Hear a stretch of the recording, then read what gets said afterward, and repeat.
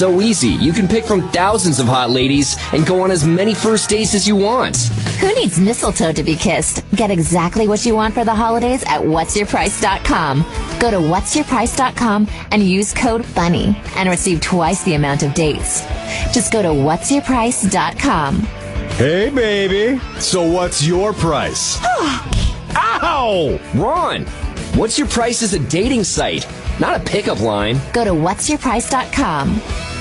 DaveSmith.com will give you huge savings in thanks for a record year in 2013. DaveSmith.com is giving unheard of savings on over 1,500 Dodge, Chryslers, Jeeps, Rams, Chevys, GMCs, Buicks, Cadillacs, and top quality pre-owned vehicles. No matter where you live, it absolutely is worth buying from DaveSmith.com. We are #1 for a reason. Go to DaveSmith.com, enter to win a Chevy Sonic, and see how much savings we're giving you. This is the Worst of the Week countdown, where we take the best of this week's Opie Anthony show, call it the worst, rate it, and then count it down for your listening pleasure. Here's your host. What's his name? Face. Here we are again with the Worst of the Week countdown. My name is Sam Roberts from the Opie and Anthony show and After Opie and Anthony Live, and we are highlighting all the wonderfulness that happened this week on the Opie and Anthony show. On this here show, you will hear the return of Bill Burr in studio, Jason Statham, Julius Erving, that's Dr. J, Guillermo del Toro, all in studio. The mess that was the Oliver Stone interview. And by the way, the interview turned out exceptionally. We'll get to that in a moment, plus another phone number becomes public on the Opie and Anthony show. Before we get to any of that, Adewale from Oz, he was on Lost 2, Adewale, and I'm not even going to attempt the last name, but it's 2 A's. The triple A, Adewale, I'll attempt it.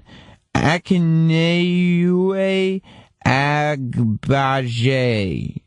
Adewale was on the Opie and Anthony show. He's in Thor this weekend. Big movie, big guest. And this is a smart guy who, looking at it, I mean, I don't know how many of you saw Oz, but Adewale is in those eyes. And you listen to him, and he's an intelligent man. And he's very funny. But at a moment's notice, he will rape you. So be careful around him. That's just the impression I got. Adewale on the Opie and Anthony show.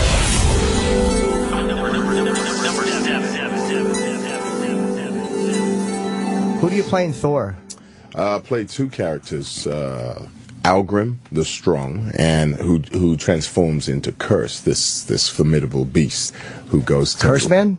No, he's cursed. Curse man. He's cursed to die, but before he does, he takes on this formidable power, 10 times that of Thor.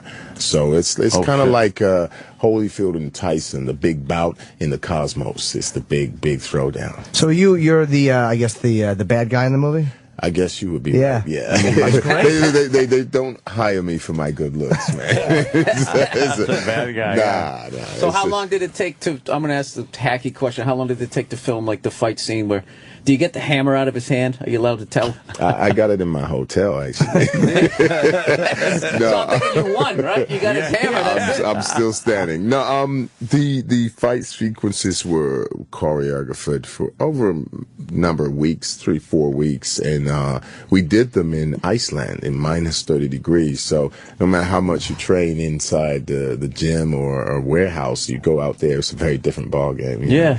But the prosthetic suit that I had on kept me warm, and it was lots of sweat. What a and life! in You're there. in Iceland wearing a prosthetic suit fighting Thor. You got to be thinking like, how the hell did I get here? I was thinking, I'm getting paid for this. Yeah. This is great. Actually, we did have a moment like that. We were there like 4 a.m. He's in his red cape and Chris and his hammer, and I'm standing there with horns on my head, and we just had a giggle, man. That's pretty funny. Yeah, you just look at each other like, what the? This is a job? How is Iceland? Cold. It's cold? Yeah, it's really cold. But you know what? It's one of the most spectacular places I've ever been to. It was the first time I realized that we actually lived on a planet. Because there's fissures coming out of the ground. There's northern lights dancing in the sky, shooting stars falling all over the place. You're just like, whoa. Just so different from everything you've been used to. Your whole life. It was spectacular, though. Really, real big treat. That does sound like a cool I'm place going to there go. in December. Are you? For what? For I got a gig. You got gigs? Yep. Is that English? You got one out there? I do stand up. I got a stand up gig over there. I have no idea how it's going to go over. It's going to be hilarious if I fly all the way over there to bomb. Well, and nobody's going to know. So that's one thing. That is true. But the thing is, they got this town called Reykjavik. Yep. And it's hot. They drink a lot. And when I say a lot, they drink a lot. I like this And place. the women are very forthcoming. Oh, wow. So even if you bomb, you're going to be okay. Do they like the accent, the American accent? You know what? How would he know? He might have an American friend. I just think they know what they like, and they come up to you and they tell you, "I want you. You're coming with me." And do they speak English over there? Is that the?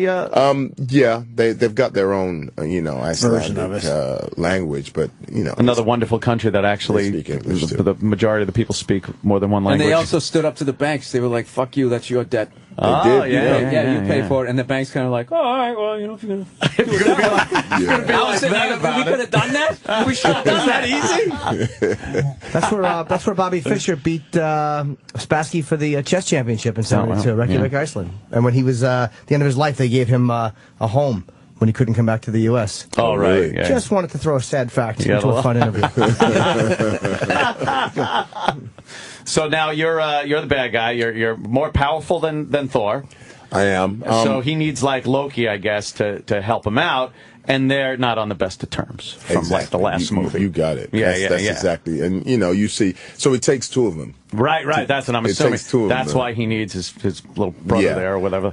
Yeah, the Dark Elves is what we are known as. It's a race of aliens whose population has been wiped out by the Asgardians, by Thor and his people. And so there's a point within the constellations when we can come back and reinstate ourselves and get some payback. So that's really the. How do people come up with how are you that creative that you come up with this constellation and elves and stuff? Like, did I try to write and black script? elves, right? Oh, it just comes out like an Equal opportunity elves.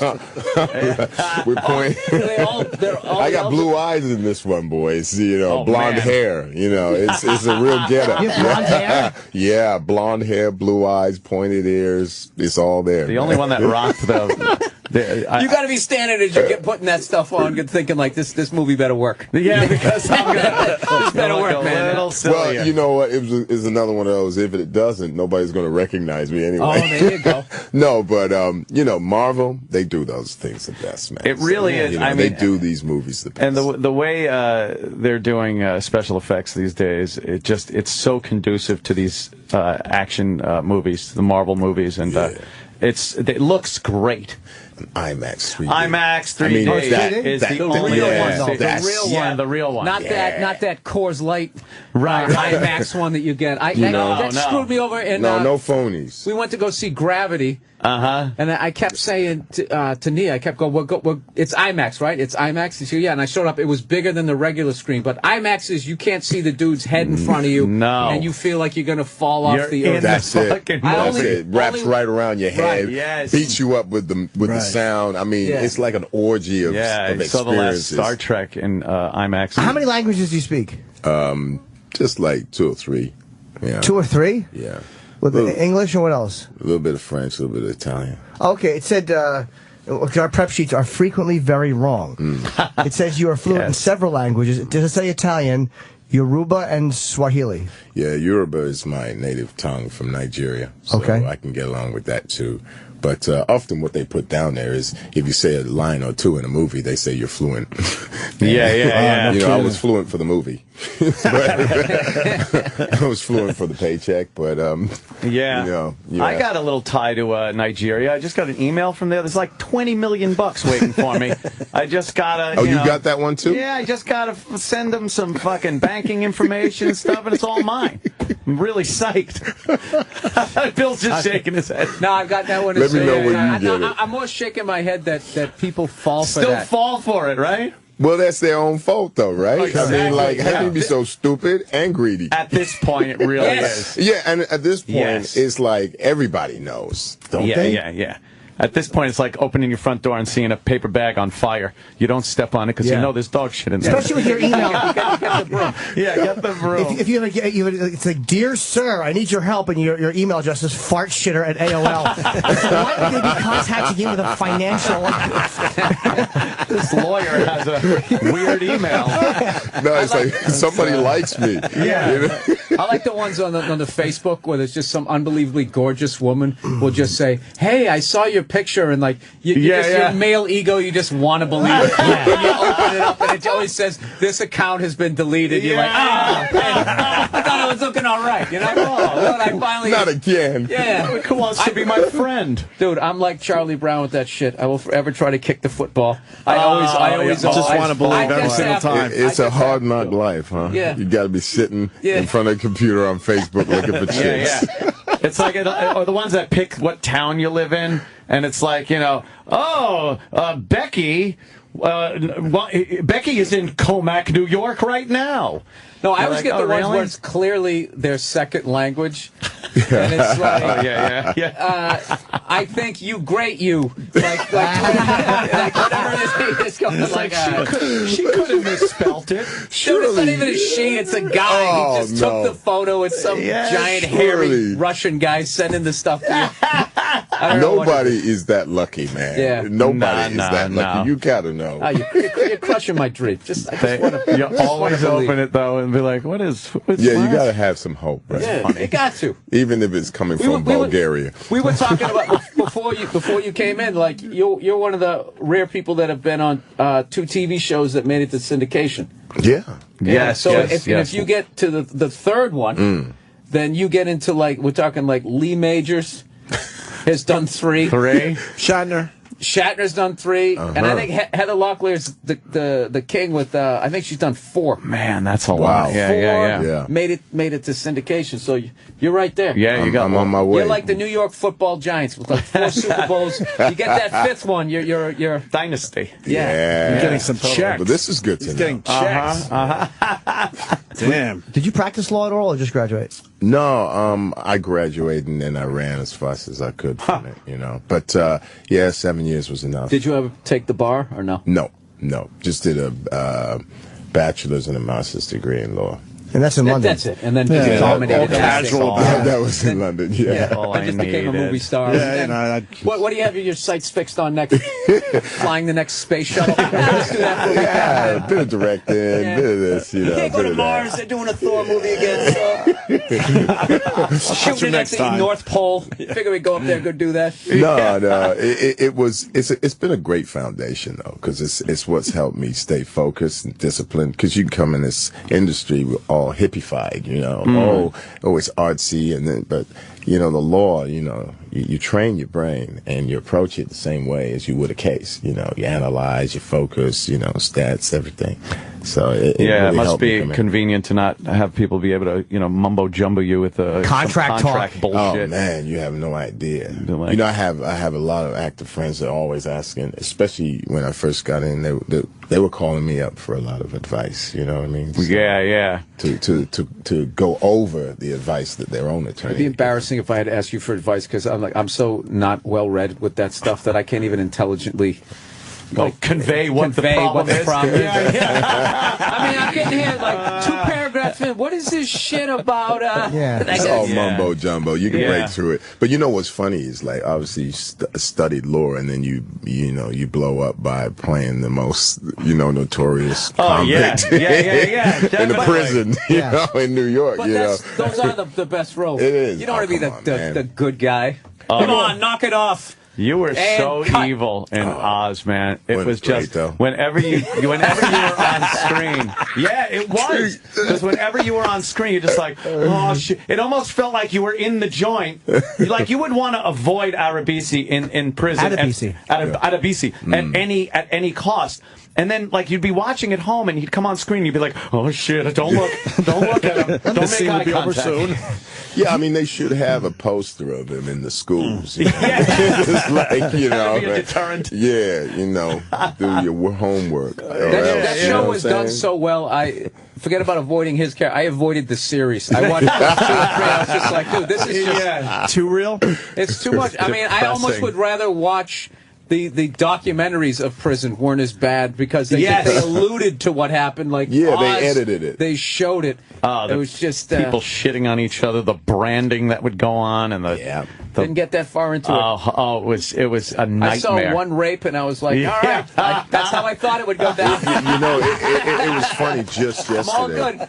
Just yesterday, this guy, he works just outside the building where I live, and every time I go by, he's always trying to pull me in, but I'm always going to work. And yesterday he got me. He said, "I just want to tell you, I'm such a big fan, and my favorite scene." He started to go into what his favorite scene was when I had Kenny Wangler on the bed, and I'm just looking. It's like 8 o'clock in the morning. Oh man, this guy's like 50. I'm like, that's too much information, bro. I'm glad that you like the show. He's going into all details. Hey, that's when you got to do the cell phone trick. Hey, I got to just keep walking. Hey, when you rape somebody in a scene, do you get to cut him at craft services that day? Those are tough, man. Oh man. I mean, personally, I could never be on the other end. Right. Yeah. Do you know what I mean? I just couldn't, and it was a very, very traumatic scene for the actor. It was, right? It really was. It shook him up. Damn. There were tears because it's a violation. Whether you're doing it or simulating it, it's like ain't nobody want to do that and then not be seen to be doing that in front of millions. So, I applaud him because he's a great actor, but it's hard, man. I heard there was a rumor that said if you pissed off the writers on that show that they wrote a rape scene for you. No, that was Mary Tyler Moore. That's what I heard. I'm not saying that's strange. I'm just saying, like, I don't know how this stuff starts. No, that's true. It is true? Yeah, like, you get axed. You would get axed, raped, killed, shanked, whatever. Damn. And that was good. That was the good times. Because you show up for work and you do your job. Otherwise, you were dead or raped or whatever. Fuck. I didn't realize, exactly. I didn't realize it affected the actors after it was all done, though. Say again? I didn't realize it affected the actors, though, after they moved on from that. Yeah, I mean, it does. I mean, it depends what you're doing. But, look, there were guys who were not homosexual, but they'll come in and, they're putting tongues down each other's throat. I mean, Jesus. And then you're going to go home and kiss the wife and kids. I mean, that's, of course, it's going to shake you up. Especially when you realize you're still thinking about work. Well, you got to go back to work and do it the next day, and then. Why does it now have to be tongues down the throat? Well, I mean, that was that. They used to just fake that a little bit. No, they would turn their heads a certain way. The love scenes, even love scenes. Right. The whole thing is completely unnecessary. If you watch like old school movies, if they were going to show two people they were intimate, they would go in the bedroom and they close the door. You knew what happened. Watch them instead banging each other. Like, for some reason, it needs to be broken down. Yeah, they need to show it now. I don't. Well, they have to show how passionate it is, and oh my God, look how good they fuck. Don't you hate that? For one of a better word. What a connection. Yeah. I hate those clothes scene, tearing off scenes. I fucking hate sex scenes. It's angry. Nobody fucks like that. Oh, really? That's it. Where's this guy from, man? I just tweak my nipples. I'm losing my erection. Don't talk. Don't talk. I'm losing it. The worst of the week countdown. Yes, it's the worst of the week countdown. I am Sam Roberts from O&A and After Opie and Anthony Live. My show is on this Sunday at 4 p.m. Eastern. That's the Sam Roberts Show. This week, big interview show. DDP, Diamond Dallas Page, wrestler. He's going to be talking about DDP yoga and saving Scott Hall and Jake the Snake Roberts' lives. Michelle Trachtenberg, who's just a hot chick, is going to be on the show. She was also a judge when I was on the show Figure It Out as a kid, so that's going to be exciting. And Zachary Levi, formerly of the show Chuck, all on the Sam Roberts Show Sunday at 4 p.m. Eastern. Still to come on this here countdown today, in this moment. Bill Burr in studio, Dr. J in studio, another phone number gets made public on the Opie and Anthony Show, a Colin Quinn appearance, Oliver Stone. well, that one gets complicated. But before we get to any of that, Jason Statham, he's now a friend of the show. He's an action hero, and there's not too many people in Hollywood right now that are more badass than this guy, and not, in their upper to mid-60s. Jason Statham is keeping action alive. And he stopped by the Opie and Anthony show to talk about his latest movie. Check it out.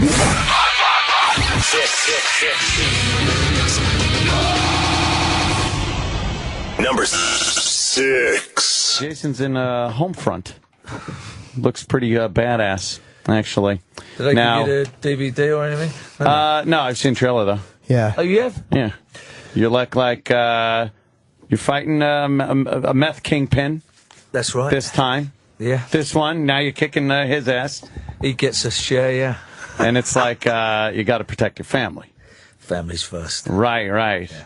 And I like. You know what? It's always tough. You play those video games where you got to kind of protect someone else in the video game. It's the biggest pain in the ass. Like, I like just barreling in, shooting and stuff. But now you got to protect somebody. That's not normally you. Well, it is. You're normally one person or something. Maybe in the trunk of the car you got to protect. But it's very distracting. For the most part, people. yeah, you're taking care of yourself. Yeah. Yeah. It's better. The selfish way. Right, the selfish way. But now you got, the family. Big pain in the ass? Proper, yeah. I want too much time. Yeah. Run and gun. I like the run and gun. I want to see you come in one time and promote a movie about a guy who opens a greenhouse and develops a love with the flowers. and a gentleman friend comes in and they become roommates. Oh, my God. That would be great. Every day I come in with a hose, just sprinkle it. Yes, and he compliments irrigation. Irrigator. How the flowers are growing. Do you ever have the urge to kind of break out and do a role that's completely not you? Something like that. Not you, Jimmy. Something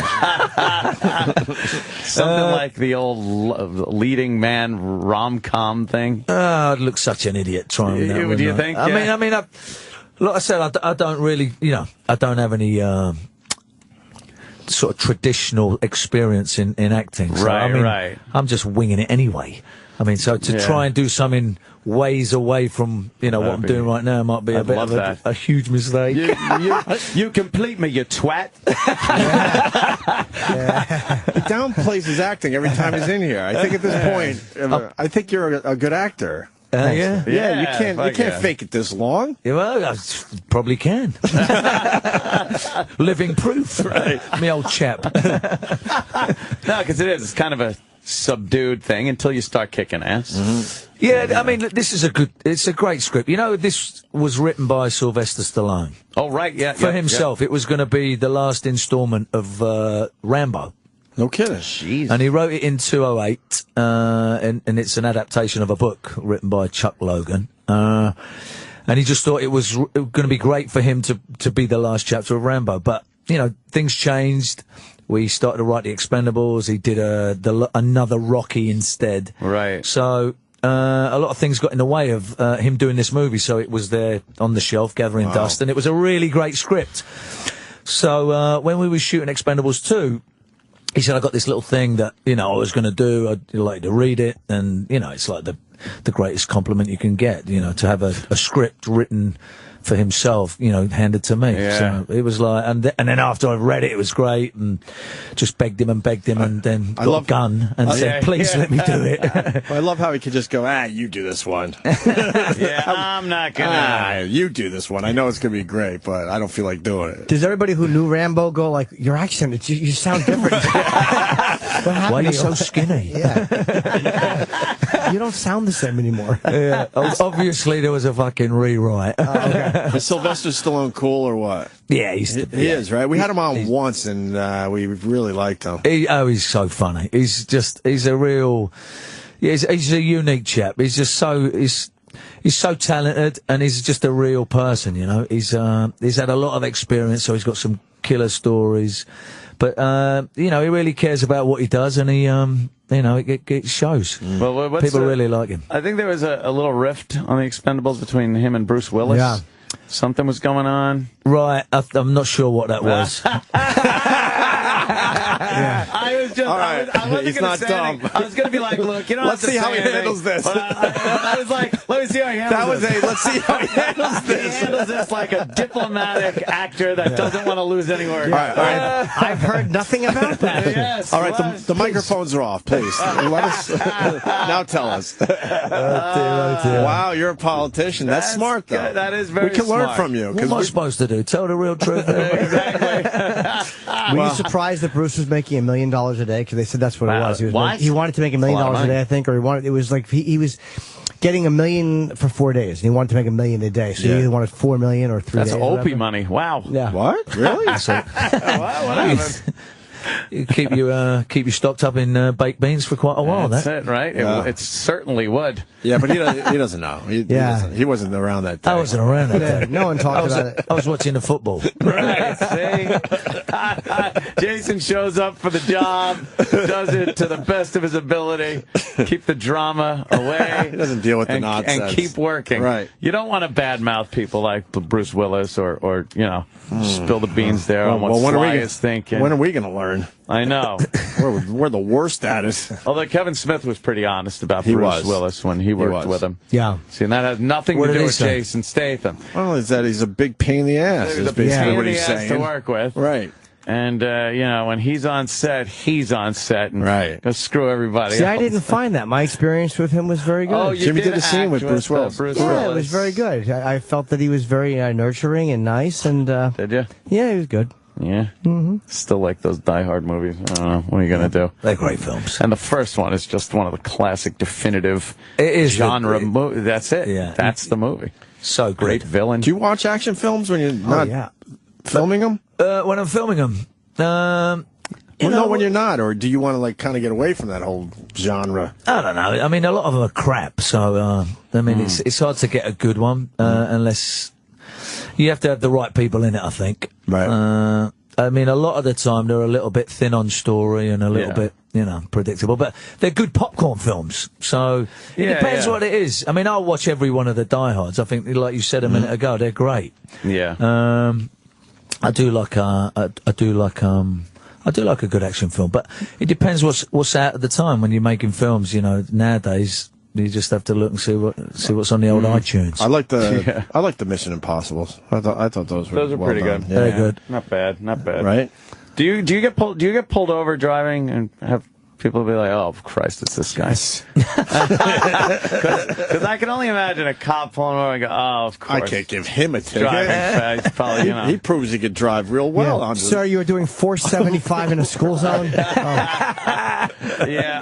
Are you civil on the road or? Yeah, you know what? I'm very civil on the road. Yeah. Yeah. I used to be a little bit more reckless when I was, a lot younger. Yeah. We used to race from.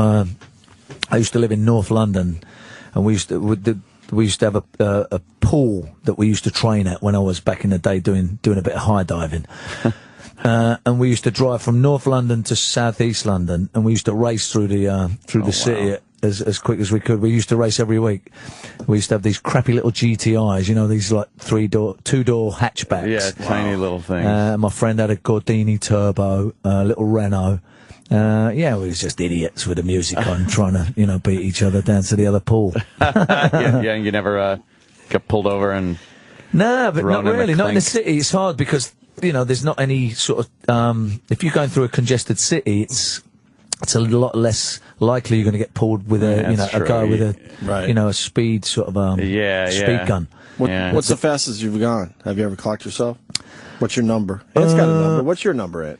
It was like 160. You did 160. I done 160. Yeah, that's. I borrowed a Lamborghini for the weekend. Yeah, me too. We'll wring its neck. Have you gone faster 160 on regular roads? I'm not no. talking on a track or anything, by the way, just on the regular roads. No, on the regular roads. Yeah. No, that's 160. crazy. Holy No, that was on a shit. track. I never did 160 on a regular. Yeah, that's road. what I mean on a regular road. Oh, yeah, probably 120, 130. Yeah, Something but that's like still fucking impressive. that. Yeah. I grab a car, I do double nickels. Double nickels.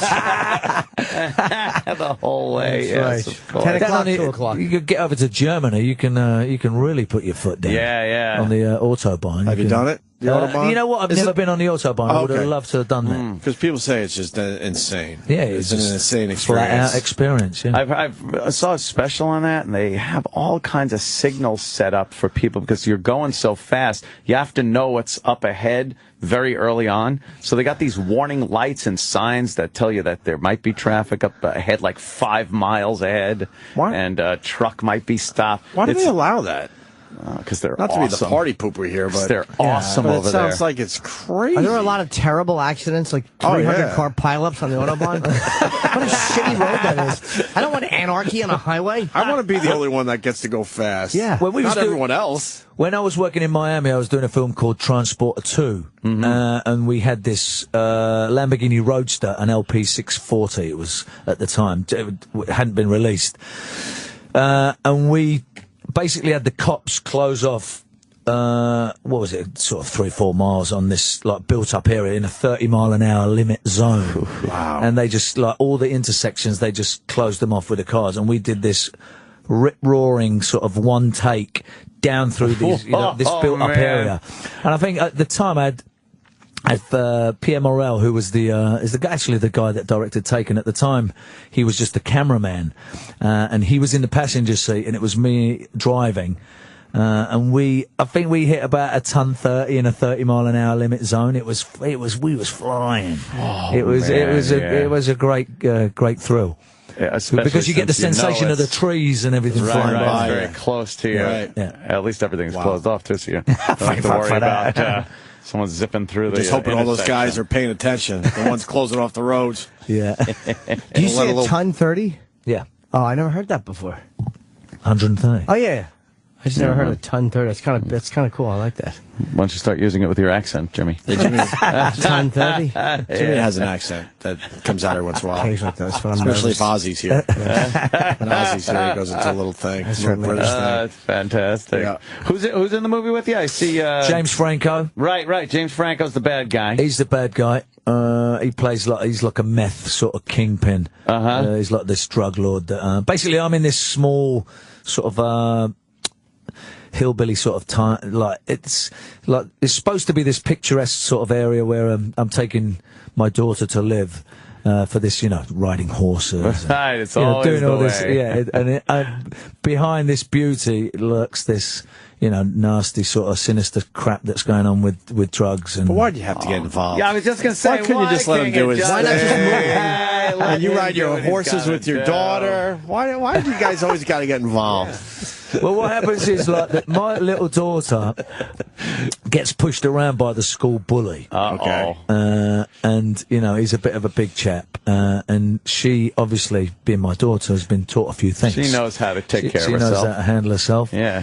So she takes care of him in the necessary way, and then it starts a little bit of a feud from the dad to the parents, and then it all gets a little bit out of hand, and they start pushing around her, obviously. Now it makes sense. Wow, God. Of course. Just say, look, I'm sorry my daughter kicked your son's ass. Right.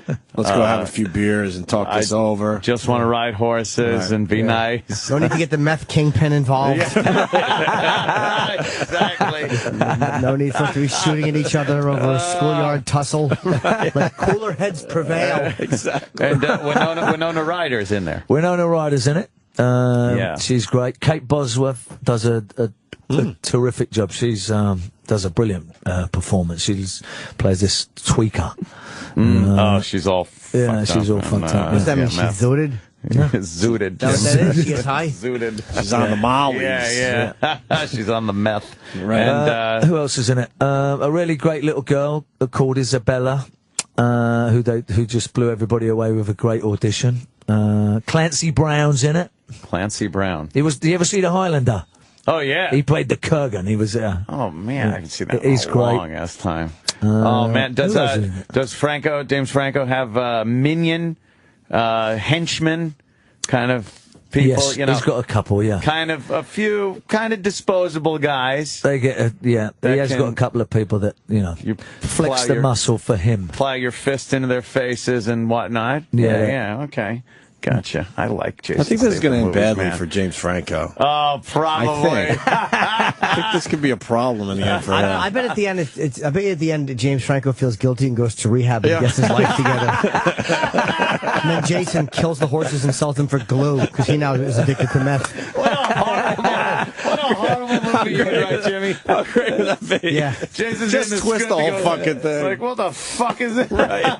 Yeah, you see the car driving away with like happy music playing and a horse hook being thrown out the window for no reason. An awful ending. Yeah, just some barbaric, terrible ending. It sounds great, man. I love Jason's movies. They're just so much fun, action-packed, and I love the weaponry and whatnot. We get to a few little gunplay in this? There's a little gunplay, yeah. Gunplay? Bit of an old shotgun. I like that, right? Yeah. Yeah. Maybe some knife play, a little knife play? There is no knife play in this one, no. I like a little knife play. I improvise with like someone gets whacked around the head with a car battery. All right. Okay, there you go. Kind There of you go. stuff. Oh, that would hurt. You need that one. What about the nipple play, though? Is there any... I like some good. That's creepy. When you Jimmy call it. enjoys a little nipple play. I do, and I really creep people out when I say I like nip play. When you abbreviate nipple, that really disturbs people. No one wants. Speaking of tweaking. Yeah. But it's funny, you're always looking for like the right prop to hit someone with that hasn't been used before, you know? Yeah. We had what's his name, Guillermo del Toro. Del Toro on What an the other interesting day. fella, man. And wow. he directed Pacific Rim, and I thought it was great. I was like, it was one of those old school kind of monster movie feel to it. And at one point when the robot guy's just going through the street trying to get the monster, and he's dragging a ship behind him. He's just dragging a ship, and he picks it up like a bat and hits the monster. It's like he's beating. They wrote in where this guy beats another guy with a ship. That's fucking awesome. That's cool. Yeah. Cool. That's great. So a car battery is a great weapon. Doesn't have the same ring to it, does it? Really, you just downplayed his But you're fucking not, battery. you're not quite as tall as the robots. Thanks for ruining and, my get. I know. I took away your This is a thunder. good get. No, you gotta Hitting it. bring some different stuff. You gotta have a bag with like weird shit in it. Like a Just fight weird breaks stuff. out, you pull out a slide whistle and a dildo and you club somebody with it. It'd still be great to watch somebody being I struck. would actually like watching that. Sure. What's the next movie? What's the next movie? I'm right in the middle of shooting Fast and the Furious Part 7. Wow. I just recently finished Expendables 3 with Sly, and they got a good cast this time. Yeah. I mean, Wait, who's different in the cast? they got Harrison Ford. Oh, right. That's right. Mel Gibson, Wesley Snipes. Oh, wow. Yeah, it's funny because we break Wesley out of prison. At the beginning of the movie, all right, and a couple of the lads were in the plane, and they go, "So, why were you in prison?" He says, "Tax evasion." It was quite funny. That's awesome. Yeah, they put it in a film. And of course, Bruce Willis. Oh, that's right. He's not in this one. No. I don't think. Who else they got? Wesley Snipes. So good. I love it. He's so good. Gerard Depardieu, he's like a really weird addition to the... Have you ever seen anyone do an impression of you? No. My friend does it. You know Godfrey, the black comic. He does. does he? He Jason does. Statham. He's a great mimic, and he does an amazing Jason Statham. Wow, I've never seen him do No that. one does Jason Statham Gonna but have him. to I was see wondering that. if you knew anybody who did it. So we should have him on the phone to do It it. doesn't necessarily help the conversation, but I just figured I would mention it. He told us ahead of time. We could have him on the phone. He does it. Jason's man. like, There wow, you that's go. pretty good. Or Jason that criticizes sucks, it. or- Right, It's yeah. awful. He never does Thinking. it again. He Yeah. Yeah. never performs again because he's degraded. Yeah. Ends up in poverty. What do you mean he has to go? I think we covered it, though. I think we did pretty good here. That's Fast cars. Yeah, Where are you car going? battery, Car battery fight, fucking nipple. Good actors. Nipple play. Nipple play. Got the dirt on Bruce Willis. I think we did good here today. Yeah. We dug deep. He spoke volumes with his silence. It was out. Oh, God. Okay, so Homefront, that's fantastic, man. I love this. Phil Broker? Phil Broker. That's you. I'm Phil Broker, low-level DEA agent. Oh, you're going to be kicking some ass in this one. There's a great Sly line. It's, what does he say? He goes, whatever you're thinking, rethink it. you know, no one can deliver that better than Sly, but, you know, I tried. You give it your best shot. I'm sure it's probably slow and methodically, probably like you did, you know, whatever you think. I can't do a line like that. I would. Yeah, I could imagine him doing that. I would say, whatever you're thinking, rethink it. That's good delivery there. Menacing, yeah. huh? Good. I'm not buying into the whole winging it thing anymore. The what? What? The winging it.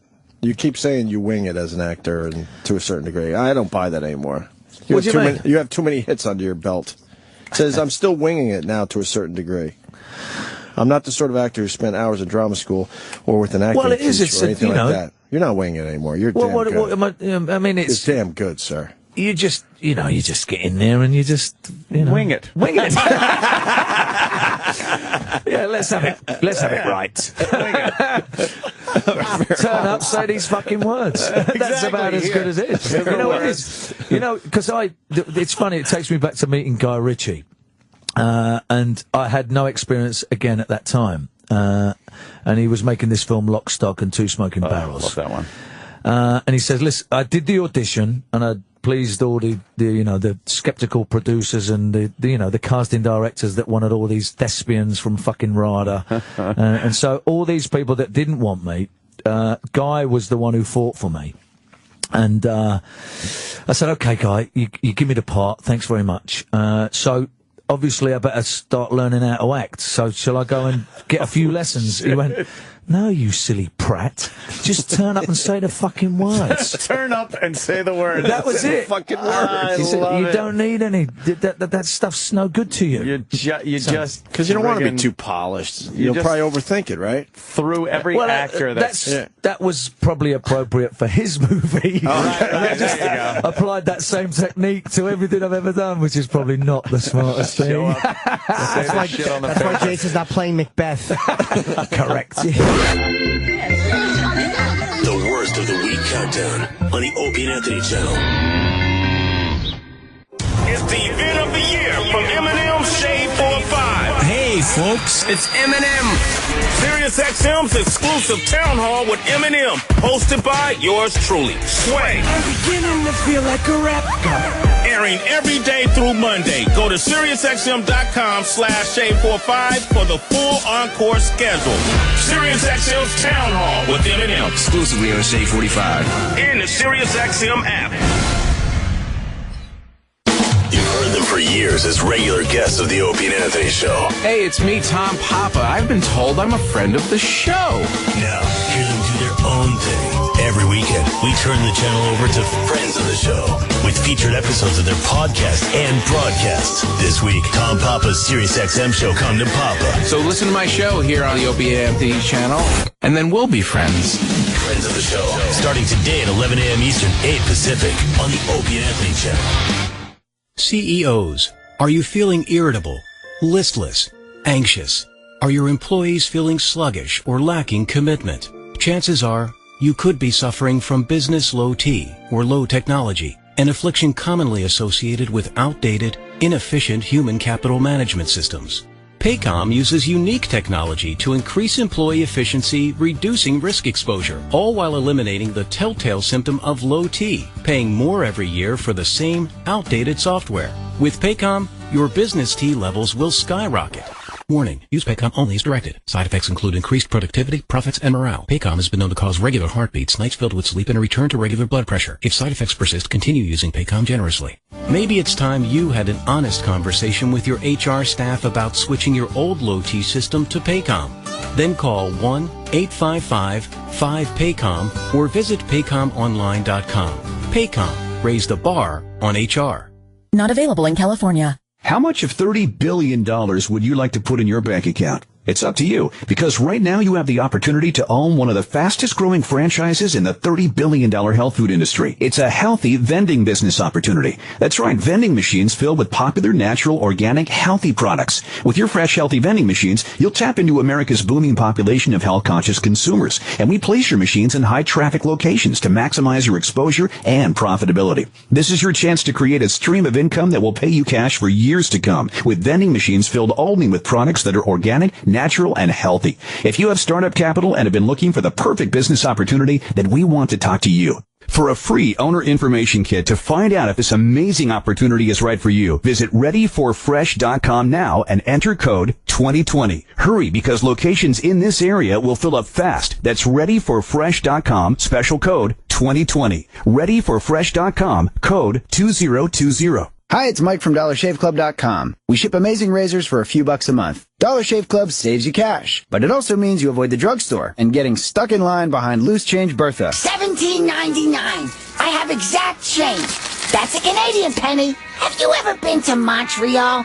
Everything's in French. Fantastique. Ah, French. Wine? Two? Avoid the drugstore and avoid loose change Bertha. Shave time, shave money. Join DollarShaveClub.com. 7, 8.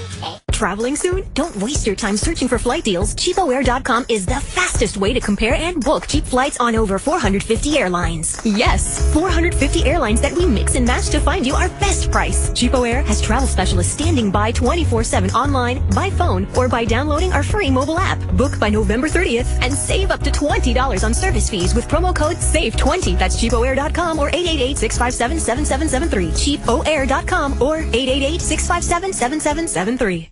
We broke up. We broke up. We broke up. With online dating. If online dating is turning you off, we'll turn you on to a smarter way of dating. It's Just Lunch, the world's #1 personalized matchmaking service for professional singles. Our matchmakers get to know you and personally hand-select your matches. It's almost like a friend calling you and saying, hey, I have this perfect girl for you. Call 800-THE-DATE today and find out what an It's Just Lunch matchmaker can do for you. That's 800-THE-DATE.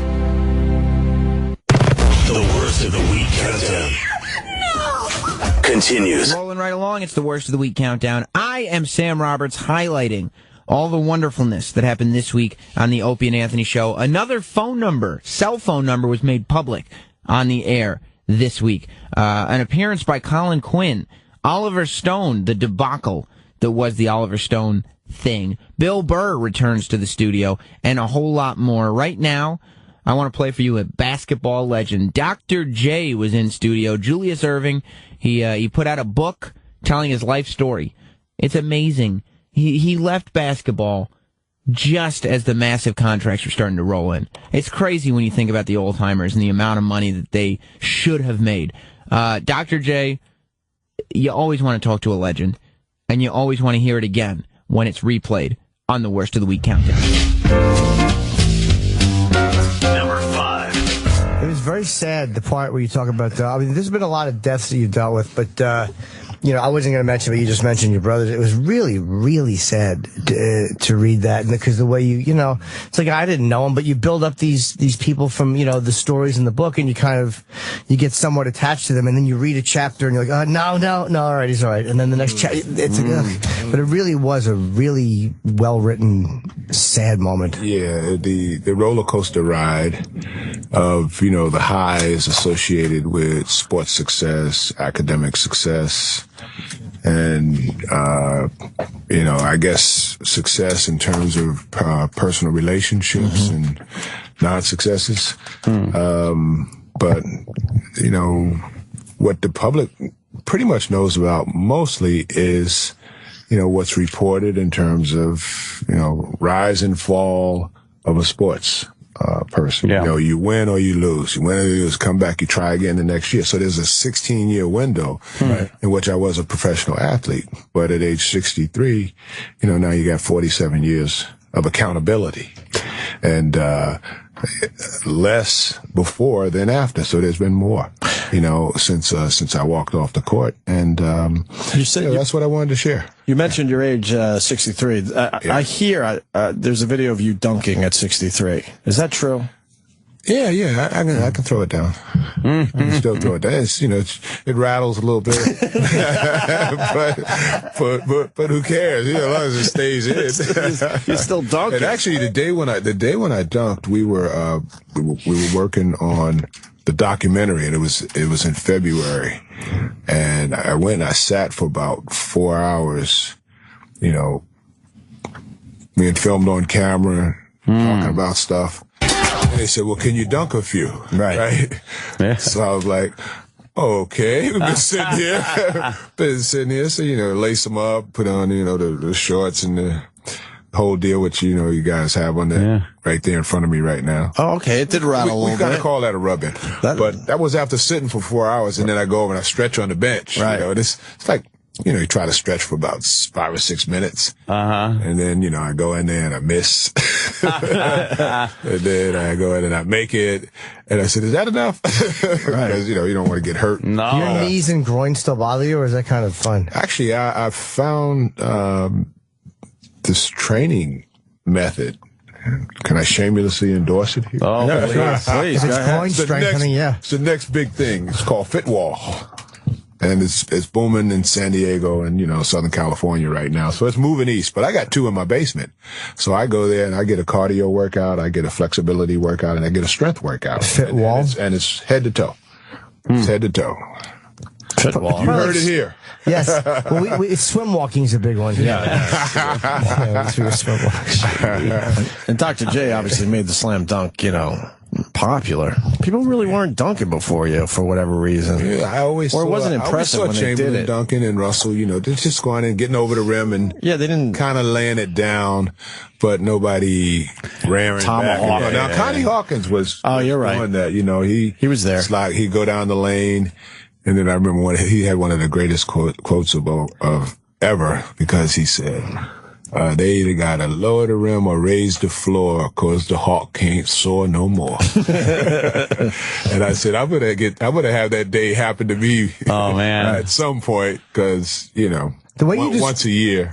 What are you gonna do? The way you describe the dunking was amazing too. Like when you're going, from the foul line or however many feet it's the things you saw.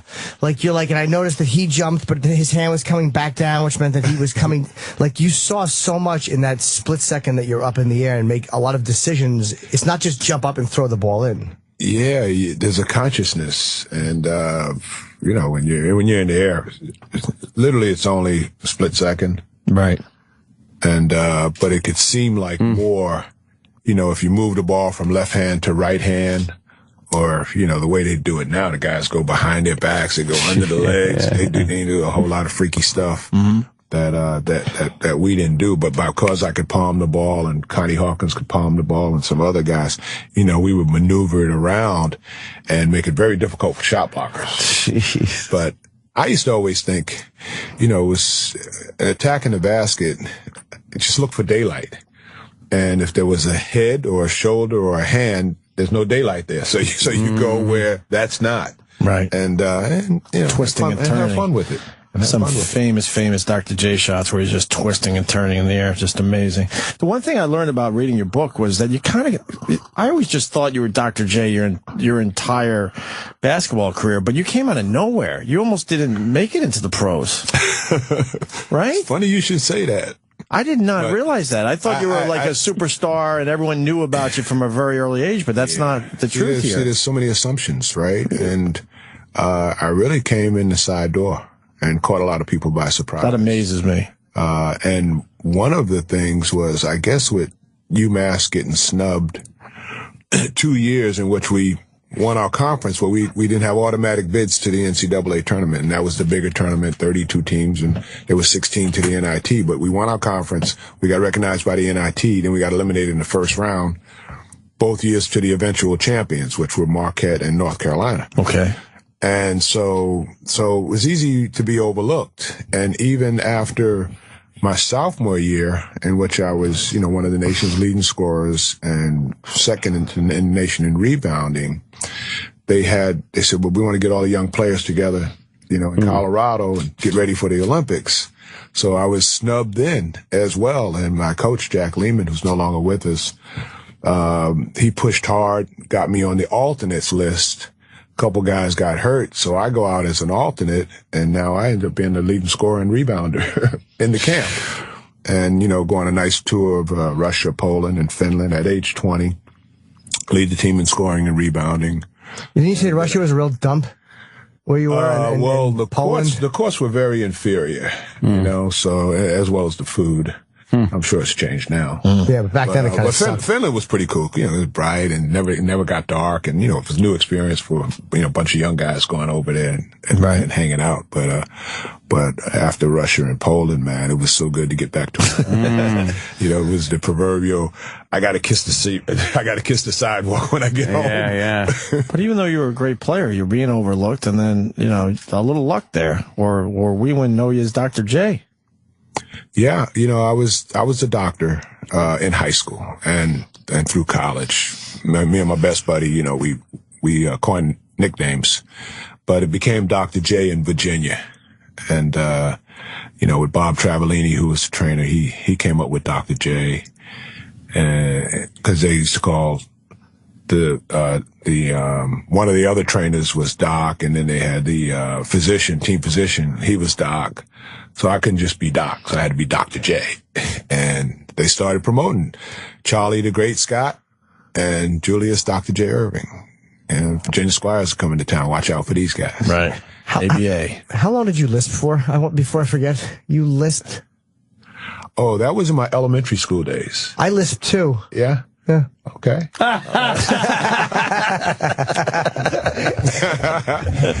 I'll tell you, a large percentage of people in the world, and I have a 12-year-old son, and he did it between ages 5 and 8. Yeah. And then just go away. It went away. Now you can't shut him up.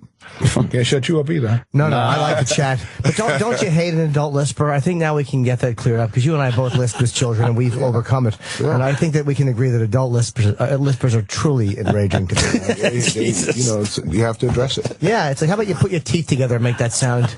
I did that when I was 7. I learned you it. Did? Yeah, so did Dr. J. You say this and that. Yeah, it's silly. When I see an adult doing that, oh, come on, it's so stupid. I just want to mash their tongue between their teeth and sever it. Teach them to talk properly. The other thing that amazed me in the book was, and I was a huge fan of yours, you leave basketball in 87, and you only have, I say only just because of what they're making nowadays, you only had $9 million. That amazes me. So you didn't really get a taste of the really, really big salaries, right? No, and I think there were, guys who never made an all-star team who got to $9 million very quick in the 90s. Yes. And guys only you never heard of. Only a few years later. Like, you missed it by 2 or 3 years, and where they were really making the monster contracts. Yeah, we thank David Stern for that. And obviously the players like myself and Kareem and others who were, the foundation for that platform, and Michael, of course, with the endorsements and the globalization of the sport. It all happened very quickly. I hate to say that we missed the boat, because, there are things that influence your life, and obviously your economics are one of those things. So in terms of working hard and supporting your family and taking on new challenges and finding ways to get it done afterwards, if I quit basketball in 1987 and I said, well, I'm set for the rest of my life, I don't think I would be the individual that I am today. So by being very conscious of not being set for my life, right. Work ethic was still there, and taking on new challenges, trying different things. I became a Coca-Cola bottler for one thing, and went on some public company and private company boards, and just began to expand my business horizon. And through good fortune, I've been able to almost get there. where a lot of things are taken care of. I can't say, we're taken care of for the rest of our lives, because, I think the more you make, the more you spend. But you lost, my follow-up is you lost a lot of the money. You had the $9 million and then a few bad investments, then it really kind of dropped you down a bit for a while, huh? Well, I don't think you should get locked in on that number. I've had a net worth of 20 plus. There you go. So, so I've been there and had setbacks, climbed back. And, it's a roller coaster ride just like life. Did you really give away between $6 and $10 million to people who are coming to you for help or whatever? Absolutely. Wow. Absolutely. With no form of repayment or no desire to get paid back, or were there a lot of loans that just never... I didn't say there was no desire to get paid back. Okay. There's a thing... I didn't say that. The desire is there. There's a thing when you make a lot of money... I've handed out a lot of money, and there's always this I don't know, understanding on their part that you have so much money, of course you don't want it back. And so there's not even even a thought of, look, if I'll try to pay you back someday. Yeah, the problem is when you guys are walking down the street and they cross the street to avoid you. Oh, man. That becomes a problem because, there are a lot of friendships that have been lost. Yeah. Over loans and... What's the biggest hunk someone had the balls to ask for? Not that you gave it to them, but what's the biggest hunk that you were like, you son of a bitch just asked me for this much? that they didn't have the right to ask for? 6 figures. Which should be over 100,000. Yeah. Wow. I had someone in my family do the exact same thing. And then they couldn't understand why I didn't come up with it. I'm like, I don't know how much money you think I have, but I can't just throw 100,000 at you. And it wasn't a brother or sister, I want to make that clear. But someone that was in dire straits came to me and said they need 100 G's. I'm like, I'm not giving you 100 G's. I'll give you a couple thousand. Wow, someone that wasn't even family? Yeah. Family. And sometimes that's a little more extended. Sometimes that's the strategy. Right. Ask for a lot. Right. And then, you'll come up with a little something. Right. Negotiating. And they really get what they really want. Right. And then this person was very disappointed in me that I didn't do it. Yeah. I'm like, look, I got family and, other responsibilities here. Yeah. I can't come up with there that. Are other things. People fall from grace. They go to jail, they die. I've had, by living as long as I've had, there's probably 6 to 10 people on that list of people who borrowed money who can't get paid back because they're dead. Yeah. Right. Yeah, that's it. Won't see that money no more. That's like the ultimate test. Right. Nobody passes the ultimate test. That's right. Richard Pryor. Richard Pryor did that. Oh, I like you. And that was, is it something I said? The ultimate test. Yeah.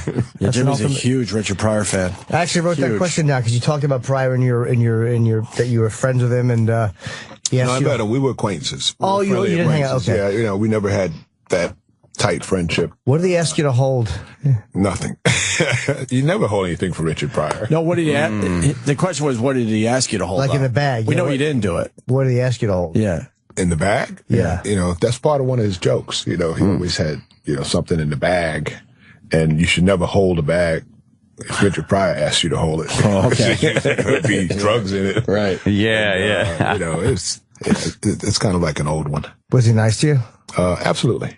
Absolutely. When, I've had special relationships and multiple relationships with entertainers, and the entertainers all want to be athletes, and the athletes all want to be entertainers. My renditions of people's songs and monologues and stuff like that is, best kept in the shower, right. Kept in tight quarters. Although with who was it? When Kareem Abdul-Jabbar had his roast, and he had George Lopez there. And I did a little version of a stand-up as a way of roasting Kareem. And George gave me a high five on that one. He said, "Oh, man, I'm glad to be a witness to your first stand-up. I loved it." Bam. So I was like, that might be validation. Was it nice to roast him? Oh, I had to roast him, man. I've been in the shadow for a lot of years, from, even though he was 2 years ahead of me, coming out of New York, being a New York, ball player, flying under the radar. Mm-hmm. You're really under the radar when you got Lou Alcindor and Kareem Abdul-Jabbar on the radar. So, I think I was probably runner-up 3 or 4 times in the NBA for MVP, second to him. Mm-hmm. Being in the shadow. So it was good to roast him. Can you explain what led? Because you talk about it in the book. You were seeing you would have this female, I think her name was Samantha, sports writer, would come and from Philly. Yeah, and can you explain how she got pregnant? Because that's one of my favorite stories that anyone's ever told about anything. What did you read? That normally she would just come and give you oral sex, but this time she got braces, so you couldn't have oral sex because she had metal in her mouth. So you had sex that one time, and she got When you pregnant. say metal in the mouth, what do you mean? Oh, braces. Oh, I didn't say she had metal in her mouth, did I? You said some type of tin or something that wasn't conducive with oral sex. Well, you said I forget. you named it as metal or something in the mouth. I think I named it for what it was. I mean, she had, braces. Yeah, but there was another word used for it. I don't remember what it was. Yeah, I can't remember. But you said something. It was orthodontia. It just says orthodontia to straighten her teeth. There you go. Orthodontia. That night and that night only, they had intercourse. Oh, okay. Maybe you did say it was something else. It was describing something unpleasant. Very high level when you say orthodontia. That's right. It is nicer than metal in the mouth. Well, so is that true? I mean, is that? Yeah. I mean, the book is factual, so it's based on fact, as I recall it. There's no disputing from my standpoint. And this is a first-person book, so I think that's when it happened. It certainly wasn't Planned Parenthood. Right. Yeah, you were married at the time, and then you got the letter that Yeah, and I was 30 years old. Yeah. So some things you look back on at 11, 21, 31, 41. You look back on, and if you had to do it over again, you probably would do it a little differently. Mm-hmm. But, in that situation, the blessing in disguise is that, beautiful young lady who has made a contribution to the world. A very talented tennis player. Samantha. Came out of that relationship. But the arrangement you had, so your wife at the time basically said, look, you do everything that's right, make sure you pay child support or whatever, but she didn't want you to really have any contact with Samantha at the time. Yeah. Do you have some regrets? It became a East Coast, West Coast. Right. Because Samantha moved to San Diego. And so that in itself, geography was going to lessen the contact. And I saw her several times while she was growing up. Did she know you were her dad all along? Yeah, she knew. I mean, I met her within the first 5 years of her life. Oh, okay. So she. I always thought that she didn't know until later on. Right. No, we met in the first 5 years of her life. In terms of the later meeting, I mean, it was after she was 16. Okay. Obviously we became public when she was 18. Right. 19, actually. But privately she knew. How did your wife find out about it? I guess you had to tell her. How did she find out about it? No, I write it in the book. Samantha wrote me a letter. And read the letter, and I shared it with my wife. You showed her the letter? Yeah. I showed her the letter. And then she I was going to say she beat the crap out of you. That's not fair. But there was some punches thrown right after that. And can I say what she called a reaction, yeah. I mean, it's tough. I mean, you don't have to grind it out, but okay. Yeah, because it is a read, and it's in the book. And in the context, right. We're talking about children. So that particular chapter, and I have 4 sons, 3 daughters. So we're talking about children and people being born into this world. So the circumstances vary with each childbirth, and with this particular situation, there's additional information there, which balances the perspective, because I wanted to be transparent and truthful. So yes, I mean, when I told her about it, she was very upset.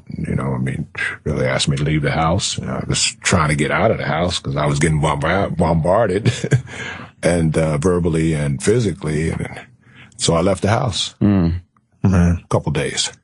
Were you concerned at first? I would have thought we had sex one time, it wasn't mine, or did you kind of know that it was your No, I didn't know. No, we had to test. Yeah, there was a test that happened. We had to validate through testing, and test came back positive.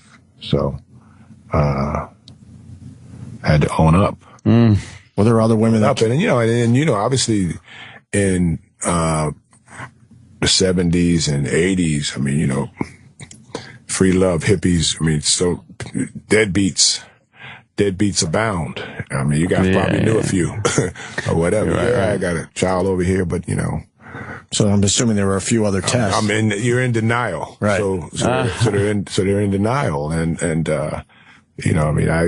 I had my moments in which I had my doubts, but test proved positive. I said, well, this is what we have to do, and it was a collective decision made to create a child support situation and a living arrangement that allowed me to continue, with my wife and my family, understanding, and for Samantha and Alexandra to exist as they did. How's your relationship with her now? I wouldn't say it's the best, and the book hasn't made it any better. The book hasn't made it any better, but these are part of the challenges in life. So when and if, there will be a time in which, I have to deal with the accountability associated with being a father. I feel there's responsibility there, but there's also an understanding that at age 32, she's an adult. And, at 63, I'm an adult. So we have to communicate with each other as adult to adult. You said something Bill Cosby told you that it's hard to grow up poor and raise rich kids, which I thought was a really interesting way to look at what it's like to be in that situation. Yeah, I think the difficulty of affluence personifies itself because you have so many choices that you didn't have. I went to Prospect Elementary School because it was the local school, and I walked, and probably, seemed like 3 miles. It was probably a mile. Especially when it was cold and wintry, and growing up in Long Island, put your coats on, bundle up, and, you got to go to school and you got to try to be there on time. And then within that system, you start saying, well, I never want to be late. I never want to be absent. I want to be one of those kids, that has never late, never absent. So, my kids really didn't have to deal with that. They got chauffeured to school. I'm the chauffeur, or the mom's the chauffeur, or we have a driver, who's taking them and picking them up and dropping them off. Yeah. And within the education and social development, so many options for, people who are affluent that you're forced to make decisions that, when you're poor, you don't have to make. It's only one option. Go or you stay home. Get smart or stay dumb. And that's oversimplifying it, but that's the reality of it. So that's what that was all about. More of the Opie and Anthony Worst of the Week countdown. Next. Iconically cool. Musically diverse. Break down and cry. Even calling him a legend might not do him enough justice. He's David Bowie. And he has his own commercial-free channel exclusively on Sirius XM. The David Bowie Channel. Rare tracks, new tunes, all for a limited time, all right now. Right now. Sirius XM Channel 111 and on the Sirius XM app. If you're in the market for a fantastic franchising opportunity, one that is redefining the earnings potential of one of the longest-standing business models out there, Retro Fitness gyms are great investment opportunities. Do I need to work inside my gym? I already have a job, and I'm really looking for an investment opportunity. Retro Fitness is a manager-driven model. They'll train your full-time manager to run your club, and they provide all the proven systems and tools designed to keep you in the driver's seat. I'm looking for something turnkey. From real estate site search, construction, and project management to club operations, training, and marketing, Retro Fitness has been value engineered to help you jump from startup to profitability as quickly as possible. I'm looking for something that's hot right now. There's a huge demand for high-value, low-cost gym memberships, and Retro Fitness has nearly 100 gyms open already. With a proven brand like Retro Fitness, you're poised to meet the burgeoning demand immediately. Let's go Retro! Get started building your own gym empire today with a Retro Fitness franchise. Details at retrofranchising.com or call 201-867-5309. Life moves fast, and you're a busy person, which means you don't have time for the problems a low credit score creates. So let's cut to the chase. A low credit score can be a serious drag. Whether it's disqualifying you for a line of credit or keeping your interest rates high, it can be incredibly frustrating. But at CreditRepair.com, we totally get it. With 15 years of experience helping people find solutions to their credit issues, we work with both your creditors and the credit bureaus to improve your credit score. Although your results may vary, our past customers have seen an average of 11 negative deletions from their credit reports in just 4 months. So call us at 800-461-0291. CreditRepair.com went in, did their job, and I sat back. My goal is perfect credit, and I'm on my way. Call CreditRepair.com at 800-461-0291 and let us get busy fixing your credit. Call 800-461-0291. 800-461-0291. Hey, Dad, what's the worst thing in the world? Lawyer commercials. Good news. With the Hopper from Dish, we can watch uninterrupted TV by instantly skipping primetime commercials, even lawyer commercials. What? Ow! I think I got whiplash. You seen any good lawyer commercials to help us cash in on this? No! The irony! Only the Hopper from Dish gives you the power to watch TV with no interruptions by instantly skipping commercials. Call Dish at 1-800-WATCH-TV today. Only available for playback the next day of select primetime shows and must be enabled by customer. Restrictions apply. Call for details. Hey, Jim, you look like you saw a ghost. Oh, no, Joe. I saw my banker who said no to a business loan. You should call Anchor Funding Services. But I have no capital in my business. I don't have 3 years of profits. Call Anchor. I did, and my cash flow is great. Anchor Funding Services helps businesses by funding their accounts receivable. Anchor Funding Services makes quick decisions for my business when I need them most. Give them a call at 877-70-ANCHOR. That's 877-70-ANCHOR, or go to 70anchor.com. Traveling soon? Don't waste your time searching for flight deals. CheapOair.com is the fastest way to compare and book cheap flights on over 450 airlines. Yes, 450 airlines that we mix and match to find you our best price. CheapOair has travel specialists standing by 24/7 online, by phone, or by downloading our free mobile app. Book by November 30th and save up to $20 on service fees with promo code SAVE20. That's CheapOair.com or 888-657-7773. CheapOair.com or 888-657-7773. The worst of the week countdown continues. Continuing right along, my name is Sam Roberts. You can hear me on the Opie and Anthony Show and after Opie and Anthony Live, and we highlight everything awesome that happened this week on the Opie and Anthony Show here on the worst of the week countdown. We'll get to the cell phone number that became public information on the show this week. We'll get to all the Oliver Stone stuff. I don't know if you've heard about it, but it's interesting. Bill Burr in studio, an appearance by Colin Quinn. Before any of that, right now, Guillermo del Toro is in studio. Not only is this guy a great director, he did Pan's Labyrinth and Pacific Rim and the Hellboy movies, but he's like a visionary. Okay, he walks around everywhere with this little notebook that's full of doodles and drawings and words. He's got things to say as well. He put out a coffee table book that's all the sort of monsters and ideas and stuff that he's had. He has a monster house. Like, not like a very big house, like a house that he bought that he filled with monster shit that he goes to, and that's where he works. I want a monster house. He's a very interesting guy. His dad was kidnapped. He gets into all this. Wait till you hear it. Well, you don't even have to wait. Let's hear it now on the countdown. 4. Let's get Guillermo del Toro in studio. Guillermo del Toro. Promoting a book. It's a giant book that smells really good. Oh, yeah. Here he comes. Yes. Guillermo. Cabinet of my... Cabinet of Curiosities. Cabinet of Curiosities. My notebooks, collections, and other obsessions. Mm-hmm. Nice to meet you, sir. Hey, hi. Welcome to the Opie and Anthony Show. Same here. Big fan of the of your movies, sir. I enjoyed Pacific Rim very much. Oh, thank you. Yes. And I go into these movies sometimes, and I'm like, all right, I don't know what this is going to be about, but I hope for the best. That was awesome.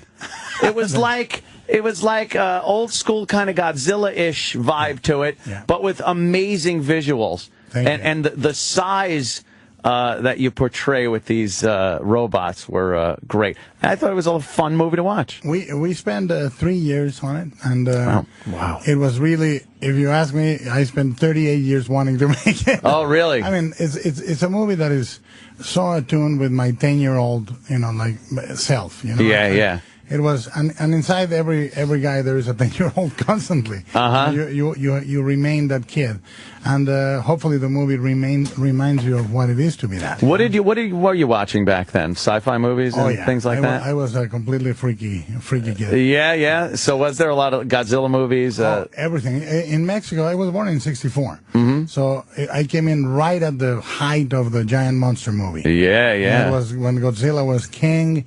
I went to opening day of many Godzilla films. Oh, yeah. What was it? Remember Destroy All Monsters came out? One of the best. Ghidra and Rodan and Gamera. Those were the ones I liked. The more monsters. Yeah, the better, right? The better.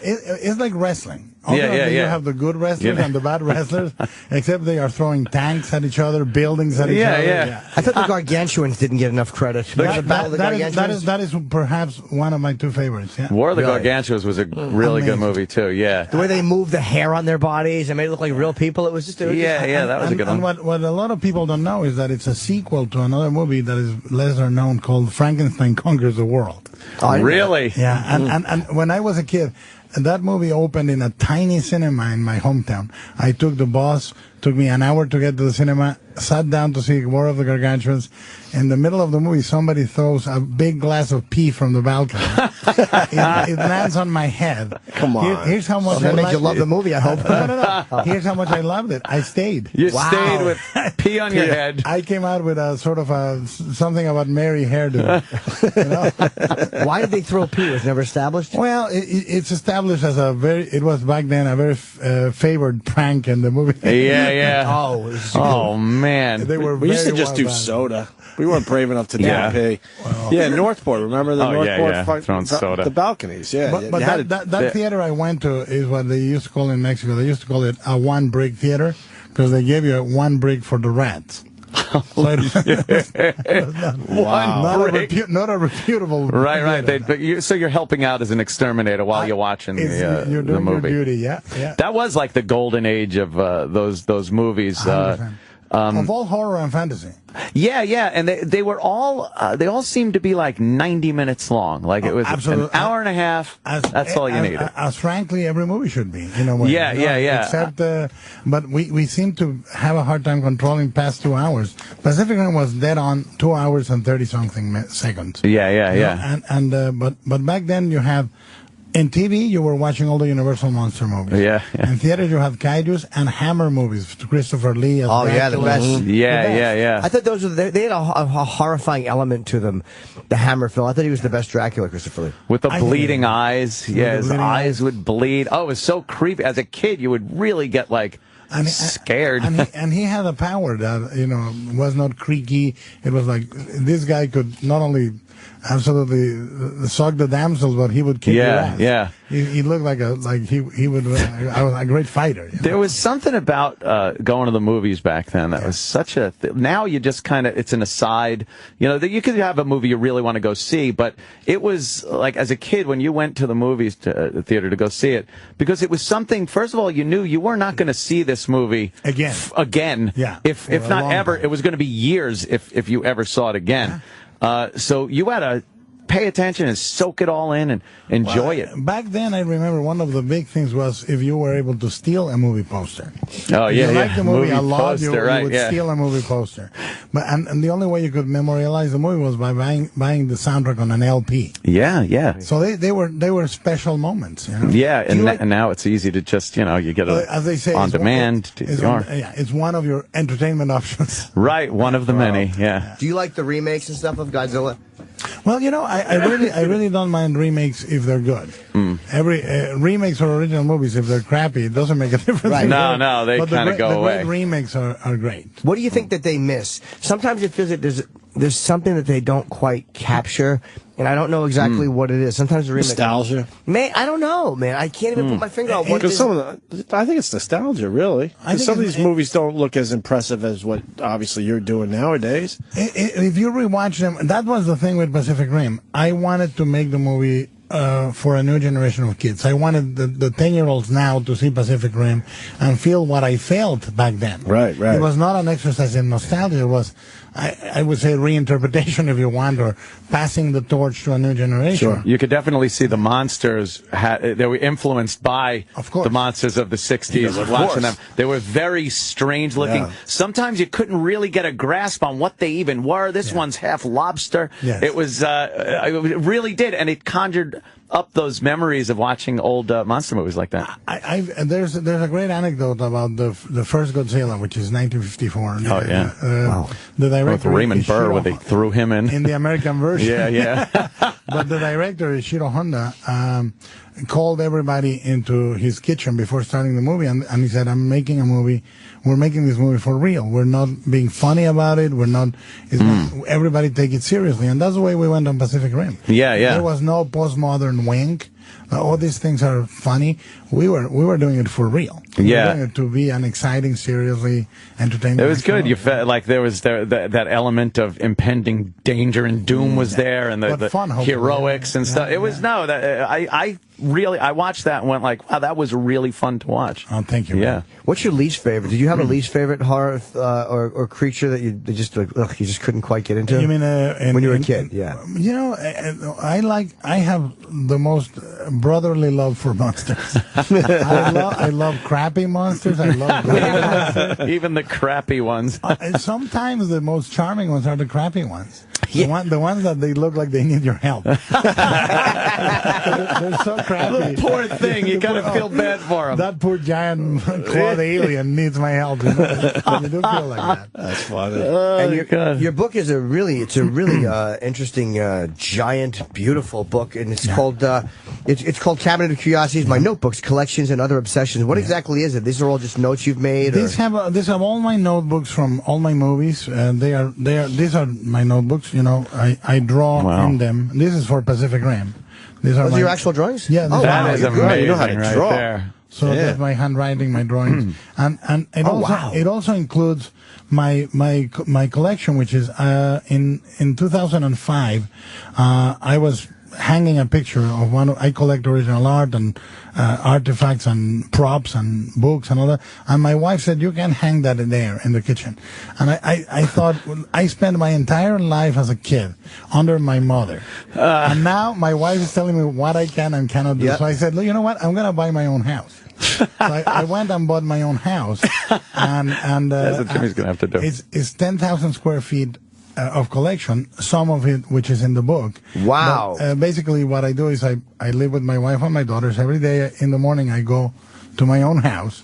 And That's awesome. I spend the day in my house. Right. And I can do whatever I want in my house. Right. Hang whatever monster picture, whatever. And the funny thing is, it took me 40-something years to live the way I thought I should live at age 10. Now, that's an amazing... What is something you collected that you absolutely love? A piece of movie memorabilia? I have truly... It's a museum. And if you browse through the book, you'll see it. I mean, it's really quite an amazing collection. And I have... basically, what I do with every check, when I make any money, I immediately give my wife half, and I said, we'll share the expenses on the house, and the other half don't ask me anything.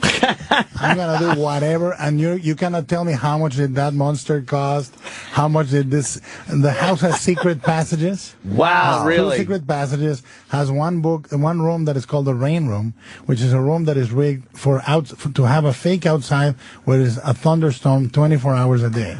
This is great. We're looking at right now. There's a love room, this. a beautiful wood room with you can see the upstairs balcony with a giant Frankenstein head on it, and there's I don't recognize the Hellboy monster. The Hellboy monster. Sorry, underneath on the ground, and there's a regular nice rug that every house should have. And there's just creatures all over. And there's 560 pieces of original art, all fantastic art. Just up on this landing, I'm seeing like you got Geiger over here, and then Hellboy. Those are originals. And then what's the Pinhead girl here? From Freaks. From Freaks, yeah. I live. What I wanted to do as a kid is live with my heroes of horror. And if you turn the page, that's H.P. Lovecraft, a horror writer that I admired as a kid. I had him made life size. So he lives in the house with like a wax museum type of. But they're all around. Like there's a dwarf with a razor blade at the end of a corridor. I call him my alarm system.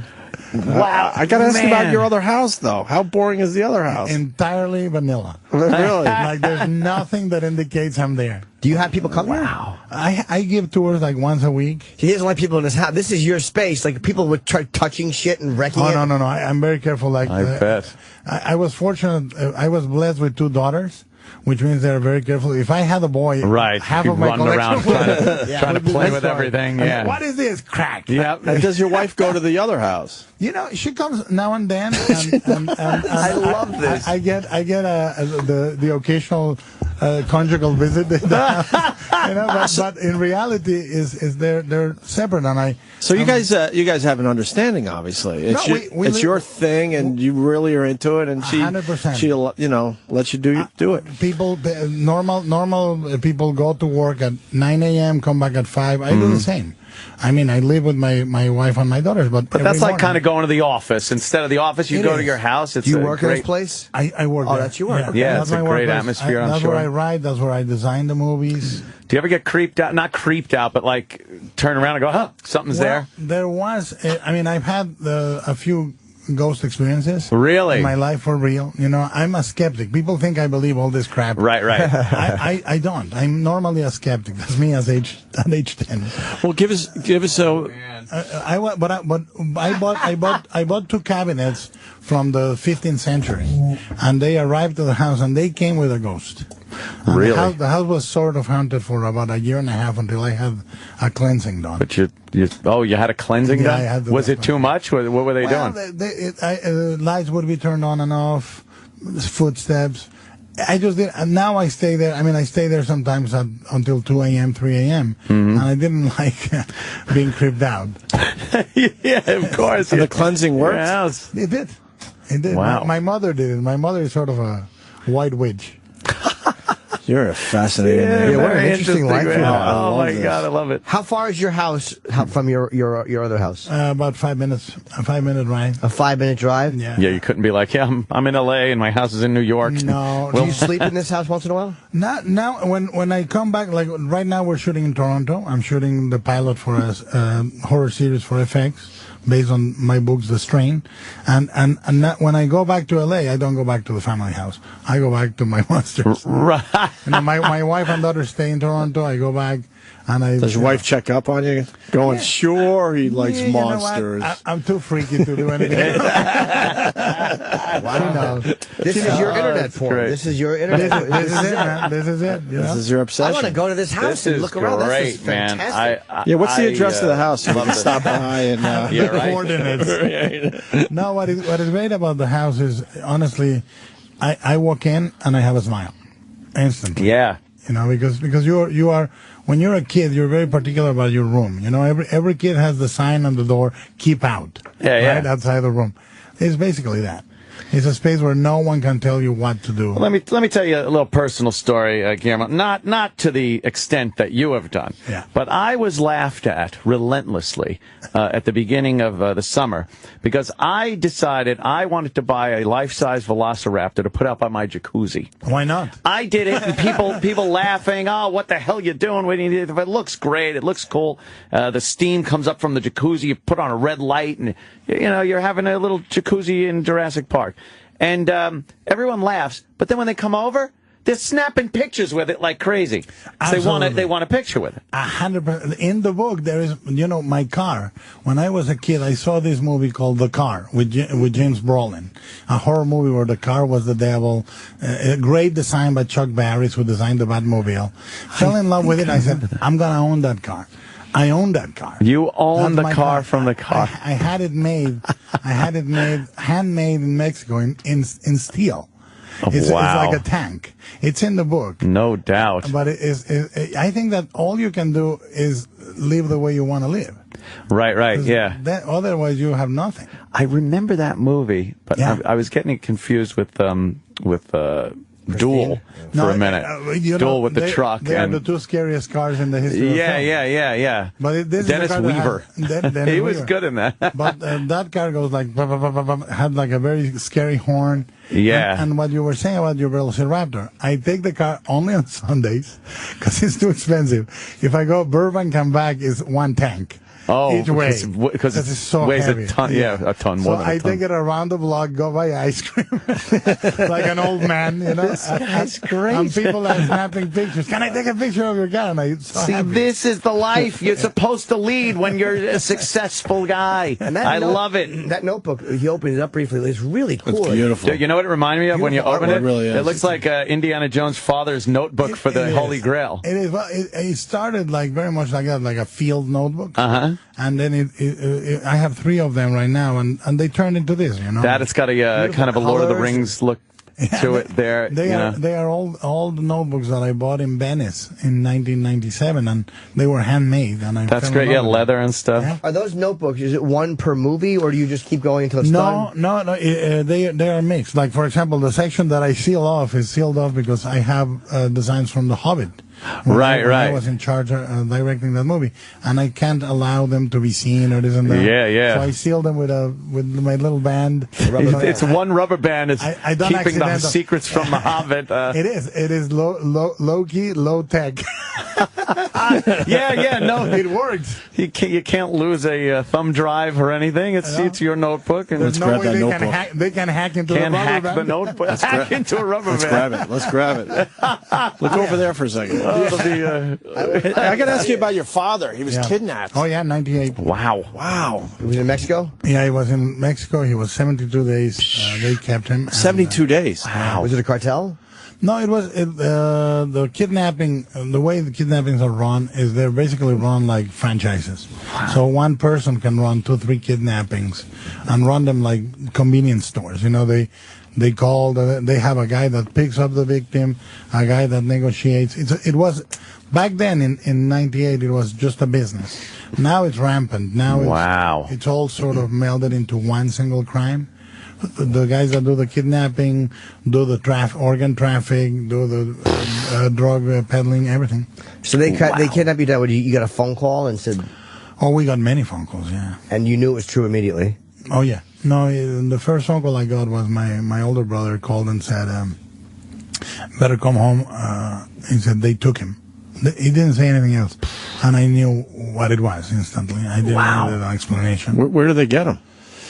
They got him outside his business, yeah. Oh. Yeah, it was... and was it random?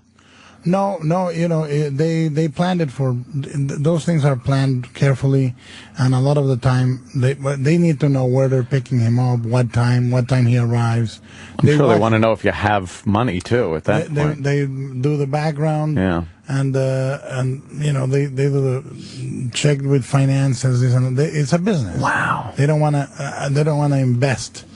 You know? So they got him, and then you get the call, and what's the process then? You have to get the money together, or do you try to negotiate? Or I tell you this, there's only one time where 3/4 of the way Hollywood got it right.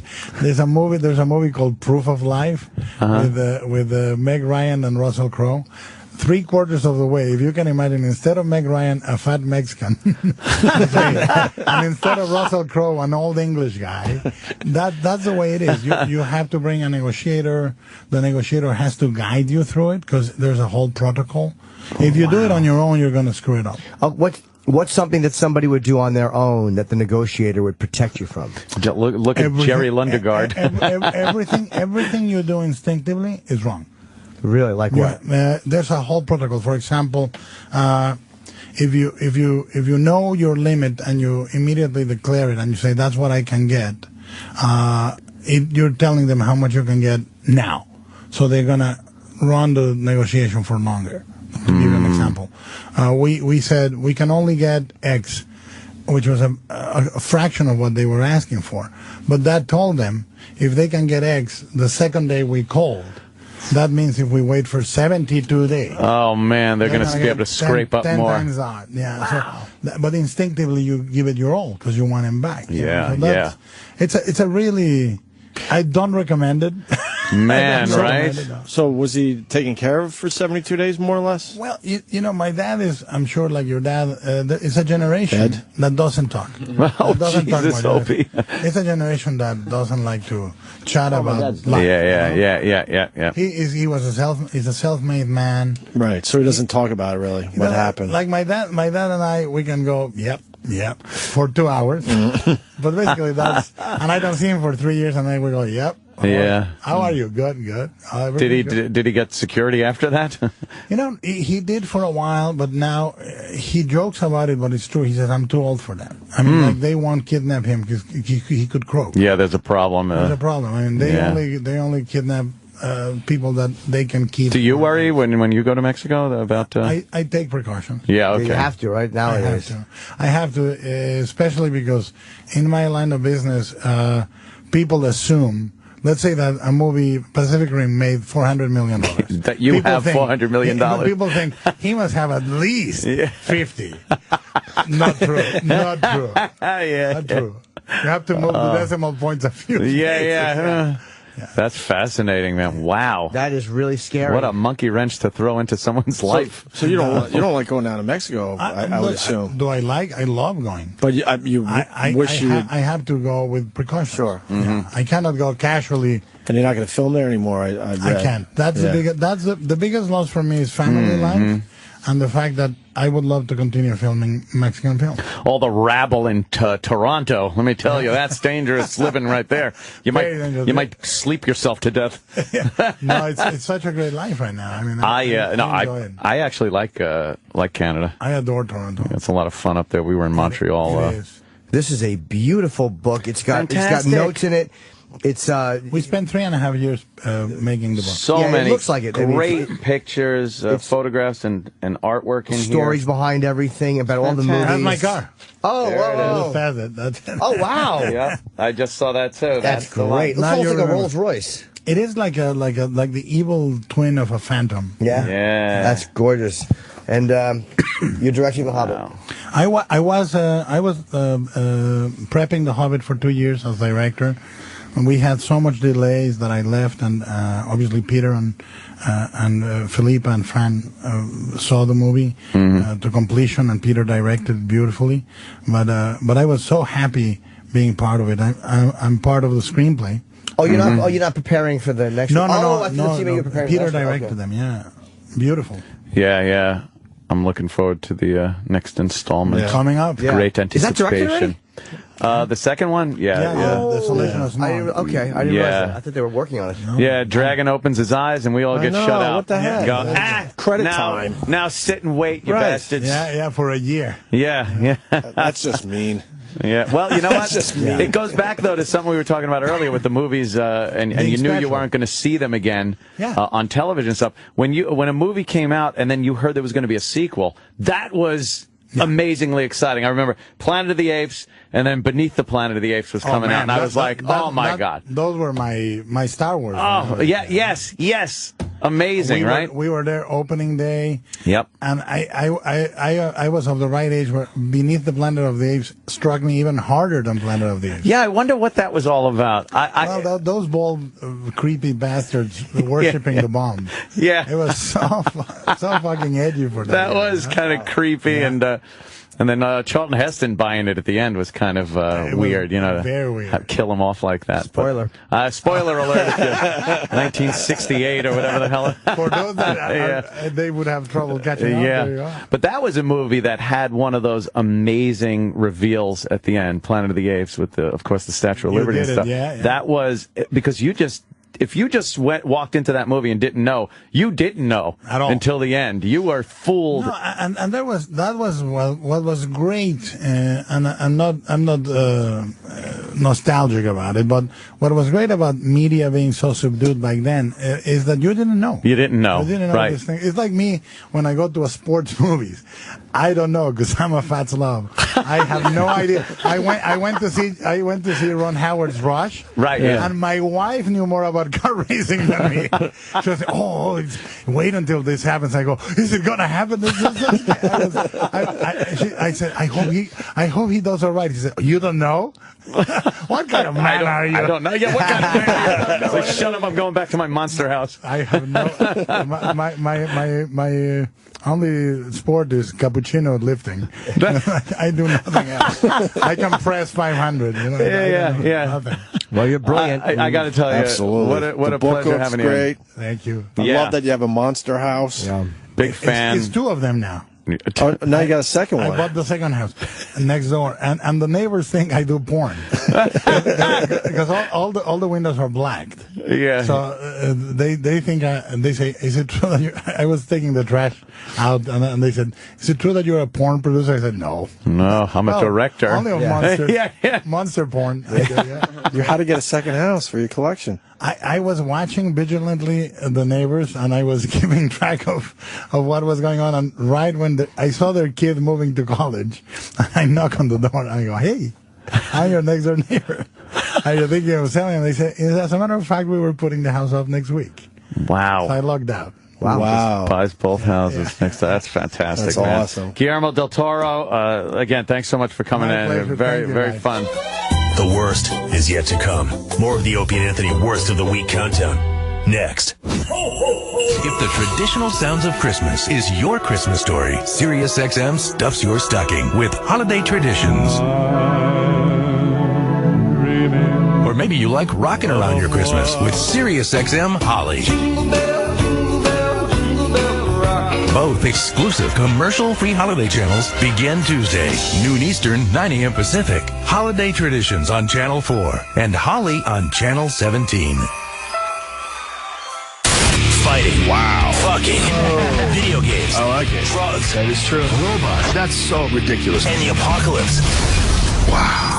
In other words, the Joe Rogan Experience. This week, musician Maynard James Keenan. So what do these people think of seeing you pre-wine and post-wine? You know, it'll last a year or so. This year I did about 7,000 cases in my cellar. Holy shit. Whoa, you're blowing my mind. Experience the Joe Rogan Experience every weekend. Today at noon Eastern, 9 a.m. Pacific on the Opie and Anthony channel.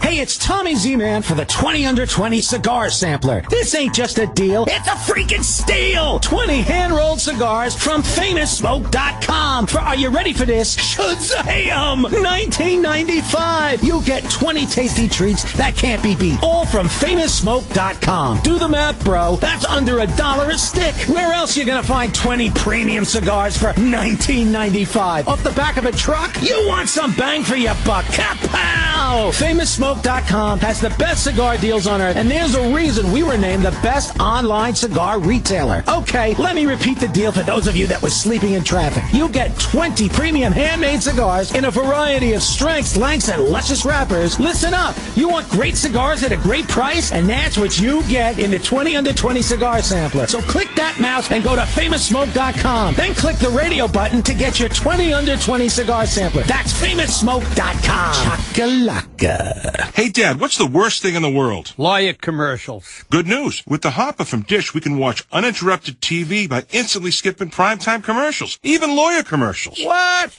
Ow! I think I got whiplash. You seen any good lawyer commercials to help us cash in on this? No! The irony! Only the Hopper from Dish gives you the power to watch TV with no interruptions by instantly skipping commercials. Call Dish at 1-800-WATCH-TV today. Only available for playback the next day of select primetime shows and must be enabled by customer. Restrictions apply. Call for details. If online dating is turning you off, let us introduce you to It's Just Lunch, the world's #1 personalized matchmaking service for professional singles. Getting to know my clients is the most important part of what we do and why we're so successful. Let someone else do the legwork. All you have to do is show up and have a great time. We bring a more successful way of dating to the table. Call 800-THE-DATE today and find out what an It's Just Lunch matchmaker can do for you. That's 800-THE-DATE. Tired of paying outrageous prices for Viagra? Well, we have great news for you. Now you can finally get Viagra at huge discounts. Healthy Man allows you to save up to $500 on Viagra. Why pay U.S. pharmacy prices of $15 per pill or more when you can get Viagra for less than $3 a pill? Call today and get 40 Viagra pills for only $99. This can cost as much as $600 at your local pharmacy. You can't afford not to call us. If you want Viagra at the lowest prices, never pay $15 a pill pharmacy prices again. Get Viagra for less than $3 a pill. Call 800-834-7504 today and save up to $500 and get 40 pills for just $99. Healthy Man is fast, easy, and affordable. Operators are waiting at 800-834-7504 to take your call now. Call 800-834-7504. That's 800-834-7504. Again, 800-834-7504. You don't have time for the problems a low credit score creates. But at creditrepair.com, we totally get it. With 15 years of experience helping people find solutions to their credit issues, we work with both your creditors and the credit bureaus to improve your credit score. Although your results may vary, our past customers have seen an average of 11 negative deletions from their credit reports in just 4 months. Call 800-335-7186. 800-335-7186. The worst of the week countdown continues. Yes, indeed. My name's Sam Roberts. You know me from O&A and After Opie and Anthony Live, and we highlight all the awesome things that happened this week on the Opie and Anthony Show. Here on the Worst of the Week countdown, still to come. The Opie and Anthony Show makes another cell phone number public. Bill Burr back in studio right now. This was an interesting day. Oliver Stone was booked to do the Opie and Anthony Show.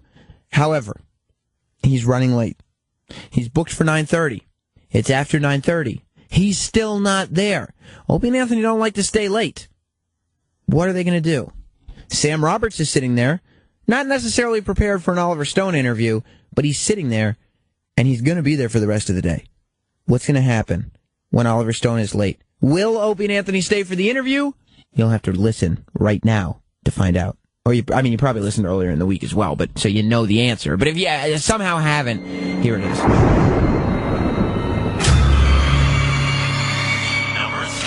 This Oliver Stone thing, if he's not here by 10, there's no fucking way I'm staying here. Not Sam, for Oliver Stone? No. Sam Roberts. They would drive Jimmy nuts, but Stone. No, I got things to do.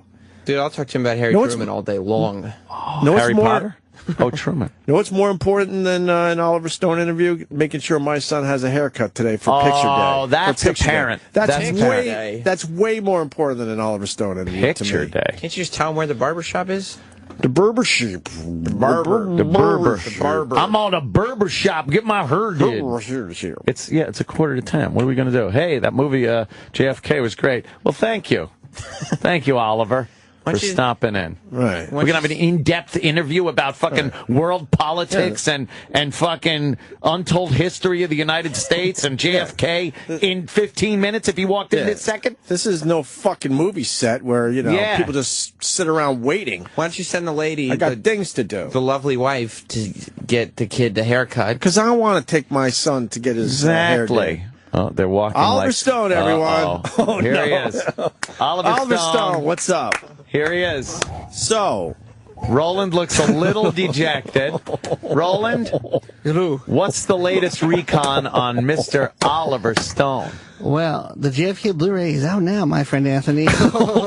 Well, I could see the Blu-ray. What I don't see is Oliver Stone. What happened? Right here, I got a little basket called Dicks in the Ass, my friends. He's on 30th and 6th. Yeah, that's a dick in the ass to you. Let me see where 30th and 6th is. It's close. Now, this is a grid system, Manhattan? Right. It's before the garden. Hold on. 30th and 6th. We're at... 49 and 6th. And 6th. Now, that isn't far, but here in New York City... That's like 25 minutes. When you have 15 minutes, and he's got to, check in. Elevator. That elevator, take his morning dump. I'd say the total, earliest, 10:05, 10:10. I can't. 10:05 works for all of us. I would actually like to. I like Oliver Stone. This is your call. But how could Jimmy's going to call us crazy? You are not. But here it is. Why? How could anyone get mad at us No. for leaving when the show ends. like Leno does not sit there and go, well, I guess it's going to be a little late today, so I'm just going to sit around here and tell Mavis I'm going to be late. And we're just going to wait here for the... They don't do that. And last time, didn't he show up at like 11 or something? Yes! And I stayed for that one. I didn't. Yeah, so, you didn't. So this one's your call. Our call is... Call my car, I'm leaving. Right. Why? Not only are we not staying for Oliver Stone, I feel like we should go home early. What are you talking about? Erog. Oh, you're funny today. Look, I would love to, but I don't have the time. If he was here right now, like he was supposed to be at 9:30, we would be yapping, having a good time, we'd throwing the ball around. Speaking of the ball, that's Dr. J tomorrow. Oh, what time he's showing? Fucking noon? Jesus Christ. I like the Dr. J. This is, So we can get whatever you want signed. How come? Yes, sir. They didn't leave wherever they were a half hour earlier than they did. Comment? That's the mysterious question. Is it conspiracy? or you have one of those Italian drivers, hey, I can get you anywhere in 5 minutes. And like, all right. Blame the Italians now. That's great. What do they have to do? Where do you ever get an Italian driver, by the way, in Manhattan driving anything? Because it's look at the fucking look at the license. It'll always say Sing. That's every fucking driver in this city. Yep. Yeah. SIHNG, whatever it is. I have no idea how they spell. Wow. I would love, bring him in here. All right, we got the after show. Ladies and gentlemen, Sam Roberts. My God, I'll be listening on the way home. I only watched Oliver the history Stone. up until Eisenhower, so it may That's be. good. He also That's doesn't all like you need. Reagan. Yes. Have you seen any of his movies? I don't like him either. Okay, done. He's late to everything. We'll just do the after Yes. show. So let's wrap it up. Call And it a day. Let's go. And by the way, have that cocksucker sign that for me. Roland's sitting here trying to wrap this up in case he walks in like now. Yeah, it so would be a no problem. awkwardness for him. Have him sign that shit for me. All right. Let's make All right, boys. And the book. Let's make a bonfire. Sign the book. Sign all this And have him crap. sign this. Right. Have him sign everything. That's right. That's his punishment for being fucking late. Right. You sign our shit. You're going to We'll get pick a it up 5-minute tomorrow. interview, and the 25 other minutes are going to be convention style. Yeah. Signing. That's right. All right, Muchachitos, let's go. All right, everybody got together. It's Platoon, scene 38, starting film. Where's Oliver? Oh, he's not here yet to direct his own movie. He's late. Oh, that's okay. Whatever. The director isn't here for the movie. You think he shows up late for his movies? You think Kevin Costner was sitting there on the set going, where's Oliver? Possibly. No. Who was the guest that we walked out right in front of them? Ricky Gervais. Ricky Gervais. Oh, yeah, that guy. No, we did it to somebody else, too. Yeah, we did. The list is long. I know. A No, there long was and one- prestigious list of... There was one, the beauty of doing radio, a lot of these guys don't know, what we look like. We walked out and they were standing outside the door. And it wasn't Ricky Gervais. No, you're right. This was somebody waiting to come in, and we awkwardly walked past them, and they didn't know it was us. It could have been Tom Hiddleston from Thor. It could have been David Tyree from the Giants. No, I ducked my head down and looked, and I knew who it was. It was an older guy, It was wasn't a it? biggie. It was a James big... Cromwell. James Cromwell. Ah, James Cromwell. Jim and me interviewed James Cromwell. And I But then we interviewed him, and we had a blast. And I liked it. Anthony goes, you're going to have a good time in there. And he kept on walking. I'm like, what's he doing? I did. What's he doing? Yeah, you can have a good time in there. What's he doing? Yes. I'm like, go walk fast. I'll be listening. I'll be listening on my drive home. Your Mexican accent comes out. I know, because... What's he doing? This is my fear. What's he doing? Ay, Dios mío. All right, muchachitos, let's go. Wrap it up. What is he doing? This is our 10 Friday. minutes to show. 10, 5, 4 commercial. No, we'll put in our time there, Roland. You done enough. We have. You have. Uh-oh. Oliver Stone is right outside the studio. All right. He's right there. No, I'm just kidding. Roland. Where is he, Roland? Tell Kenny to get Where the is he now? cars. Let's go. He's still stuck in traffic. Kenny! We're just wasting time. Yeah. I'm out of here, Kenny. All right. There he goes. Look, Kenny's taking the walk. So you get one. Okay. I'm giving mine to Travis. All right. He wants it. Look how flustered he is. You get one night. But Roland, these people gotta know that we will stay late. Don't do that. Johnny never did that. He did it once. What? He didn't stay late. No, he just left. He was like, fuck this place. Oh, what time is Frank getting here? I'll wait for Frank Sinatra. No, he left. But he is Johnny Carson. Yeah. But we're Opie and Anthony. Wow. That used to have some juice. Not so much these days. All right. Are you kidding? Jesus. We'll try again tomorrow, boys. Try again tomorrow. Who do we have tomorrow? He just checked in, so we could bring him back to the after show now, or we could wait. Roland is freaking out. I swear to you today, I can't say. Oh, no, that's can't fine, either. though. Sam can do it. Because I see it in your face. You need us. But I swear today, I really can't. That's all right. I can't. Leave us hanging. No, I'd love to, but I can't. How about that to Sam? Sorry, I'm prepping for an Oliver Stone interview. Yeah, you got to prep. All right, so I'll go get him then. Can't wait to listen to this. He's coming up the stairs now, so. He's coming up the stairs now. He's pretty famous, though. So walk yonder. You want us to walk away. He wants you guys to take a hike. Hey, you know what? Tell him sorry. The show was fucking 10 o'clock. Right. It ends. I don't stay late for nobody. No. Oh, we know that. Wow. He said, adios, muchachitos. Yeah, I mean, really. I just don't care about, like, I don't know. His views are awesome. I talked to him already. All right. Can I meet him? I need a picture. Oh, Jesus.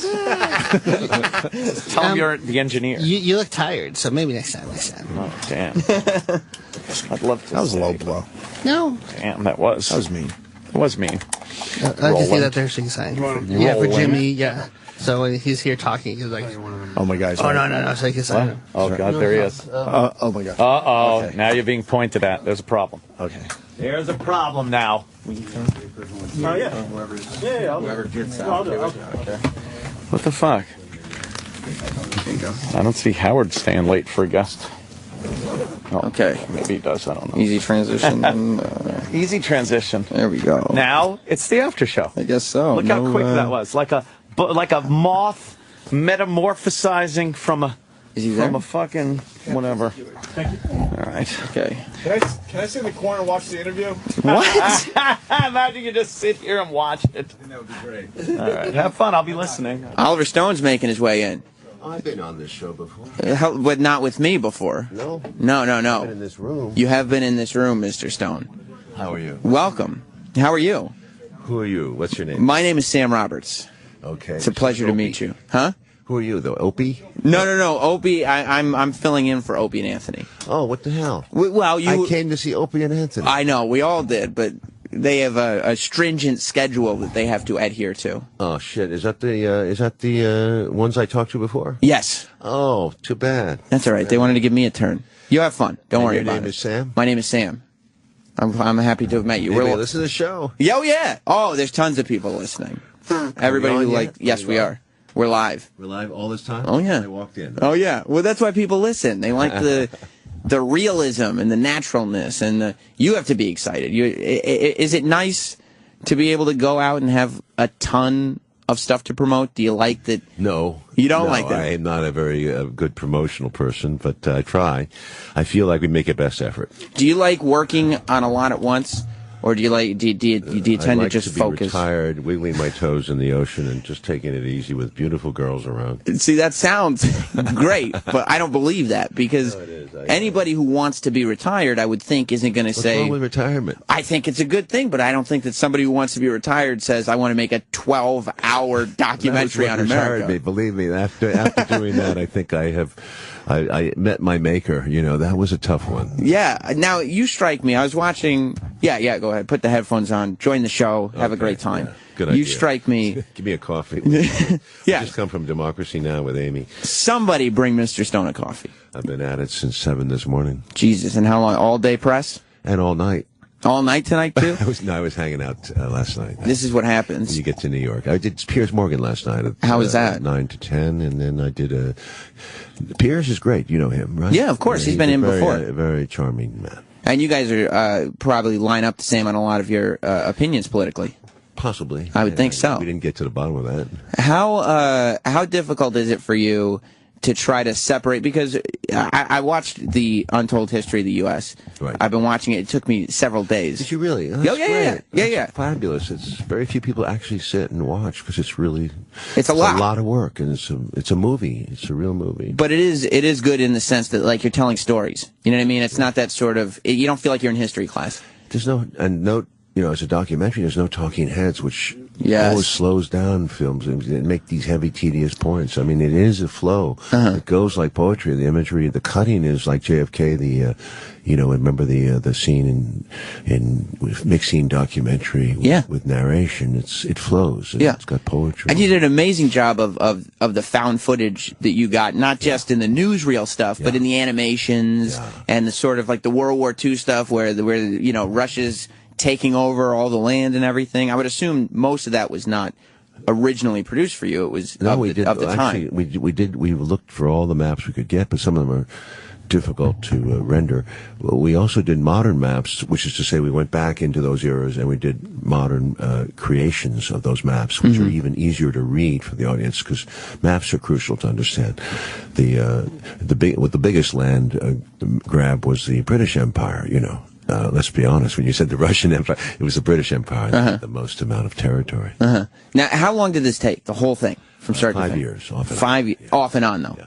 I did I did Wall Street, Money Never Sleeps, and Savages, as well as the South of the Border. But during this period, I was always working in terms of going back to history. And did you treat, because the documentary is broken up into 10, and then on the Blu-ray, 12 chapters. Right. Did you treat them like individual pieces when you were building it, or did you treat Everyone had to be 58 minutes and 30 seconds. It is a discipline. It's like television. Right. You have to tell set your hook, sell the story, and you have to stick to the big picture, what you think is a big picture. All this has been fact-checked more than once. It was a tedious rewrite job, and to simplify, I mean, you see the prose. I mean, the book is 800 pages. How to get that down to 58 minutes for each decade is the key. So you have to stick to the big picture, big narrative line. And we use movie clips, don't forget. And they're very helpful to cut through because the movies are of that time. Right, and it kind of like, they'll show whatever, Mr. Smith Goes to Washington, or whatever movie that relates to the era in the issue that they're talking about. How hard is it for you, though, to remove opinion? Because this is something you're passionate about, and obviously you have opinions on the stuff, and the opinions do bleed through, and that's part of what makes it Oliver Stone's. Good. Well, Sam, I have to say, really, that I approached this with a historian. I never considered myself a historian. I was a dramatist. I was dramatizing history, but I worked very closely with Peter Kuznick, who wrote the book with me and wrote these chapters. And he had a staff. He was an American University professor of history. He taught it for 30 years. He's a director of the Nuclear Studies Institute at American. He specialized in the atomic bomb and scientists and everything we did was just refined and refined. Now, there's a body of facts. We select the facts that we think are important. Sure. And we give you, there is a flow, and at the end of each chapter, or sometimes in the middle, we do speculations and opinions, as you say. And as I was watching, I mean, and the kind of overall thing, like, it's no secret to me that you were not a fan of Harry Truman, for example. I think we did show you a body of evidence that he was not the man that you thought he was. Right. That he was not up to that vision that Roosevelt had started and stood for as the Grand Alliance between the Soviet Union, the British, and the Americans. So, and is that a goal of yours for people to come out? There was no goals. I mean, Peter has been studying this thing, felt strongly about the atomic bombs, that the two original atomic bombs did not have to be dropped. But we made our case. And by the way, I would like to say this is not Peter's history. He studied under the revisionists. The revisionists came into being really around the Cold War, but they started writing. A lot of them were younger, and they started writing in 1959. You had people like Fleming, like Gar Alperovitz, Richard Appleman, William Appleman Williams, Lloyd Gardner, Gabriel Kolko. It's a body of history that we built on. It's not like we went out there and decided to attack Truman. That's what you make it sound like. It's not at all. No, I do feel Truman like had been attacked. And Walter Lippmann, who was one of the great minds of that era, was very critical of Truman's doctrine, the Truman Doctrine in March 1947, giving $400 million to Greece and Turkey, saying, look, we're going to be fighting communists and terrorists. He used those words, everywhere in the world. Everywhere in the world. He made it a principle, basically. And by doing that, he was fighting the people who had, in fact, fought the Nazis in Greece. You have to understand, it was a huge... At that time, in 1947, that was a divider, and people of Walter Lippmann's stature were attacking Truman. So we're not out there in left field coming at you and saying we're doing a rewrite job on Truman. This stuff is old. It's been written about, but it's been ignored, and basically American government and American history has moved to the right. And the so-called assumed evidence has moved more and more to the right. We're trying to do justice to history and saying, no, keep in mind what was really happening in that time period. Where do you think network news now leans? Obviously, you have a channel like Fox News that I feel like unapologetically leans to the right. But do you think that we're living in an age of it's hollow news? I think you in have general to study history. You can't get the patterns of things. You can't understand what's really happening unless you look at history. Well, yeah, and part of going through all the documentaries is that you kind of see where things start to change, and you kind of see after World War II, things become shrouded in secrecy, and there's a lot more. Do you think, though? First of all, do you think we're also promoting JFK, the big Director's Cut Blu-ray box set, huge thing that's coming out on Tuesday, 50th anniversary of JFK's death? Do you think that was an inside job? Do you think you're there was jumping around a lot here? I know. Yeah, but in historical terms, it's very... I don't know how serious you want to get, but, look, Truman comes along, and we go quickly from a World War II situation, we accelerate into a national security state. Eisenhower comes into office in 52 and continues the growth of that national security state. We become armed to the teeth. And the thing that was interesting about Eisenhower is when you watch it and you see in the context, you see that this is where this whole trend of going into countries and overthrowing leaders and all that started. Yeah, under Eisenhower and and Secretary of State Dulles, we had a huge interventions in Iran, in Guatemala. We tried in Indonesia to get rid of Sukarno. We tried to get rid of Lumumba in Angola. Yeah. And in Vietnam, we participated with the French. We supported their war. We financed most of it. Nuclear threats were made against China, were made against Russia. Eisenhower is not at all what he seems, although at the end of his regime, in his farewell address, he does address that horrible issue about the military-industrial complex, which he helped create. Yeah. We went from approximately a little more than 1,000 nuclear weapons in 1952 to approximately by 1962 under Eisenhower's budgeting cycle 30,000 nuclear weapons. We were 10 to 1, at least 10 to 1 stronger than the Soviet Union. Although the Soviet Union was pictured as threatening to us. And it's insane too when you think about it in the context of only a few years before that, the whole idea of a nuclear bomb was this sort of foreign sci-fi movie weapon. Well, that was Jewish scientists in Europe had been developing it, and we brought many of them to America to get it here. And they were brilliant. And what Henry Wallace and Oppenheimer knew was that this was not a secret. Everyone would eventually get it because scientists are brilliant men. They work for different countries and so forth and so on. And there was espionage too. So, but I ask you about the JFK conspiracy. Yeah, let's go back to that. But I'm just saying that under Eisenhower and Truman, you have two older men who build up this. We are the most formidable power on earth. In 1960, a young man comes in, and he's facing, all of a sudden, a military that has essentially reached a place where, and I'm going to cut right to the chase, and their thinking is, look, we've had 5 or 6 major crises with the Soviets now. The communists are definitely our worst enemies, and we have to deal with this. They are going to get stronger over time. We now have this first strike capability. We can take them out. And this is hard thinking now, and we can, if they retaliate, we can sustain the casualties. This was the basis of that movie, Dr. Strangelove, which Cooper did so brilliantly. He found that the General Jack Rippers, the General George C. Scott in that movie, they were talking in these terms.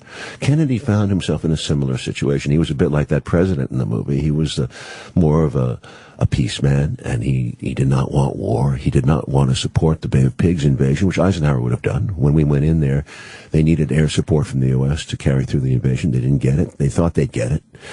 Kennedy did not give it. He fired Allen Dulles. At that point, you begin to see the split right away between Kennedy and the CIA and the military. Sure. That's a big thing. And so, because I wonder, we were talking about the secrecy that came into the government before, and I feel like, as far as grand conspiracies go, especially when you're talking about a JFK, when you're talking about a 9/11, whatever it is, the bigger the conspiracy, the more people that have to be in on this thing. And I find it hard to believe with a lot of these, especially with JFK, it's been 50 years, that nobody would have by now. Well, people have talked. I mean, there's all kinds of leaks. It's just, you're jumping ahead. I mean, I'm just trying to tell you that let's build the story a little bit so you understand the hostility to Kennedy, because that's what we do in Untold History. We don't go into the assassination. Yeah, but I don't have 12 hours. But it's important to understand that Kennedy had made many enemies by 1963 when, he refused to go into Laos.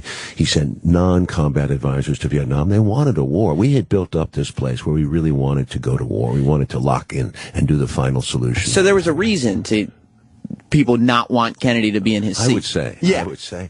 And that's not debatable. He fired Dulles, and he fired the 3 other top people at the CIA. He thought his generals, he made critical comments on his generals, which is historically factual. Mm-hmm. We're not making this up. He was, and by the time of the missile crisis in 1962, after the Berlin scare, we almost had a war in 1961 with the Berlin crisis, and Kennedy said that famous quote. He said, "I'd rather have a wall than a war." He meant it. Yeah, sure. So, a nuclear war is not fun. I mean, in Cuba, the 62 situation, it was much heavier than we thought. McNamara, after that crisis, when he found out the facts, that they were much more armed than we thought they were. They had 100 nuclear battlefield weapons, 40,000 Russian troops, commanded by the commander of Stalingrad. The Cubans were 270,000 soldiers, well armed. Yeah. We would have had much more casualties than we had planned. We wanted to invade Cuba because if we couldn't invade Cuba, which is 90 miles from our shores, we consider ourselves impotent. With all this weaponry we had, here we were, defeated by a little David, and we were Goliath. You know who you remind me of? You remind me of my dad. I'll tell you why. Good. My dad was like, and this is a good thing. My dad was was an ad executive for a long time, and that's he spent all his time at work and everything. But whenever I had history homework to do, that was where he was passionate. I never saw him passionate until he was talking to me about United States and world history. Right. And I feel like there are guys like him and guys like you who have these amazing jobs. You're a film director. Yeah, I have to tell the story. I feel like your passion, I feel like you should have been a history teacher. Well, is that something you always wanted to do? I was. I consider myself a dramatist, but I love history. Yeah. And I like to dramatize it. Yes. Yeah.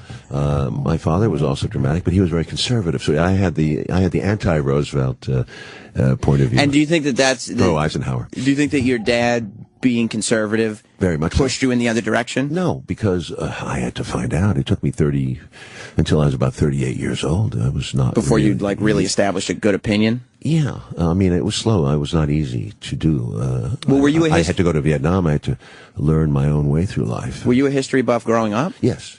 You were. So even in your party days, I loved the cowboys and Indians stuff. Yeah, I did, and I saw the Viet Cong in Vietnam as Indians. Let's be honest. I mean, put it primitively. What do you think of the Redskins name change?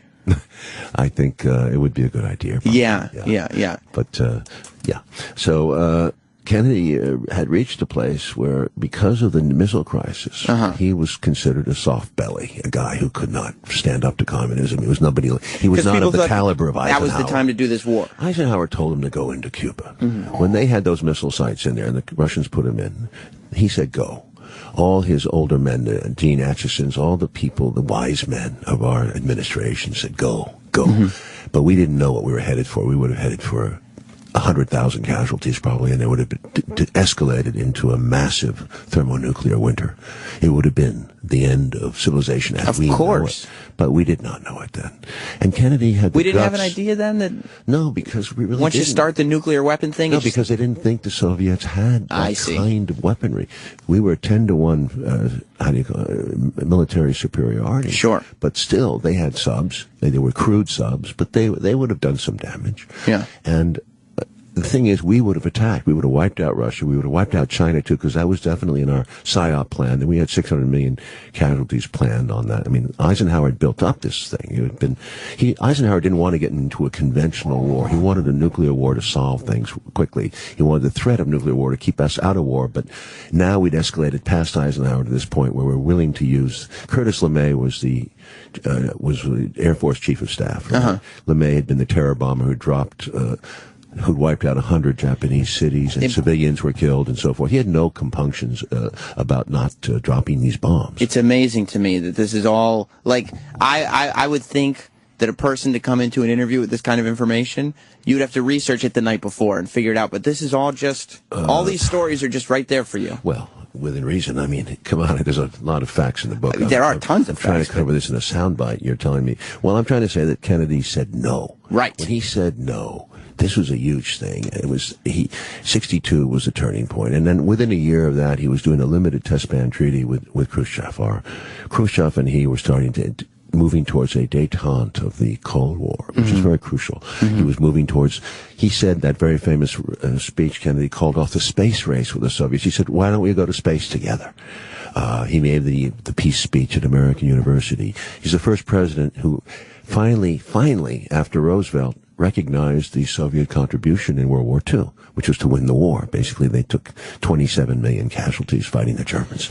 So, he did a lot to close the Cold War out. He was moving in that direction, and he was stopped cold in Dallas on that day because he would have been reelected. He was popular, by the way, for having said this and done this. But what do you think? So you think the reason that more hasn't been made of this is because the people who are coming forward with information are kind of being silenced, not taken seriously? Well, let me finish my point, and you'll believe it or not, your questions are refining themselves as you're listening. So, well, I am listening, but I'm trying. They're in my headphones telling me you have other interviews to do. Okay, I would sit here with you for 3 fucking hours if I could. The point is that we had an interest in maintaining our superiority, maintaining the Cold War. Yeah. And it's a financial interest. We've had a very strong interest in going into Vietnam and staying there and making and creating and fighting communism on all fronts across the world, which we did. Lyndon Johnson, when he took office, continued exactly in the vein of Eisenhower. So, in other words, the torch went back to the old men, from Johnson to Nixon to Ford to Reagan. It's a more and more conservative people. This is where in the United States, in that brief 3 years with Kennedy, had a shot to go in another direction. And that was it. That was it, and it was the last one, if you look at it. Clinton had a brief moment. Carter had a brief moment. Obama talked that way, but none of those guys have succeeded. Do you think when these guys, the country, when these guys come in and talk about it and get you excited, like maybe he's the guy that they're told something that we don't know that stops them? Do you think Obama is shown something behind a door? Yes, I do think a lot of that goes on. I think you're surrounded as president with military security, intelligence people who are telling you 24 hours a day, focus on this, focus on that. There's a threat from this country. There's a threat on your life. I mean, that's constant. I do think we have a monster shadow government that we can't control. And I think this NSA thing with Snowden and all this stuff, it's out of control. I mean, you have to understand that the more you give the military, the more you give intelligence, the more they take. And they don't know the line. There's no end to what they will do. Well, listen, they're yelling at me in my headphones. Okay. Because I'm supposed to release you. I would talk to you for hours. I think you're a fascinating man. I saw you as a hard case. I'm trying to just get you thinking in some new directions. Yeah, I like it. I like what you do. Now, JFK, 50th anniversary of his death, the commemorative DVD, Blu-ray, everything box set. It's huge. It's in stores on Tuesday. Untold History of the United States, the book and the Blu-rays are out now. In the JFK thing, commemoration is Chapter 6 of Untold History, the Kennedy chapter, which is a great chapter. It is a great chapter, so check that out. Oliver, now let me ask you too, real quick. Are you glad that you made a sequel to Wall Street? Yes. You are glad? I do. Okay, because a lot of people were worried about it at first, but I think the movie went over pretty well. See it again. It shows you Wall Street in 2010, and the other one shows you 1987. There's a contrast. And is the Martin Luther King Jr. biopic, is that happening? Is that the next thing? I can't say it's happening, but I'm writing. Hopefully that's your next move. Yeah. Oliver Stone, thank you so much. Thank you. The worst of the week countdown on the Opie Anthony channel. Sirius XM is your ultimate sports radio. Every NBA game. LeBron to the rim with a two-hand jam. An NFL game. Manning throws the well for Welker's got inside the 10. Inside the 5. Touchdown Denver. Hear NHL games. Classic with a shot. See quick off Pavelski. And the biggest matchups in college football and basketball. Plus, hear the final race of the 2013 Chase for the NASCAR Sprint Cup. Jimmy Johnson will win a Coke Zero 400 at Daytona. The best sports play-by-play all in one place. Sirius XM. If you're thinking about getting the new iPad or have recently purchased a new iPhone or Samsung Galaxy S4, Gazelle.com wants to buy your used smartphones and tablets. Selling to Gazelle is easy. Here's how it works. Go to Gazelle.com to get a free offer for your device. Once you accept their offer, they'll send you a free shipping label and box for your gadget. Then, just send it to Gazelle. Once they receive your gadget, Gazelle will wipe all the data from it, so everything is completely safe. It's a fast and easy way to get some extra cash in about a week. That's extra money you can use to pay for your new iPad or smartphone. Gazelle gives you 30 days to send in your device, so you can lock in your price today and ship it once you get your new gadget. Take a minute and go to Gazelle.com today to see how much you can get. Do it now because your electronics may lose value every day you wait. Visit Gazelle.com today to get free shipping and to lock in today's price for 30 days. What's your phone worth? Find out now at Gazelle.com. Investment in securities involves the risk of loss. If you're worried you could run out of money in retirement, even if you have investment assets of $500,000 or more, please call this number now. 1-800-790-0800. We'll send you a free copy of the 15-minute retirement plan, How to Avoid Running Out of Money When You Need It Most. This essential document, written by Forbes columnist and financial advisor Ken Fisher, exposes the common and disastrous retirement mistakes that could sabotage your financial future and the comfortable retirement you've worked so hard to achieve.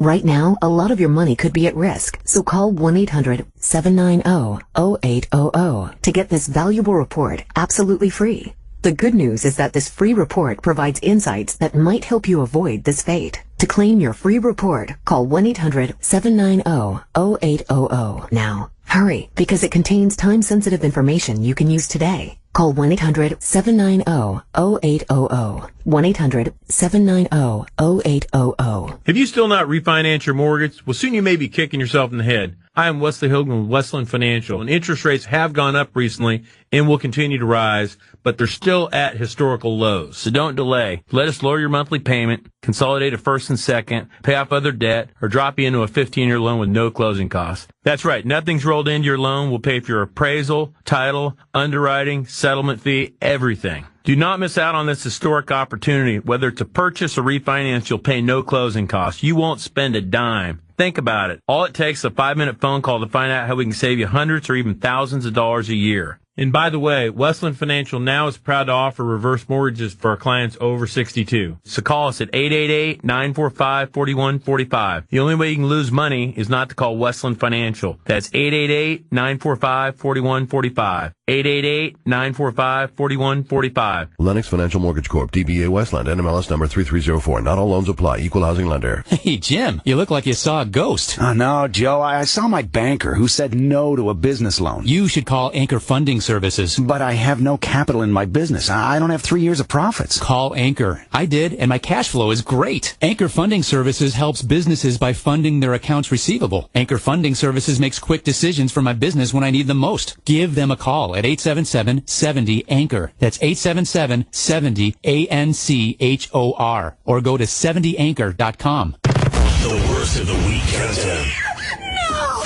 continues. All right. Worst of the week countdown with me, Sam Roberts. Now, of course, you can hear my show, The Sam Roberts Show, Sunday at 4 p.m. Eastern on this channel. Big interviews with DDP, Michelle Trachtenberg, and Zachary Levi. However, we're concentrating on the countdown right now.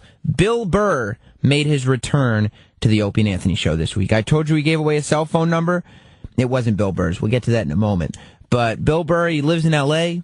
He's been busy getting famous. So he hasn't had time to do the Opie and Anthony Show lately. He was in the movie The Heat. He was in the series Breaking Bad. I don't know, just blockbuster movies and ridiculously successful series. But he made his return. And the great thing about Bill Burr is that he's the exact same dude that he always has been. Bill Burr, in studio, finally here on the countdown. Number two. Picture guy, though. Yeah, no, but I am a picture guy, but I'm listening to Bill tell the Rich Voss Don Cheadle story. That's a great story. Yeah. You gotta have Voss tell it. Well, let's get him on the phone, man. When you meet somebody Call and they up ask Rich for Voss. a picture, do you lose status with them? And sometimes you do, but I've enough people who have been on this radio show, sat where Bill is sitting, and then I see them a month later, and they have no idea we've ever met. So I'm like, even a real interaction, and I give them a great interview, and it means nothing. So my interaction with them don't mean anything anyway. But look, I think if you come in and do a radio show, It's they usually different have the than- banner in the background. Like you want to, it's part of the whole promoting whatever the project you're yeah. doing. That's different. But I'm just saying, like, you know, It's an event. He's playing golf with the guy. Yeah. yeah. Well, Yeah, Ross probably that's asked like a different. dummy, Wow. too. Okay. Yeah, you got to yeah. say it like, hey, man, let's take a picture together. That'd be Right, great. You got to right. make it look like two pals instead of, you know. They turned him into a zoo animal. Rich. Hey, how's it going? Hi, Bill Rich. Burr was Boss. just telling the Don Cheadle story. Sort of. I want you to tell it. What happened was I was at a golf course. I wish you met him while you were buying donuts in the same place he was. Boogie nights. Yes. And so it was, I guess, you know, during like Last Comic or whatever, and the director of Last Comic Standing was good friends with Don Cheadle. I mean, like, you know, they play golf all the time. So Don Cheadle's finishing up his round. I'm giving a short mine, and he comes up to me. He goes, "Hey man, you're really funny. I like you. You're really good on the show." And I said, "Oh, okay, thanks." And I go, I like the couple things you did. And then like a minute, he's getting ready to leave. I go, "Can I take a picture with you?" And he went from like entertainment peer. I went from entertainment peer to like fat female groupie. Oh man. His face just dropped like, oh, okay. He thought he thought he was having a moment with just another guy playing golf, and then he realizes the entire time you guys were playing golf, you were just waiting for the moment to ask him for a picture, like a little fanboy. Yeah, like and the Rich. thing is, then I saw him at the Oscars, and he You asked for a video. Could you introduce my podcast? I asked if I could sit next to him when they go through his nomination for Hotel Rwanda, but no, he kind of like, ugh, there goes that fucking groupie again. Like, and I don't know, like Norton does it with anybody that's done from like Red Eye and up. Are you mad that I haven't asked you yet? And, you know, can I have fingerprints, whatever? And he has no problem with it, you know. And the one time I did it like twice in my life. 3 times. I went to Kareem Abdul-Jabbar to get Norton in order. Kareem Abdul. We don't know who Kareem Abdul-Jabbar is, Rich. That must have been brutal, because I've heard that he's not the most cordial guy. No, he's absolutely not. Well, yeah. Well, I walked up to Walt Frazier at a Knick game. He was there, and I go, "Can you sign this hat?" I handed him the marker the wrong way, and I got it all over his hand. Oh, lucky it was him. He didn't notice. He was so pissed off, right?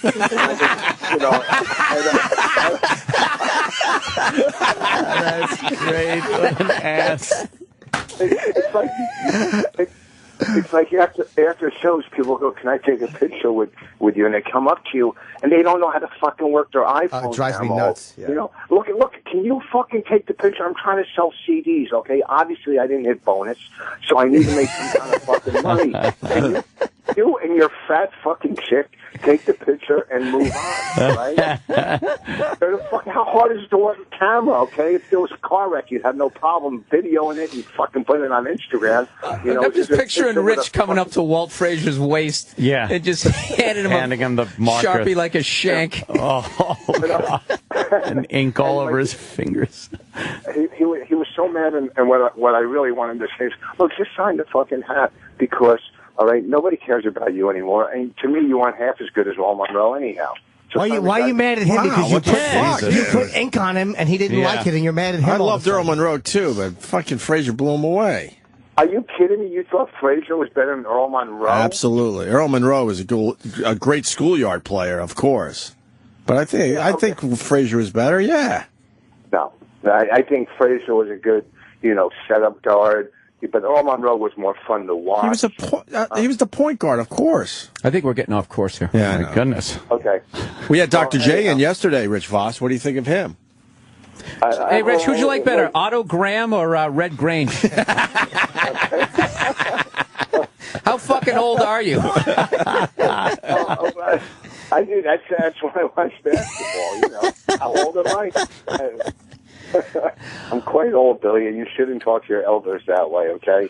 Dude, I'm right behind you, man. You got a couple good years, okay? It's gonna fucking end. Believe me, it's gonna end. It's like your first fucking run when you had that dumb sitcom with Molly Ringwald. You're walking around New York like you're the biggest. Jesus, Rich. Jesus. Wow. Stop vomiting all your secret resentment. Yes. I'm just trying to show this boy a little reality. It all fucking ends, okay? Wow. So just have your shit in place, and remember, we were your fucking friends. All right? Dude, you sound like somebody in a county bar. Quit having these fucking guys. Hey, don't forget where you came from. Yeah. Okay? Don't go changing on us.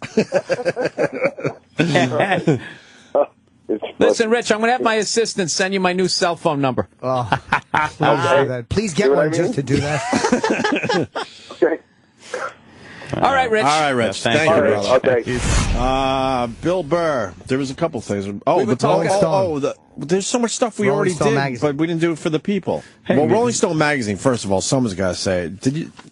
When does this come out? What's that? The Rolling Stone article. He's like, yeah, what's that? This month. The headline is Bill Burr's the new Louis C.K. Damn, brutal. That's great, dude. That was embarrassing. Oh, I feel bad for Louis. That was really insulting to him. I just did, I did Kamau's show last night, the Totally Biased, and they brought that up, and I kind of broke it down how, I put out a special every other year. Louis does one basically every year and writes, acts, and directs, and arguably the funniest show on TV. I couldn't be any further. It was so insulting to him. The new Louis C.K. Yeah, and they're writing about it like he's not at the top of the heap like he was 10 years ago. The whole, I'm sure that they meant it in a complimentary way. Maybe I'm just but it's looking at it in a negative way. But it was just awkward. Yeah, can I just... Can I just be Bill Burr? I would have been happy with dancing clown Bill Burr. Just still cool as hell, It is man. cool. Yes, it is. It's easier to take a negative comparison and get mad about it than take a positive one and feel honored. Like, if they would have said Bill Burr, he's the new fucking Albert DeSalvo. What the fuck? I never killed anybody. Fuck them. Yeah. But it's like Louis is a great compliment then. Yeah. Bill's also got to take on the pink in the NFL. I don't have a take. It's just some stuff I read on the internet that well, that's not a lot of money was. Not a lot of money's going to the actual cause, right? Overhead. A lot of overhead, as they say. Of course, all the players wearing pink to support breast cancer. Yeah, and I guess how it works out is it's they give a percentage of the wholesale cost, which is whatever whatever the item costs to make. Yeah, so you pay $100 for a jersey, whatever the jersey costs them. When they say the jersey costs them $10 to make, and then they give 2% of that. So you're talking like. So not a lot of money is going. 10% of it, say $1 from it, and then it goes into to the pink lady's place, and then she's got to get paid, and everybody else has to get paid. They make really good salaries. Yeah, they get a nice taste when you run a charity. Yeah, but you know something? This is the deal. How did you not know it was that?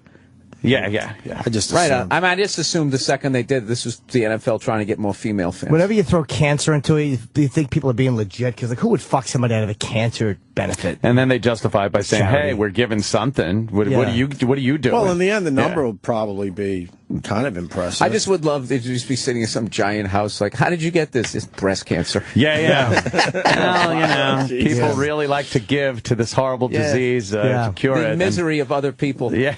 Right, and I gave myself a raise for running the foundation. The hopes and dreams of the terminally ill bought me this house. Absolutely.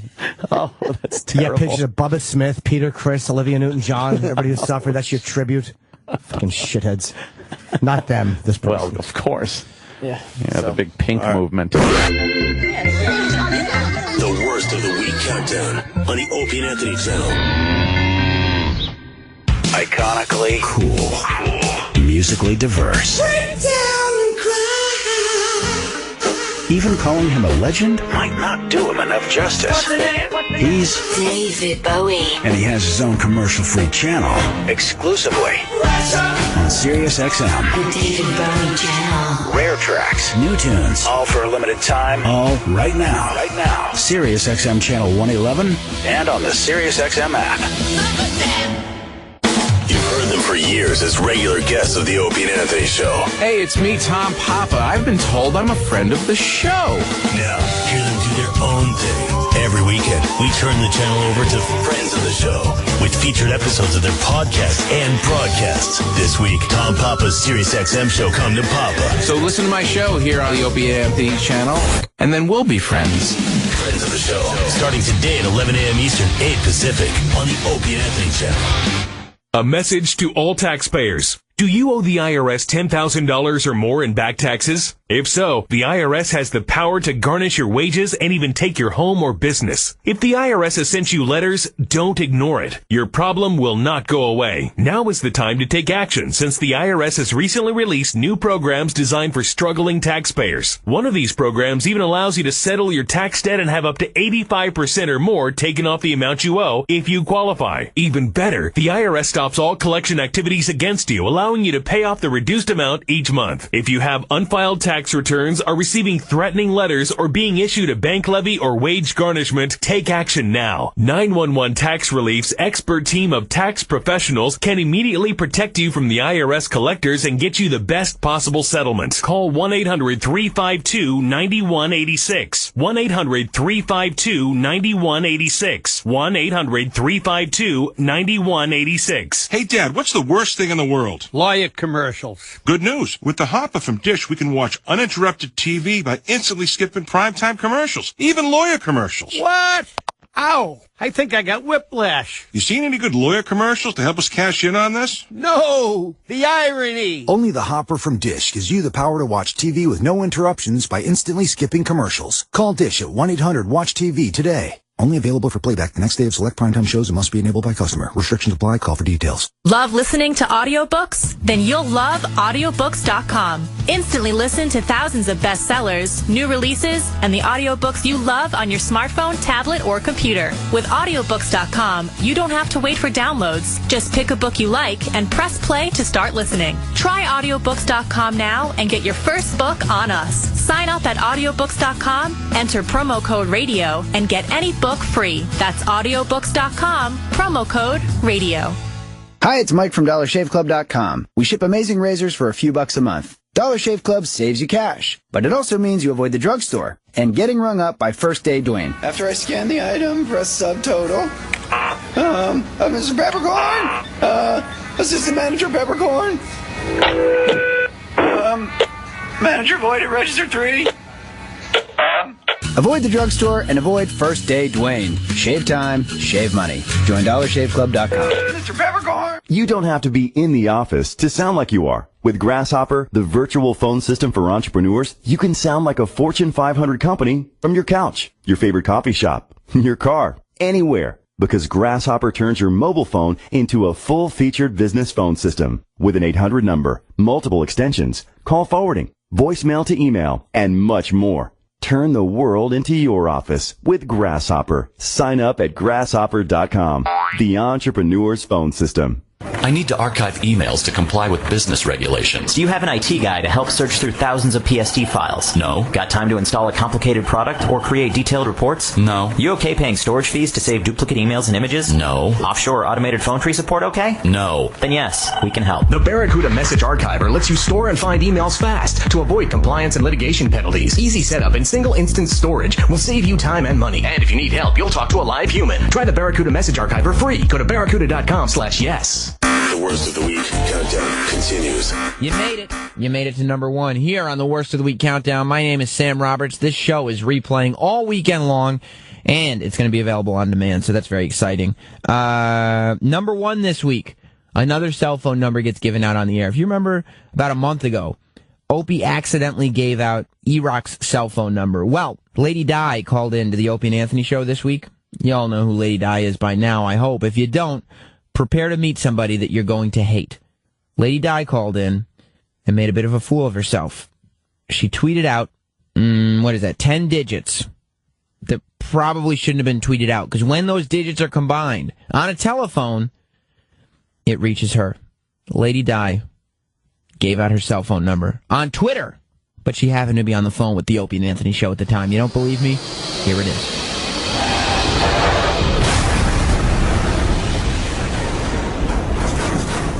Number 1. Listen, Opie, I heard I got you mad about something. What happened? Uh-oh. What happened? I'm not mad. What happened, Opie? I'm cool these days. What? She knows about the direct messaging thing. What direct message thing? Well, I don't want to... Oh, Lady Di's been trying to get a hold of me on Twitter, and I wrote her back to tell her that I'm not getting her tweets. Oh. All right. Well, you see, I'm still new to this Twitter thing. Lady Di, hold on a minute. This is what you got to do. You got to... Di, go ahead. You got to use capitals when you tweet me, and I'll get that one.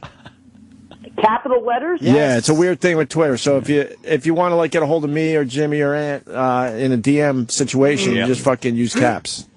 Well, she found out yesterday that she was DMing Ant, but not you. And Ant was annoyed because she wasn't DMing him. So I told you how to get Anthony your phone number, and you didn't do it. Oh boy. I didn't like that. She didn't do it? I did it. But as long as you use capital letters, you use capital letters, and then you can put put the number out there. No, you didn't get it. What you do is you put your number, you write it, but to make it a private message, you send it out like a regular tweet, but you put 2 periods after it, and that makes it a private tweet to the person. I did that. No, you didn't. No, try it right now. So send me your number. Try it right now. Tweet me your number, Lady Di. But remember, put 2 periods after the number, or else. Listen carefully, because you could fuck this up very easily. Yeah. Send me your number right now, but put 2 periods after it, so it's just for me. Do that. I'm on the phone. Well, hold the phone out and open the thing up, your app. Wait a minute. Hold on. I don't know how to do that. Oh, hold on. Do you have speakerphone? Fucking drunk. Do you have speakerphone? Yeah, hold on. Let me see. Let me see. All right, you're a delight. Okay. Colin's going to be doing unconstitutional up there in New Hampshire, Massachusetts. It's really good. It's amazing. It pales in comparison to what's going to happen after, but yes, it is good. Of course. There's a Lady Di's on board as well. Lady Di's on board. Well, now we got something going on. This trip, it adds a little something in the mix, a little spice. Yeah, a little spice. It sexies it up a little bit. It sure does. Yeah. Lady Di, you there? Yes, I'm right here. All right. Listen to Anthony. Did you open up your Twitter? No, not yet. I don't know how to do it when I'm on the phone. Are you on speakerphone? Yes, I am. All right, now do you have an iPhone? What do you have, a jitterbug? No, a smartphone. No. All right, at least the phone is. God. What is it called? You shouldn't have a smartphone. I have a smartphone. A dumb lady with a smartphone. All right, go to the main screen, the home screen, while you're on speakerphone. Yeah, go ahead. The main screen. Yeah, how you get into Twitter. Go to that screen. Wait a minute. How do I do that? You're going to tweet. Haven't you been tweeting? You've been tweeting. No, because she has her phone open. You have a home button on the phone, the button that takes you to the main page there? She has a homeless button. Wait a minute. Hold on. I'm gonna press the dial pad. That might be it. Okay. What's going on? Not the dial pad. What's going on? Oh, my God. Di, do you have a... Wait, you only know how to tweet from the computer? Is that what's going on here? No, she doesn't know how to open it when the phone's open, because that's taking up her screen. Got it. Okay, I got it. All right, now open up Twitter. Okay. All right. Yeah? Now find me, right? Okay, wait a minute. Hold on. I'll find you someplace. Let me see. God. Sorry, Carl. You hope that she figures this out? No, this is important. Yes, it is important. Huh? You had some real chemistry going there, and we fucked it up with this phone call. Yeah. Sorry. Lady Di. Wait a minute. Hold on. Oh, I think a lot of people do. Are you there? Lady Di? Found you. All right, click on my name, right? No, click on your picture. Well, click on my fucking... Yeah. Yeah, okay. All right, now, get reply. You know what? It's your fault. I say no. Now, I'm telling you. Okay. Send me a tweet. You got a tweet? Tweet? A regular tweet, right? A regular tweet, right. Okay, you ready? I know it feels good. You ready? You did this. I'm sending you a direct message. No, it's got to be a tweet. Yeah, direct messages. It's got to be a tweet. All right, wait. I don't know. But it's a private tweet. It's different than a direct message. Wait, hold on. Okay. Huh? I was going to send you a message directly. No, it's called a private tweet. I don't accept DMs anymore, so it won't show up. I only accept private tweets. Wait a minute. Hold on. You're making me nervous, Ant. Oh, stop it. Just fucking tweet me. I'll tell you how to make it private. What, tweet me? Tweet me. I don't feel good about it. Tweet me. Shouldn't. But where am I going to do... Wait a minute. Hold on. Where am I going to do that? Yeah, where? Holy shit. Holy shit. Do you know how to tweet? Do you know how to tweet anybody? Yes, I do. So tweet me. Okay. He's going to show you a trick. You ready? Wait. Hold on. All right. We're holding. Do you got it? No. I don't know. Look, I'm going to send it to you directly because that's the only way I can do it. There you go. Tweet me. Oh, man. You tweet all the time, you fucking dummy. God, are you fucking stupid. Oh, my God. Wait a minute. Lady Di. Yes. What? Just a regular tweet. You got it? Wait, hold on. Let me see. Holy shit. This is like working with the handicapped. I'll get it. I thought you were trainable. Yeah. Right? How's everything, Di? Wait, hold on. How's Marion? I'm holding on, but it's forever. How's Marion? You're infuriating. Oh, I just found a nice picture of you and Marion. What do you want me to tweet you now? All right. Now, do you have it up? Are you ready to tweet me? Yeah, but it says Diana, it says my name, and then it says Anthony Cumia. Is that right? That's perfect. Yeah, have you a direct message. Now, send me your phone number, but make sure you put 2 periods after the phone number. And then it's called a private tweet. All right. All right, ready? Send me that, and I'll let you know if I got it right now. No. See what you did? No. All right, ready? No. You know what? It takes a long time. No. All right. I'm not. Okay. You sent it? All right. Now I'm tweeting you. Okay. All right. Go ahead. Let me see. This is Jim Norton's doing. Did you send it? Yes, it is. No, I changed my mind. You can't. Did you send it? Yes, you did. That's it. Maybe I sent it to myself. There it is. Got it? All right. Thank you very much. All right. There it is. I got it, Di. I got it. Good. Why did you do that, Jim? Thanks. Jim, why did you do that? Jim, did you see this tweet, Jim? Thank you, Di. I'll be in touch now about the road trip. Delete your tweet, Di. Delete your tweet. Oh, God. Why? Jim, Oh, yeah, talk her into deleting a tweet. That'll take fucking... Oh, no. You hear the beeping? The call. Can I take it off speakerphone right now? No, leave speakerphone on. Yeah. What's that sound? Oh, that's people calling me right now, Anthony. Why is that? I don't know. I don't know what that beeping sound is. That's people calling me. Oh. This is great.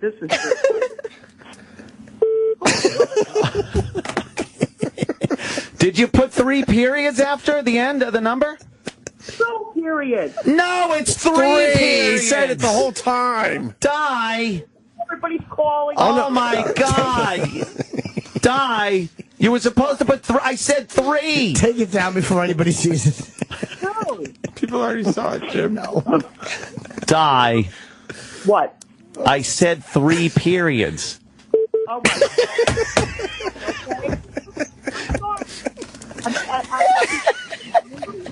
Okay.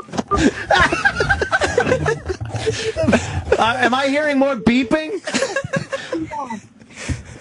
Just no delay, finally. So now you really hear it.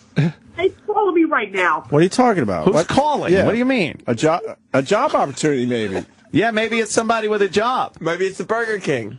It's not Burger King. I can tell you that right now. Lady Di, could you do something for us?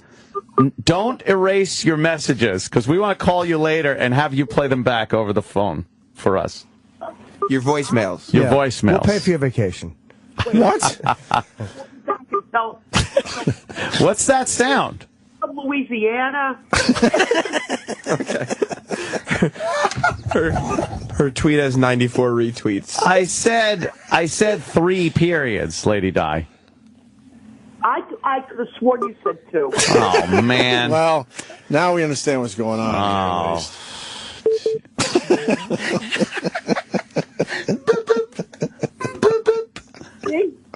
Jim, do you feel good about yourself? No. You don't? No. Oh, no.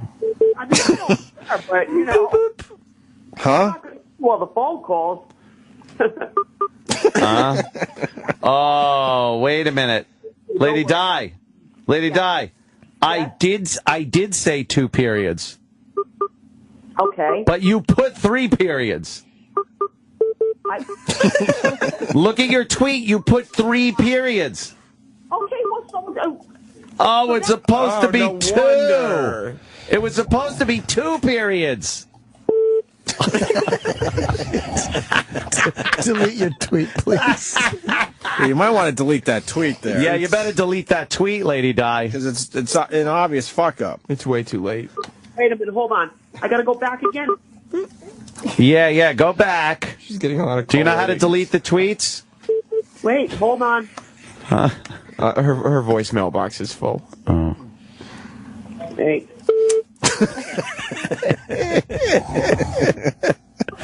Lady Di? Lady Di? Yes, I'm right here. What? Do you know how to delete a tweet? See, because you better delete that because your number went out on Twitter, I think. Because you messed it up. Oh, Jesus. Because you put 3 periods at the end instead of 2, like I told you. Changed the phone number, but let me see. Her phone number is now part of a lot of other tweets. Oh, is it? Who would do that? All of our listeners. That sure is a racket going on over there. You got that right.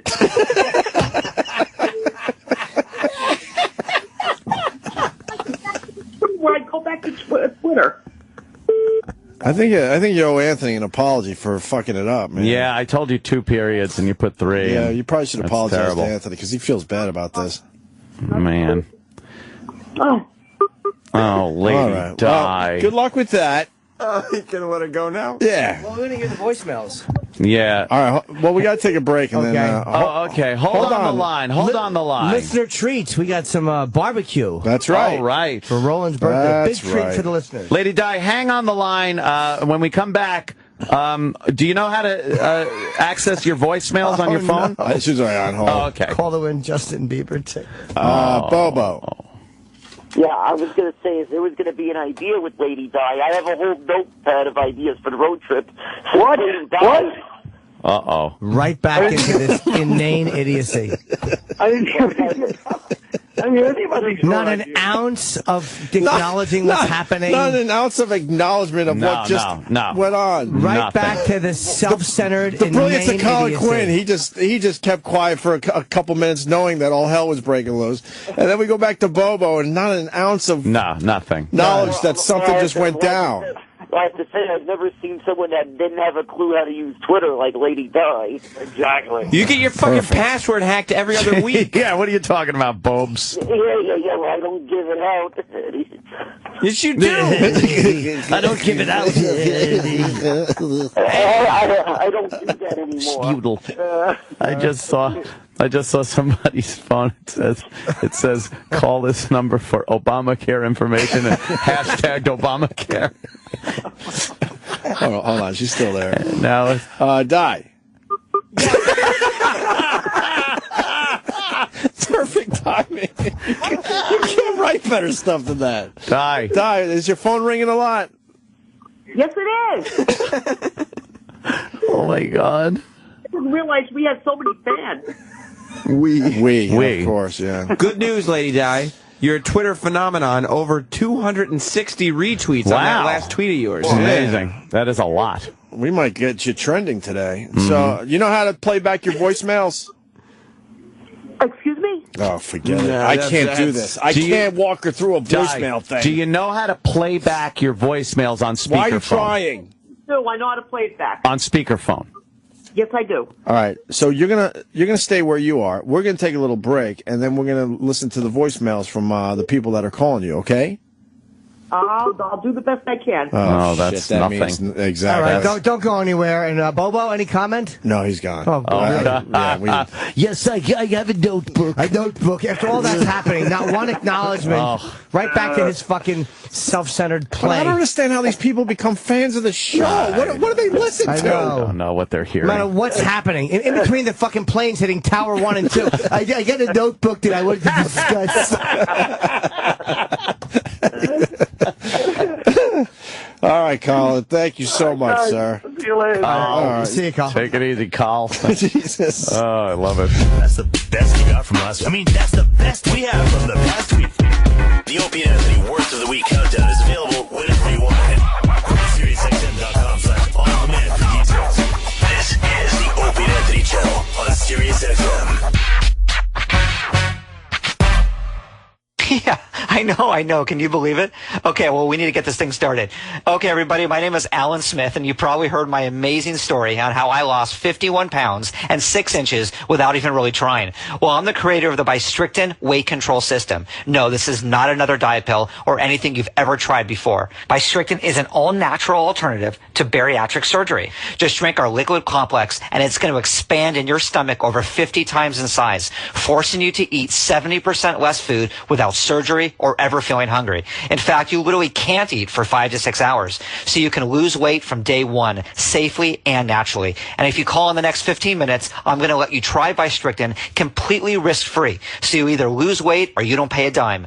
But this is a special limited offer, so you got to call now. 1-800-503-3190. That's 1-800-503-3190. 1-800-503-3190. These statements have not been evaluated by the FDA. This product is not intended to diagnose, treat, cure, or prevent any disease. I'm Nick Soboleski, a select quote agent with a true story that could save you hundreds of dollars a year. A woman named Linda just called. Her husband, Ray, has a $300,000 group life insurance policy, but is changing jobs and can't take it with him. Well, I impartially shopped the highly rated term life insurance companies we represent and found Ray, who is 41 and takes medication to control his cholesterol, a 10-year, $500,000 policy for under $23 a month. That's almost twice the coverage for less than half of what he had paid. If SelectQuote hasn't shopped for your life insurance, you're probably paying too much. For your free quote, call 1-800-932-5400. That's 1-800-932-5400. 1-800-932-5400. Or go to SelectQuote.com. We shop, you save. Get full details on the example policy at SelectQuote.com/commercials. Your premium could vary depending on your health, issuing company, and other factors. Not available in all states. If you've ever considered owning your own business or just want to expand your business interests, now is the time, and the timing has never been better. This industry is exploding with dramatic growth for the next 25 to 30 years. Franchise experts consider this opportunity one of the best or the best franchise opportunity available in the past 35 years. The franchise is Golden Heart Senior Care, a non-medical in-home care franchise and one of the fastest growing in the industry. It's an extremely rewarding business with tremendous returns. It's easy to operate with low overhead, no business experience required, and complete training is provided. In most cases, you can even start it out of your home. Absentee ownership is also possible. Find out why franchise experts say it's the best franchise opportunity available in the past 35 years. Call Golden Heart Senior Care at 800-513-2303. That's 800-513-2303. 800-513-2303. Hey everybody, this is Stephen Baldwin, the actor, and I've done all I can to make my teeth look their best. Here is the solution to yellow stained teeth. It's called called Power Swabs, the only whitening system that uses a tooth detergent to remove the stains off your teeth so that they stay whiter longer. And the best part of Power Swabs is they work after 5 minutes. Try Power Swabs risk-free by dialing 1-800-867-4097. That's 1-800-867-4097. 800-867-4097. Feel like telling someone to fuck off. Fuck yeah. I like where this is going. Call the Opie and Anthony FU line. You can do anything. You can literally do anything you want. Say something. Do what you gotta do. 866-FU line 1. That's 866-FU-LINE-1. Fun stuff. That's genius. Amazing. I love it. It's the Opie and Anthony FU line. And if your call doesn't suck, it just might make it on the air. Fuck yeah. This is Friends of the Show. Friends of the Show. Audio entertainment courtesy of the people you hear and hear about on the Opie and Anthony Show. This week, Tom Papa's SiriusXM show, Come to Papa. Hello, everyone, and welcome to another live edition of Come to Papa.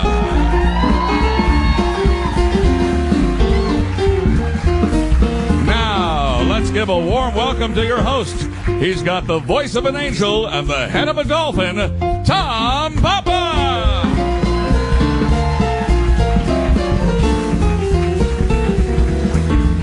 Hello, everybody. Thank you for coming out tonight. Welcome to the show. I am Tom Papa, and we're broadcasting once again from the Village Underground nightclub in New York City, where a studio apartment will cost you $2,000 a month, but you can still eat a hot dog and watch a juggling hermaphrodite for $1.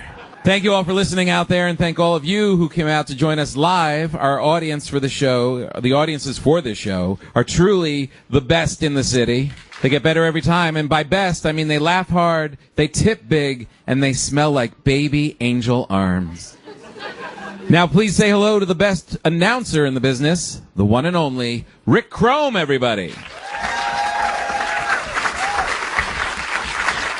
Thanks, Tom. Tonight's show is being brought to you by Carl's Vegan Corned Beef Sandwiches. They look like corned beef, smell like corned beef, and taste like paint peeled off a porta potty. Carl's Vegan Corned Beef Sandwiches. Yuck! Ladies and gentlemen, please welcome our amazing band made up of the greatest jazz musicians and part-time pimps in the country, Elio and the Come to Papa Trio.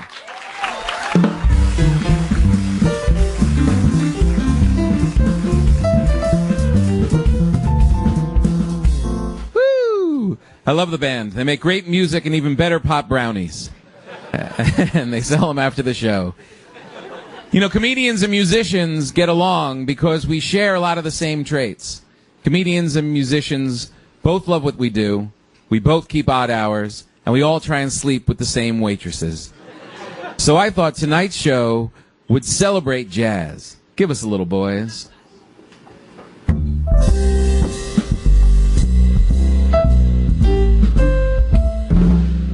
Very jazzy. Many say that comedy and jazz are the only true American art forms. They're both born out of the American way of life. They both encourage freedom and improvisation. They're both the way for true degenerates who have no other skills to somehow make a living.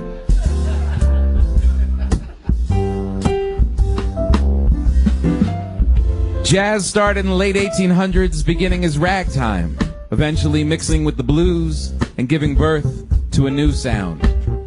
A new reflection of the country. A new thing to smoke tons of weed to. Jazz influenced everything we listen to today, and it all started through the pioneering of great artists, from Joe King Oliver to Louis Armstrong, Count Basie and Duke Ellington, Ella Fitzgerald, Billie Holiday, Miles Davis, Charlie Parker, Thelonious Monk, and maybe one or two white guys. In many ways, jazz began as the sound of the African American community.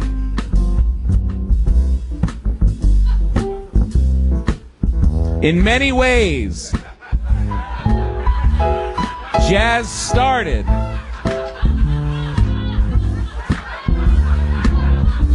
as the sound of the African American community. Wrong! African Americans and Creoles began playing together down in New Orleans. Bullshit! What do you mean bullshit? Everybody knows jazz started in Bricktown, New Jersey, in my mom's basement. I'm sorry, who are you two? Everyone knows us, Mac. We're America's first jazz band. I'm Skeeter McGee. And I'm Applejack Johnson. And together, we're the originals. All right, well, what's the name of your band? We just told you, bub. We are the originals. The original what? Is he fucking with me? I swear to God, I will stick a saxophone through this guy's larynx right now. Simmer down, Applejack. We don't need another untalented dead radio show host on our hand. Oh, the originals. I'm sorry, I just never heard of you guys. That's because we were robbed, chum. Another example of black people stealing from the white man. So you say that you started jazz? That's right, shitlip. Not only did we discover the music, we even came up with the name, Jazz. Yeah, nobody ever thought to even put two Z's together until we did it. Now they all do it. What about fizz or fuzz? Holy Skeeter, I am about to shit hammer a drumstick to this guy's eyeball right now. Pay attention, funny guy, he'll do it. One time old Applejack here bludgeoned the entire Count Basie orchestra and ate the genitals of the horn section. Count Basie don't want a piece of me. No, wait a minute. You seriously say you started jazz? Yeah, that's right. We wrote all that stuff, and they stole it. What were some of the songs they allegedly stole from you? We'll show you, peepers. Hit it, Applejack. A 1, 2, a 1, 2, 3, 4. Well? Yeah, that's it. That was ours. Overnight, everyone's doing it. You walk into a club and there's a 1, a 2, a 1, 2, 3. Wait, that's counting off. Everybody counts off. No, they do it now, after we did it. Seriously, jazz came out of the struggle of the black culture in America. They don't struggle.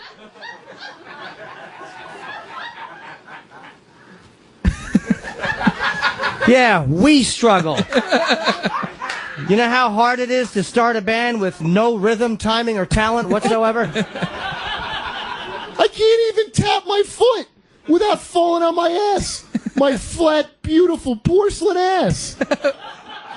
But wait a minute. What about early jazz greats? What about Louis Armstrong? Hack! Oh. Old Fish Lips stole everything from Skeeter here. You play the trumpet, Skeeter? No, I don't. But I was the first guy to show up on the scene with a legitimate fish face. That's how you know Armstrong's a fraud. He's like a normal guy, and then he gets all puffy like a fish for a minute.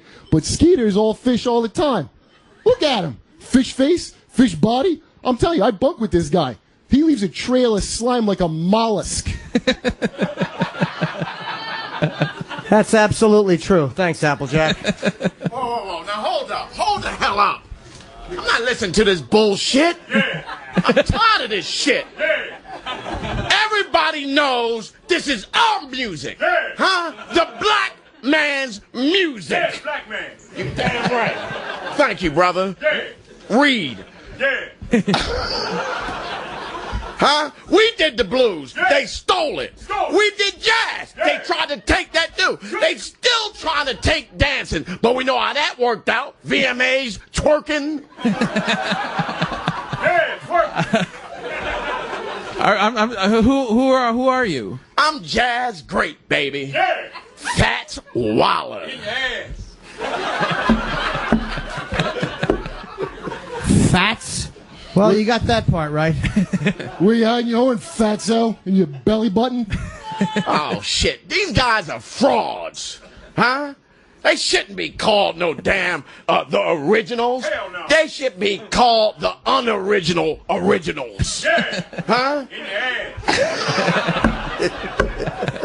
What kind of trio only has 2 guys in it? Yeah, only 2. You only need 2. You don't need a drum and a bass. They're shit. They sound exactly the same. No offense. Oh, the bassist doesn't like that. If these guys created jazz, Why the hell are all the great jazz musicians from Harlem and New Orleans? Yeah, why? Because no one would come to my mom's house. We tried. Okay? We made snacks. My sister broke off free handouts. But no one came. Yeah. It's not our fault Applejack's sister has a vagina that smells like a McDonald's dumpster.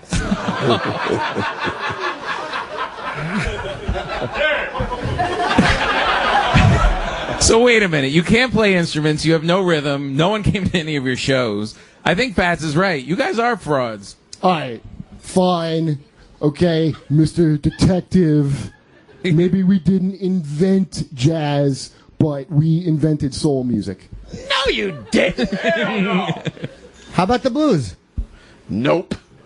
Hippity hop? Get the fuck out of here. All right, fine, but we... NASCAR, fencing, quiche, that's us. Oh, you can really have that shit. That was the amazing Jim Norton, Kurt Metzger, Keith Robinson, and Godfrey, everybody.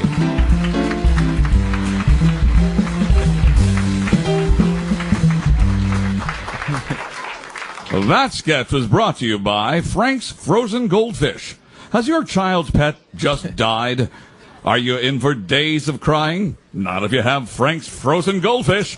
Pop one out, plop it into a bowl, and presto, your kid has a new friend. Also, try our new frozen puppies. They're not much fun, but they look just like the real thing. Frank's Frozen Goldfish. Quit your crying, you big baby. One more time for Jim Norton and Keith Robinson, Godfrey, and Kurt Metzger. That's the one thing I like about doing the show. No matter how dirty I write it, I give it to Jim Norton, it ends up dirtier. Say, Rick, are you a fan of jazz? Am I a fan? I'm a jazz yodeler. What does that mean? Well, you're familiar with yodeling, and you're familiar with jazz singing. Well, I do both. What do you mean? At the same time. Scat yodeling.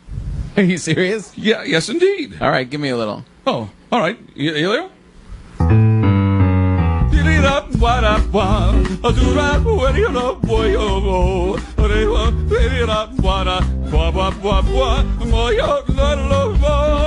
In other words, I love you.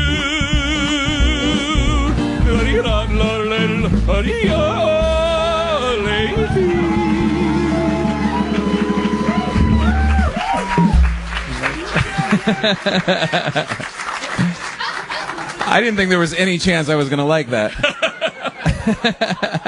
Rick Chrome, everybody.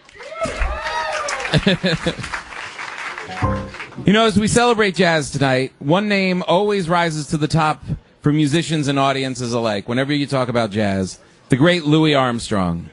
Yeah. Woo!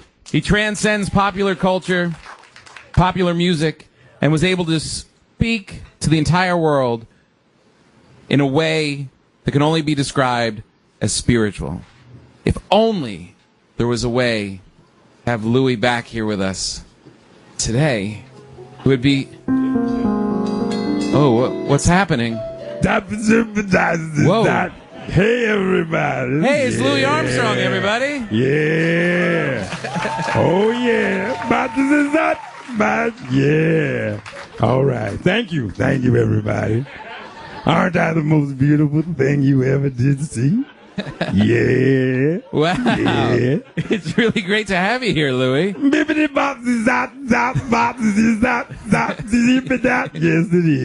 Yeah. Yes, it is. Oh, yeah.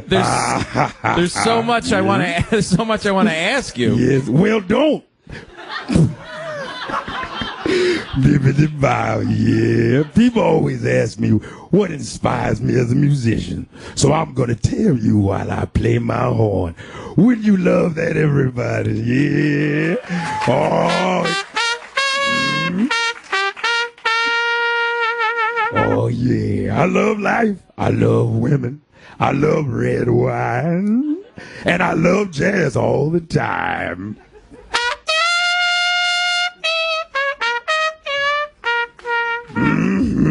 I love children laughing, ha-ha. I love all kinds of weather. I love to tickle my balls with a long peacock feather, yeah. Coochie coo balls, ah, yeah. I love trees. I love little frogs with the big red eyes. I love getting naked on the subway and pretending to fly. This train's going express, yeah. I love leather shoes. I love outer space. I love dressing my cat up like Hitler and throwing water balloons at his dumb cat face, yeah. Meow.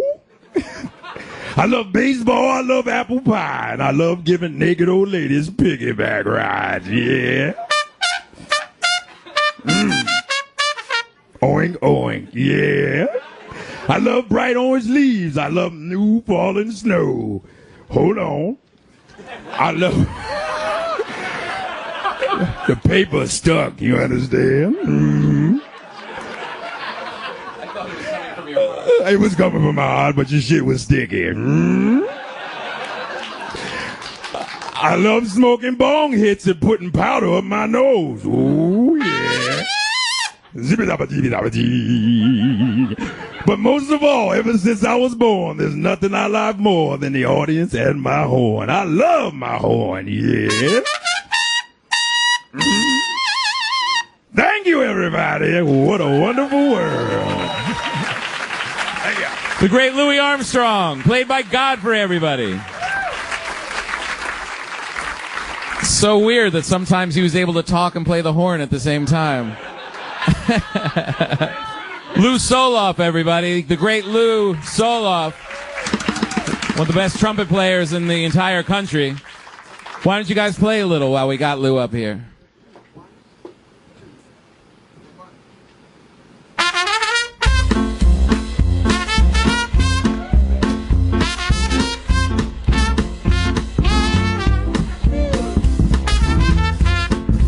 In that number, oh, when the saints come marching in, yeah. Play that music, baby, yeah. Tickling my balls right now. Ooh, this train is express. Here come those things. Here come those things. Here come those things. Come marching in, things come marching in. I like to be in that number when the saints come marching in. Oh yeah! Yeah, baby. Woo-hoo! That's what I'm talking about. Lou Soloff and the Come to Papa Trio. Thanks, Louie. Oh, man. Real talent's intimidating, isn't it? Like, geez. I remember I took a couple lessons in piano once. I'm useless. Don't forget about me. Who are you? I'm the most important part. You want to hear jazz? Yeah. You want to hear Louis? Yeah. You want to hear Ella? Yeah. You want to boogie the Basie? Yeah. Ain't happening without me. And who are you? I'm the bouncer, baby, and nobody gets past me. Oh, yeah? Well, I know a way around you. Every bouncer has a weakness. That's never been denied. I introduce, from the Stork Club uptown, Swizzle Hip Susie and Ravishing Roxy. Hey there, everybody. Sorry we're so late. I got my stockings all caught up in my garters. And my brassiere got tangled in my vagina. Oh, you're in trouble, bouncer. I ain't afraid. They ain't on the list, and they ain't getting in. Step back. Hey, Susie, do you think this strong man can open the door for us? How We're about only women. How about it, Muscles McGee? Hell no. So you can stop trying.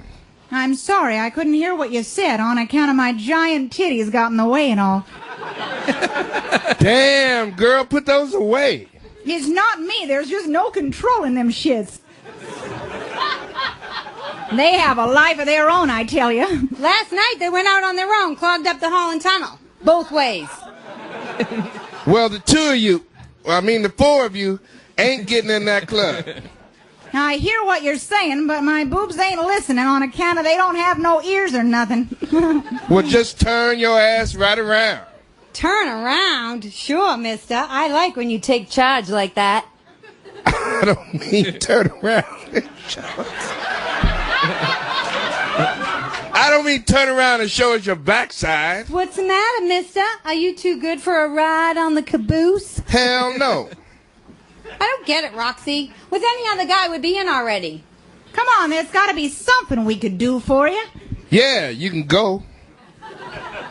How about a lucky Lindy? No thanks. How about the old Rockefeller surprise? Beat it. A little taste of the Titanic while I'm on my hands and knees? A quick jump and jive on your ball bag?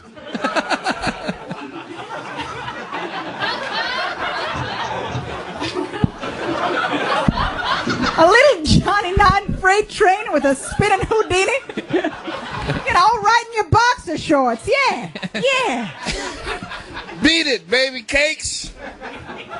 Oh, come on. There's got to be something you're into. And we're godless whores, so go ahead.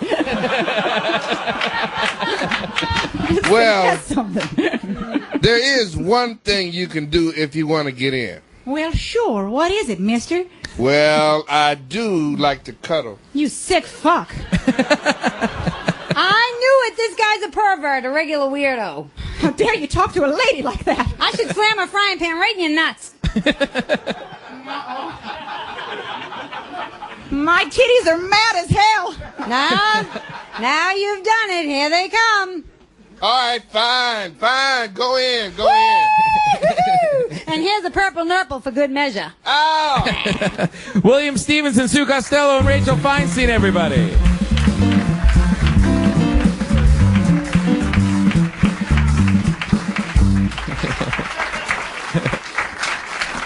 Ooh, this might be the weirdest tribute to jazz I think anyone's ever done. And now, for a social commentary on jazz and what it means to America, we are lucky to bring to the stage, from 60 Minutes, the late, great Andy Rooney.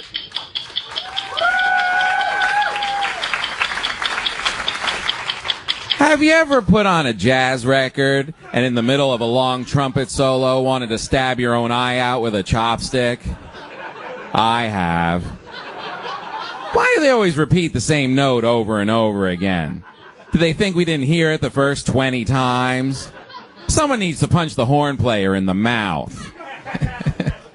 Have you ever gone to a jazz club and realized you're the only white guy in the place? I have. Lucky for me that black people dig me. I think my old skin reminds them of old overcooked cornbread.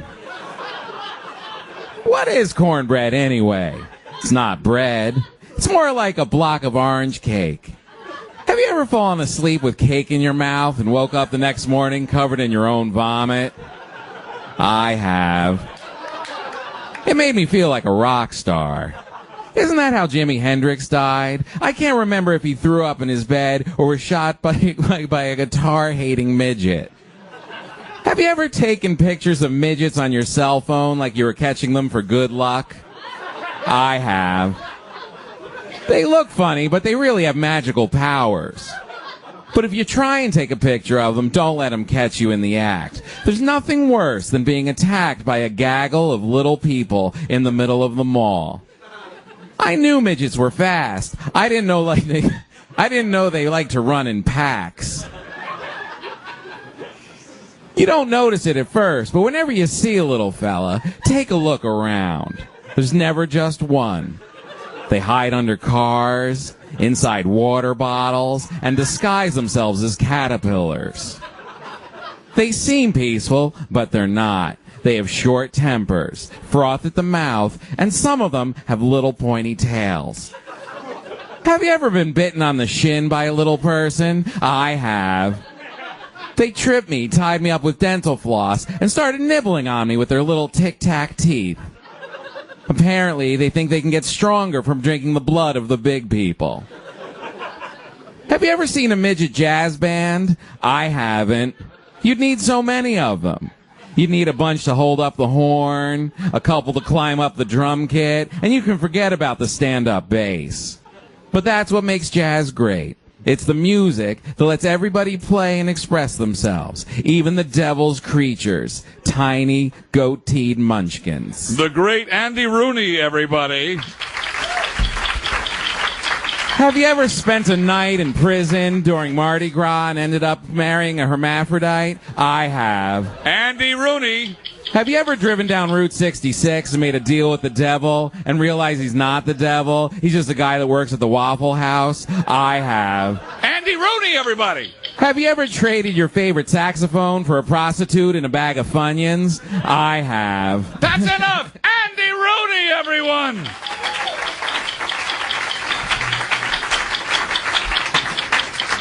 Andy was brought to you by Fred's Funeral Home and all-you-can-eat seafood buffet.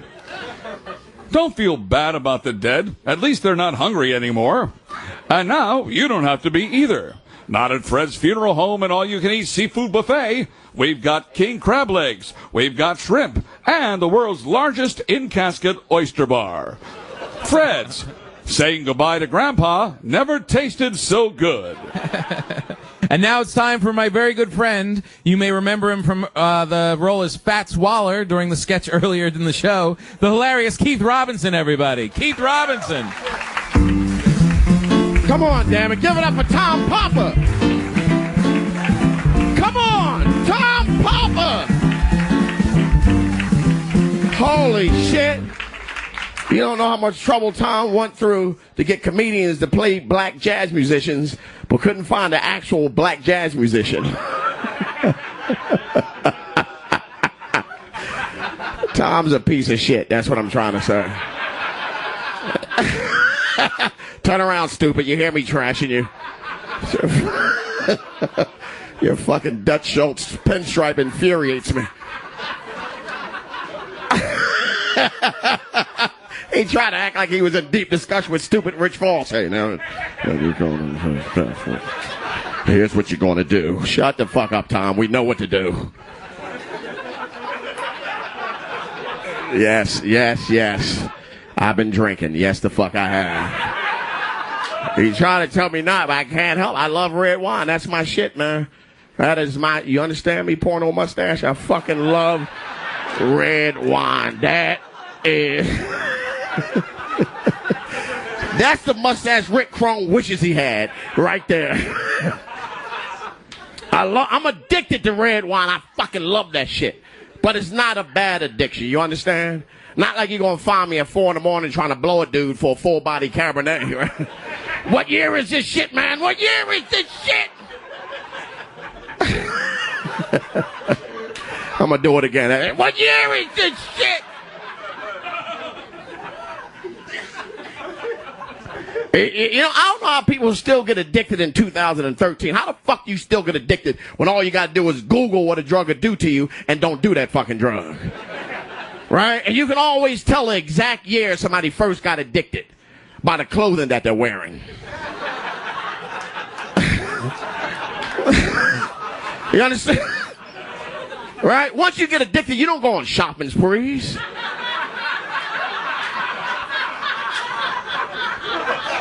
Right?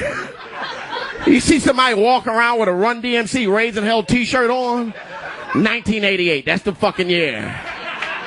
And fucking sitting around with fucking MC Hammer parachute pants on, just fucking... I'm that dude, though. I'm that dude, man. I'm a little older, man, so I don't give a fuck no more. That's what it is. The older you get, the angrier you get. I wake up yelling for no damn reason. Who the fuck left the pot roast on the kitchen table? And I live by myself. I don't even have a damn pot roast. Technology will take advantage of you once you get older, right? Like as of a week ago, I was still fucking paying for AOL. I still was fucking paying for that shit.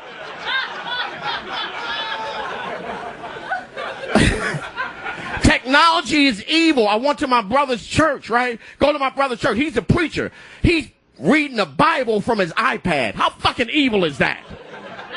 And all the church folks, they had their little smartphones out, their iPads, reading the Bible. I had my iPad out. But I'm not reading the Bible from the same shit I got you porn on. I'm not doing that shit. I'm flipping through St. Matthew, all of a sudden, big wet Brazilian asses, part 4, pop out of nowhere. Oh shit, that ain't my shit. I don't know where that came from. That's right, man. You get older, you get wiser, though. That's the thing. When you're young, you don't know shit. That's why I don't even like young girls. 22, 23, fuck young girls. I like old, angry-ass women. That's what the fuck I like. Huh? The kind of woman you speak to, hey, girl, hey, motherfucker, what? I'm talking about the kind of woman that always have butterscotch candy on her. That's what the fuck I like. Young girls can't do shit for me, Louis Schaefer. The young girls can't do shit.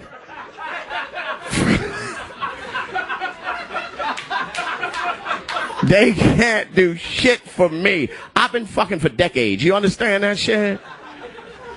Got a lot of evil in my heart. So I know what's good. I know who's who. This woman right here, so pay attention. Stop dipping your french fries, motherfucker. Look at me.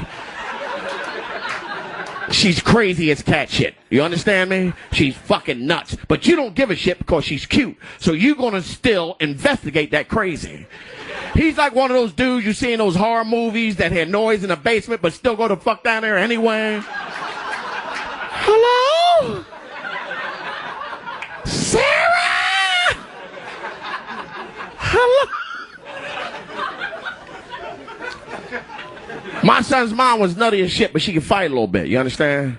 I'm not talking this shit like this.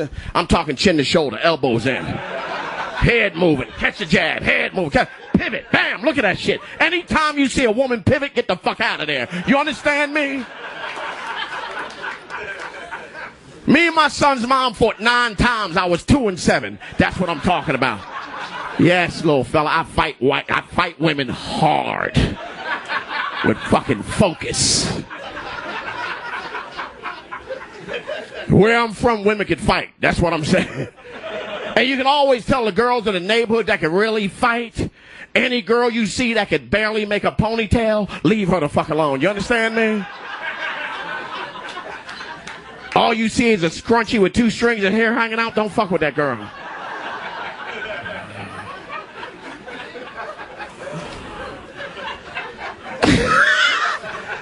My son's mom would call me up out of nowhere and threaten to do shit to stuff I ain't even had.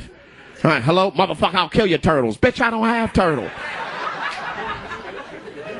Well, I'll buy you some turtles and I'll smother every last one of them. What the fuck? You know how crazy but yet patient you gotta be to try to smother a turtle?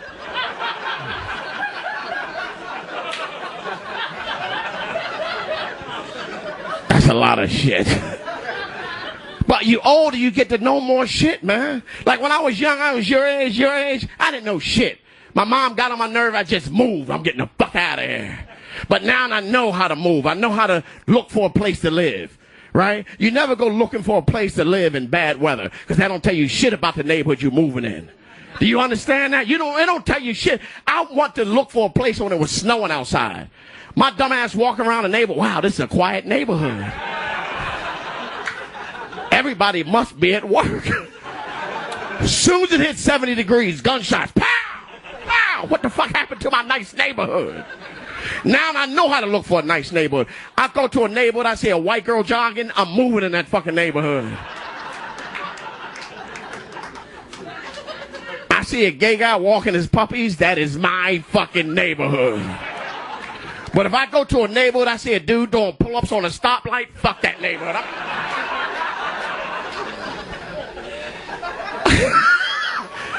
I go to a neighborhood, I see a Chinese place catch. Combination check cashing place. With 4 niggas in wheelchairs rolling around. Fuck that neighborhood. I just gave a neighborhood a Zagat God rating, motherfuckers. How bad is that neighborhood? 4 niggas in a wheelchair bad. You don't want to move in there.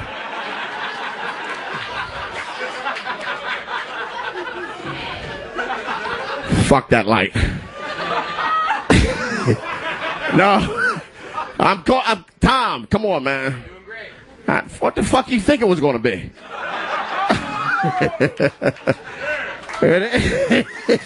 Thank you, Godfrey. Yeah. Watching too much news. Fuck the news, man. Everything is bad on them. And where the fuck does Fox News get that black people from? Where the fuck?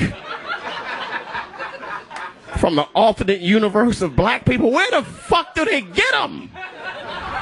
It's just certain things that black people, we just universally agree upon. We just agreed that Jackson 5 was better than Osmonds. We fucking agree with that shit. The Osmonds, y'all don't know the Osmonds? All right, fucking NSYNC. Fuck that. Can I update that shit?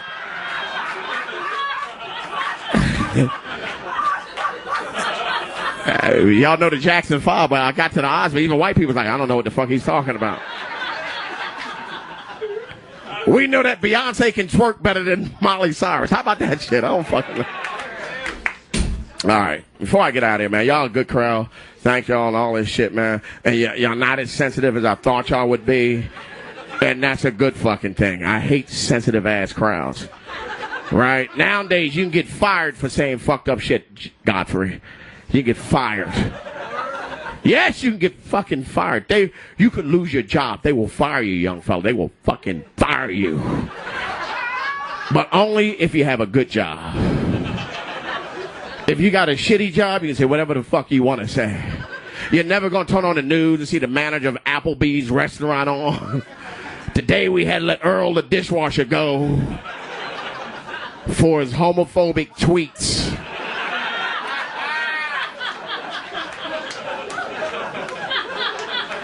It's going to be hard as hell replacing Earl. You can't say shit nowadays, fucking drummer player, fucking big, fucking whatever player. Tom Papa's fucking relative. You can't say shit.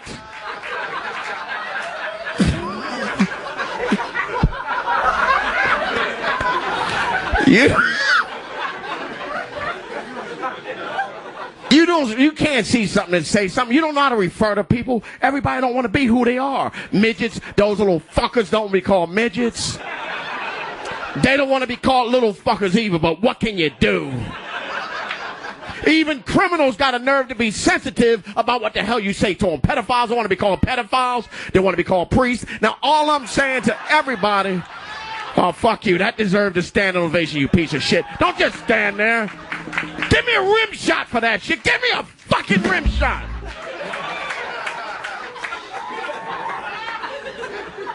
Fuck, are you Catholic? You didn't do shit for me on that one. Did a priest ever get to you? Put some baby oil on your feet so you couldn't run in a marble hall? You just fucking... All right, I'm out. Thanks a lot, man. Y'all take care. See you. Well.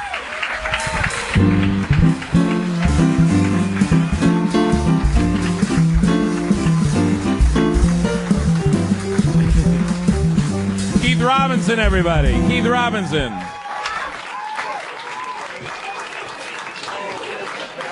Oh, he's not joking about the wine either. Loves red wine.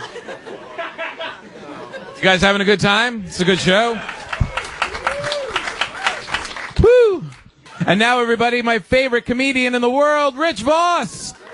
Rich Voss.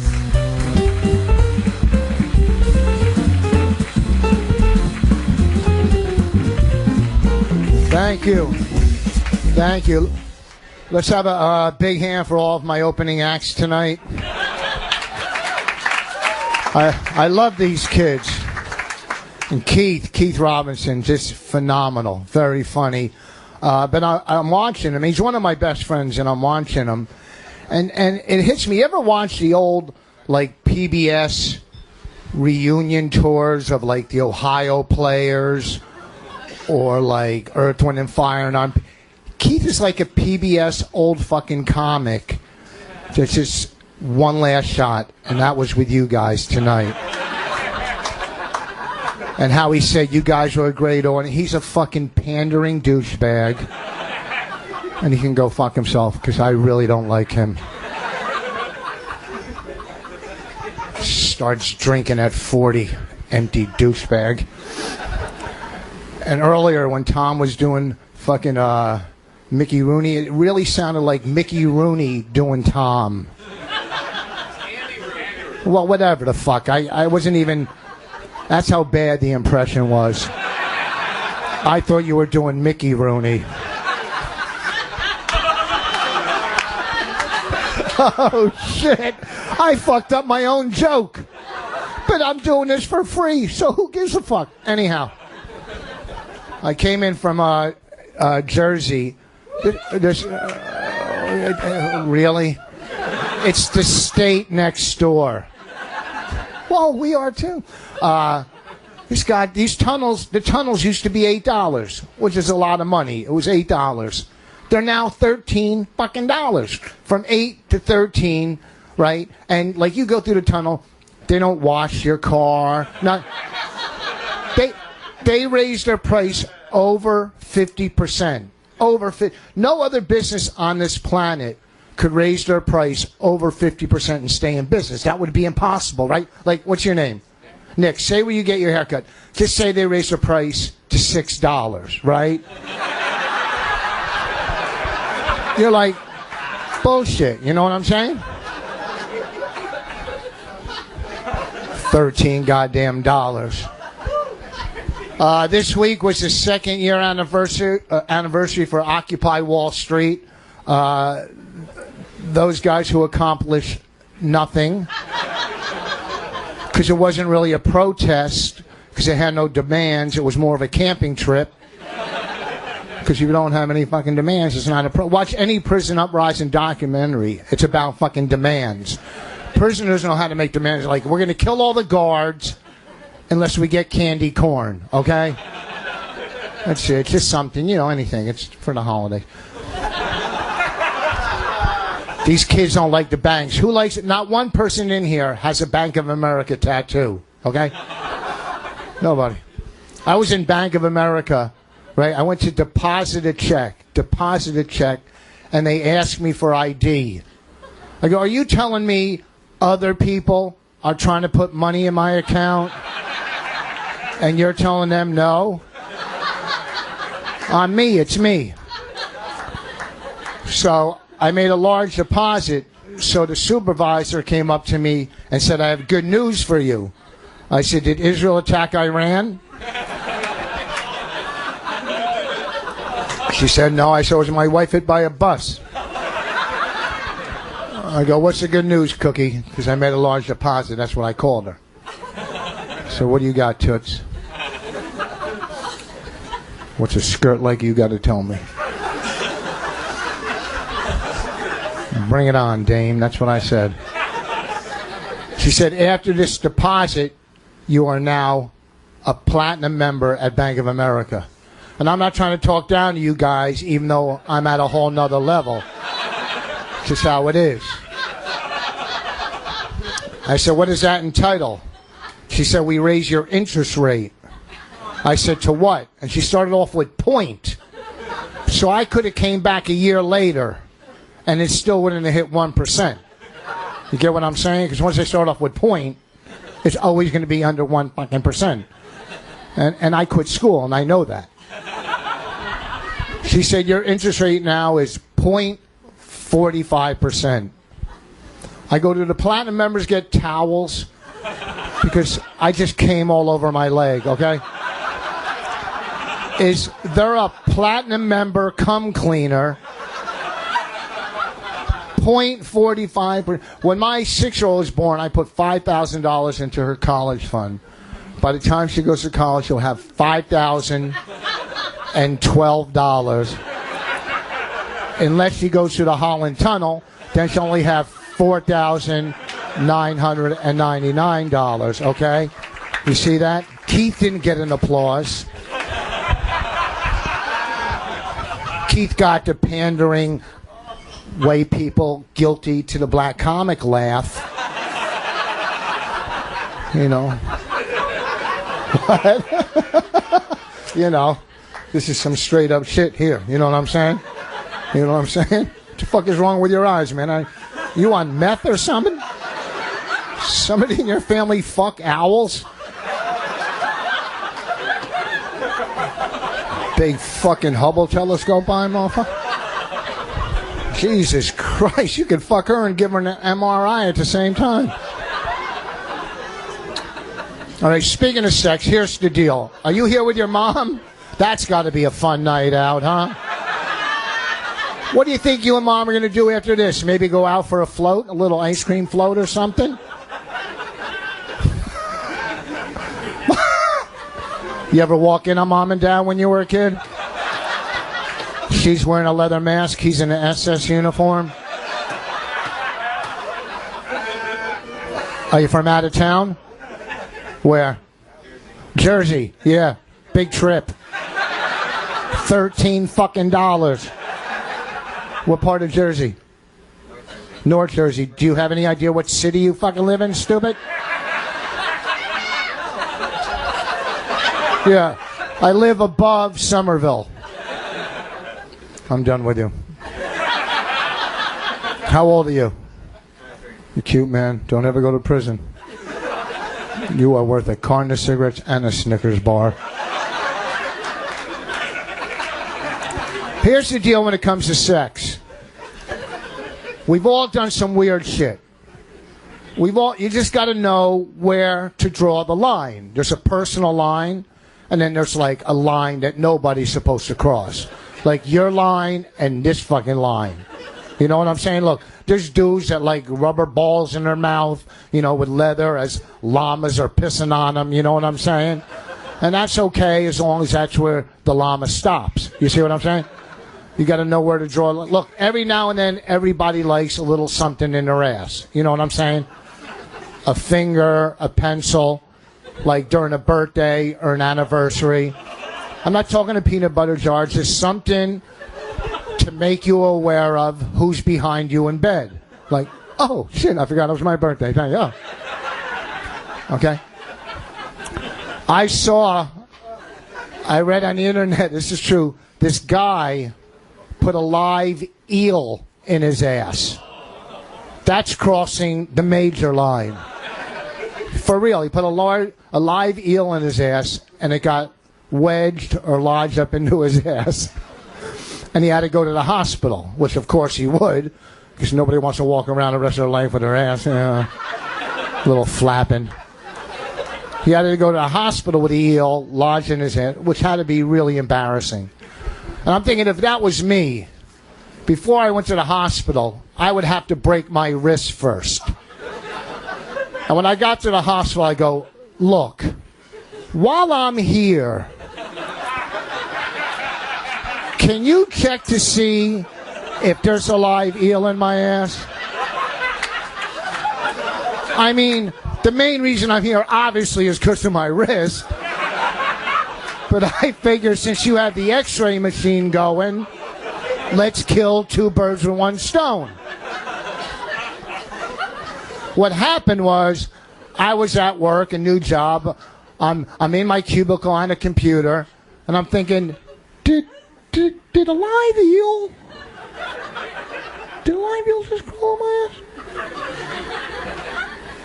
There's more to that bit, but they're giving me the light, so I'm gonna do another one.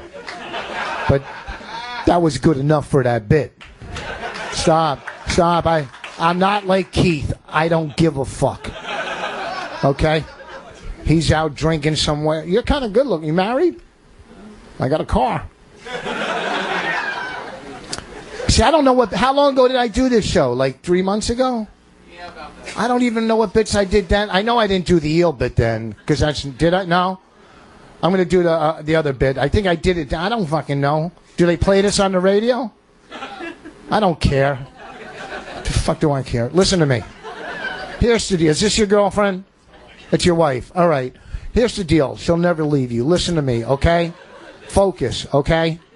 When you were a kid and other kids were burning ants with magnifying glasses, did you just push them out of the way and go, fucking gargoyle eyes? Listen to me.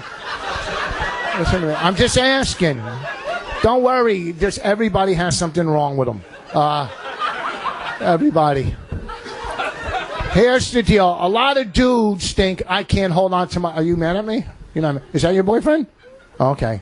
I like interracial dating. I'll tell you what's tough is gay interracial dating. That's a tough call home.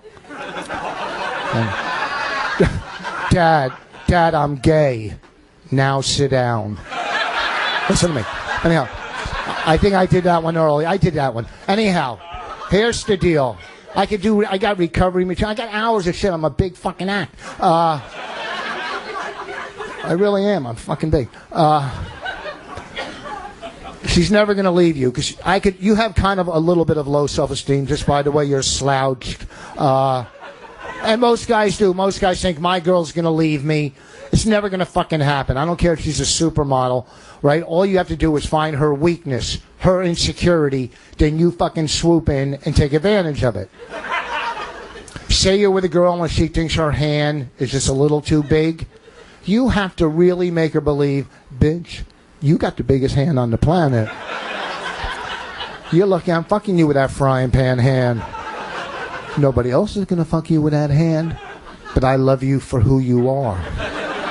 Although you did deceive me when I first met you and you waved with your good hand and then you got out of the car and I thought you were dragging a raft. My wife got the flattest ass on the planet. I'm telling you, my wife got when I fuck my wife from behind, I feel like I'm fucking Jackie Chan's face.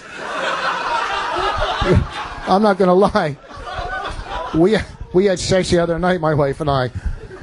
And it was her time of the month, and I love having sex with her when it's her time of the month, because this way I can pretend I'm murdering her.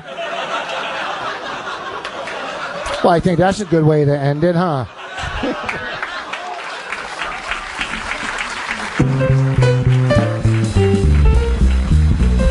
Rich Voss, everybody, Rich Voss. This has been a special presentation of Tom Papa's radio show, Come to Papa. Hear it regularly Fridays at 6 p.m. Eastern, 3 Pacific on Raw Dog Channel 99. This is the Opie and Anthony channel on Sirius XM.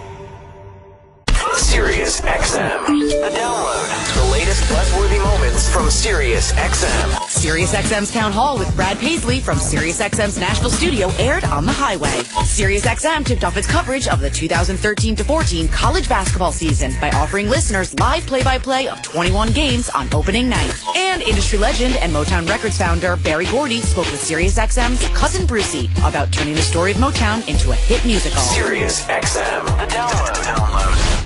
Fighting. Wow. Fucking. Oh. Video games. I like it. Drugs. That is true. Robots. That's so ridiculous. And the apocalypse.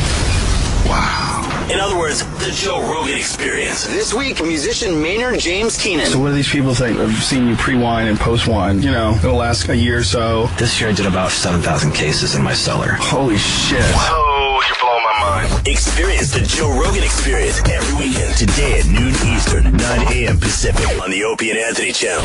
Are you putting your money into an IRA, pension, or 401k? Then I hope you're prepared to lose 30, 40, 50% or more of your retirement savings, because it's not a question of if the market crashes again. It's a question of when. It's going to happen. Did you know there is a way you can protect and grow your wealth safely and predictably every single year? The people using this approach didn't lose a penny when the market crashed in 2000 or 2008, and they won't lose a penny in the next crash. In fact, their money will continue to grow safely year in and year out, even when stocks, real estate, and other investments tumble. A free report detailing this savings program is now available. This free report shows how you can get guaranteed growth, safety, and wealth-building power without risking your retirement in the Wall Street casino. This is the best way to have a 100% secure retirement. It far outperforms any IRA or 401k. To get this free report, visit bankonyourself.com. That's bankonyourself.com. Bankonyourself.com. This is Tommy Z-Man for FamousSmoke.com. You remember that classic TV show? An astronaut lands on an island. He rubs a bottle, and out comes this incredibly hot-looking genie who will grant him any wish or desire. Now, if that were any of us, we'd be living this totally rockin' lifestyle. But no. Major Bonehead doesn't want to misuse Genie's powers. We as cigar lovers don't need a genie to grant us an awesome lifestyle because we've got FamousSmoke.com. Their cigar experts know exactly what cigar smokers crave. today. Fantastic selection, loads of special offers, low prices, and fast delivery that's guaranteed to be fresh. Speaking of special offers, check out FamousSmoke.com's 8 Cigar Master Sampler. You get 8 handcrafted premium smokes by the likes of Tarano, Rocky, Oliva, and CAO, all for only $19.95. Yes, Master, your wish is my command. So reserve your 8 Cigar Master Sampler today by clicking the radio button at FamousSmoke.com. That's FamousSmoke.com. One little joint supplement. You know this powerful little pill is great for your joints. It even has powerful benefits to help increase your mobility and flexibility. But the joint supplements of today are sadly incomplete because they don't give you the joint relief you're looking for. Until now. Introducing the complimentary 2-week sample of Instaflex, our most powerful joint formula ever. It's the #1 selling joint supplement at GNC. The only thing our complimentary sample of Instaflex is missing is the price. Because right now, we're offering adults a complimentary 2-week sample as part of a nationwide giveaway. Call and claim your sample today. 1-800-451-4810. Instaflex provides powerful, effective joint relief for your knees, hands, even your hips. Prove it to yourself by calling now for your complimentary sample. Instaflex is available at GNC, Walgreens, and Vitamin Shop. But you can only get your complimentary 2-week sample by calling 1-800-451-4810. Call now for your 2-week Instaflex sample. 1-800-451-4810. If you want a better body, you change it.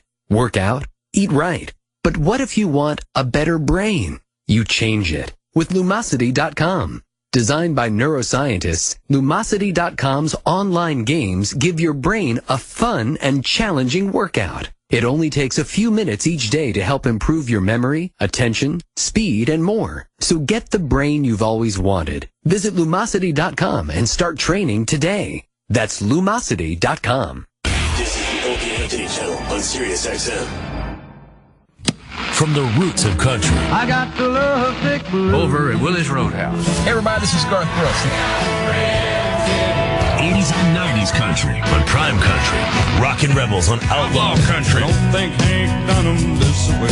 To today's country on the highway. This is Luke Bryan. You've got to take the highway. Yeah, that's my kind of night. 100% commercial-free country.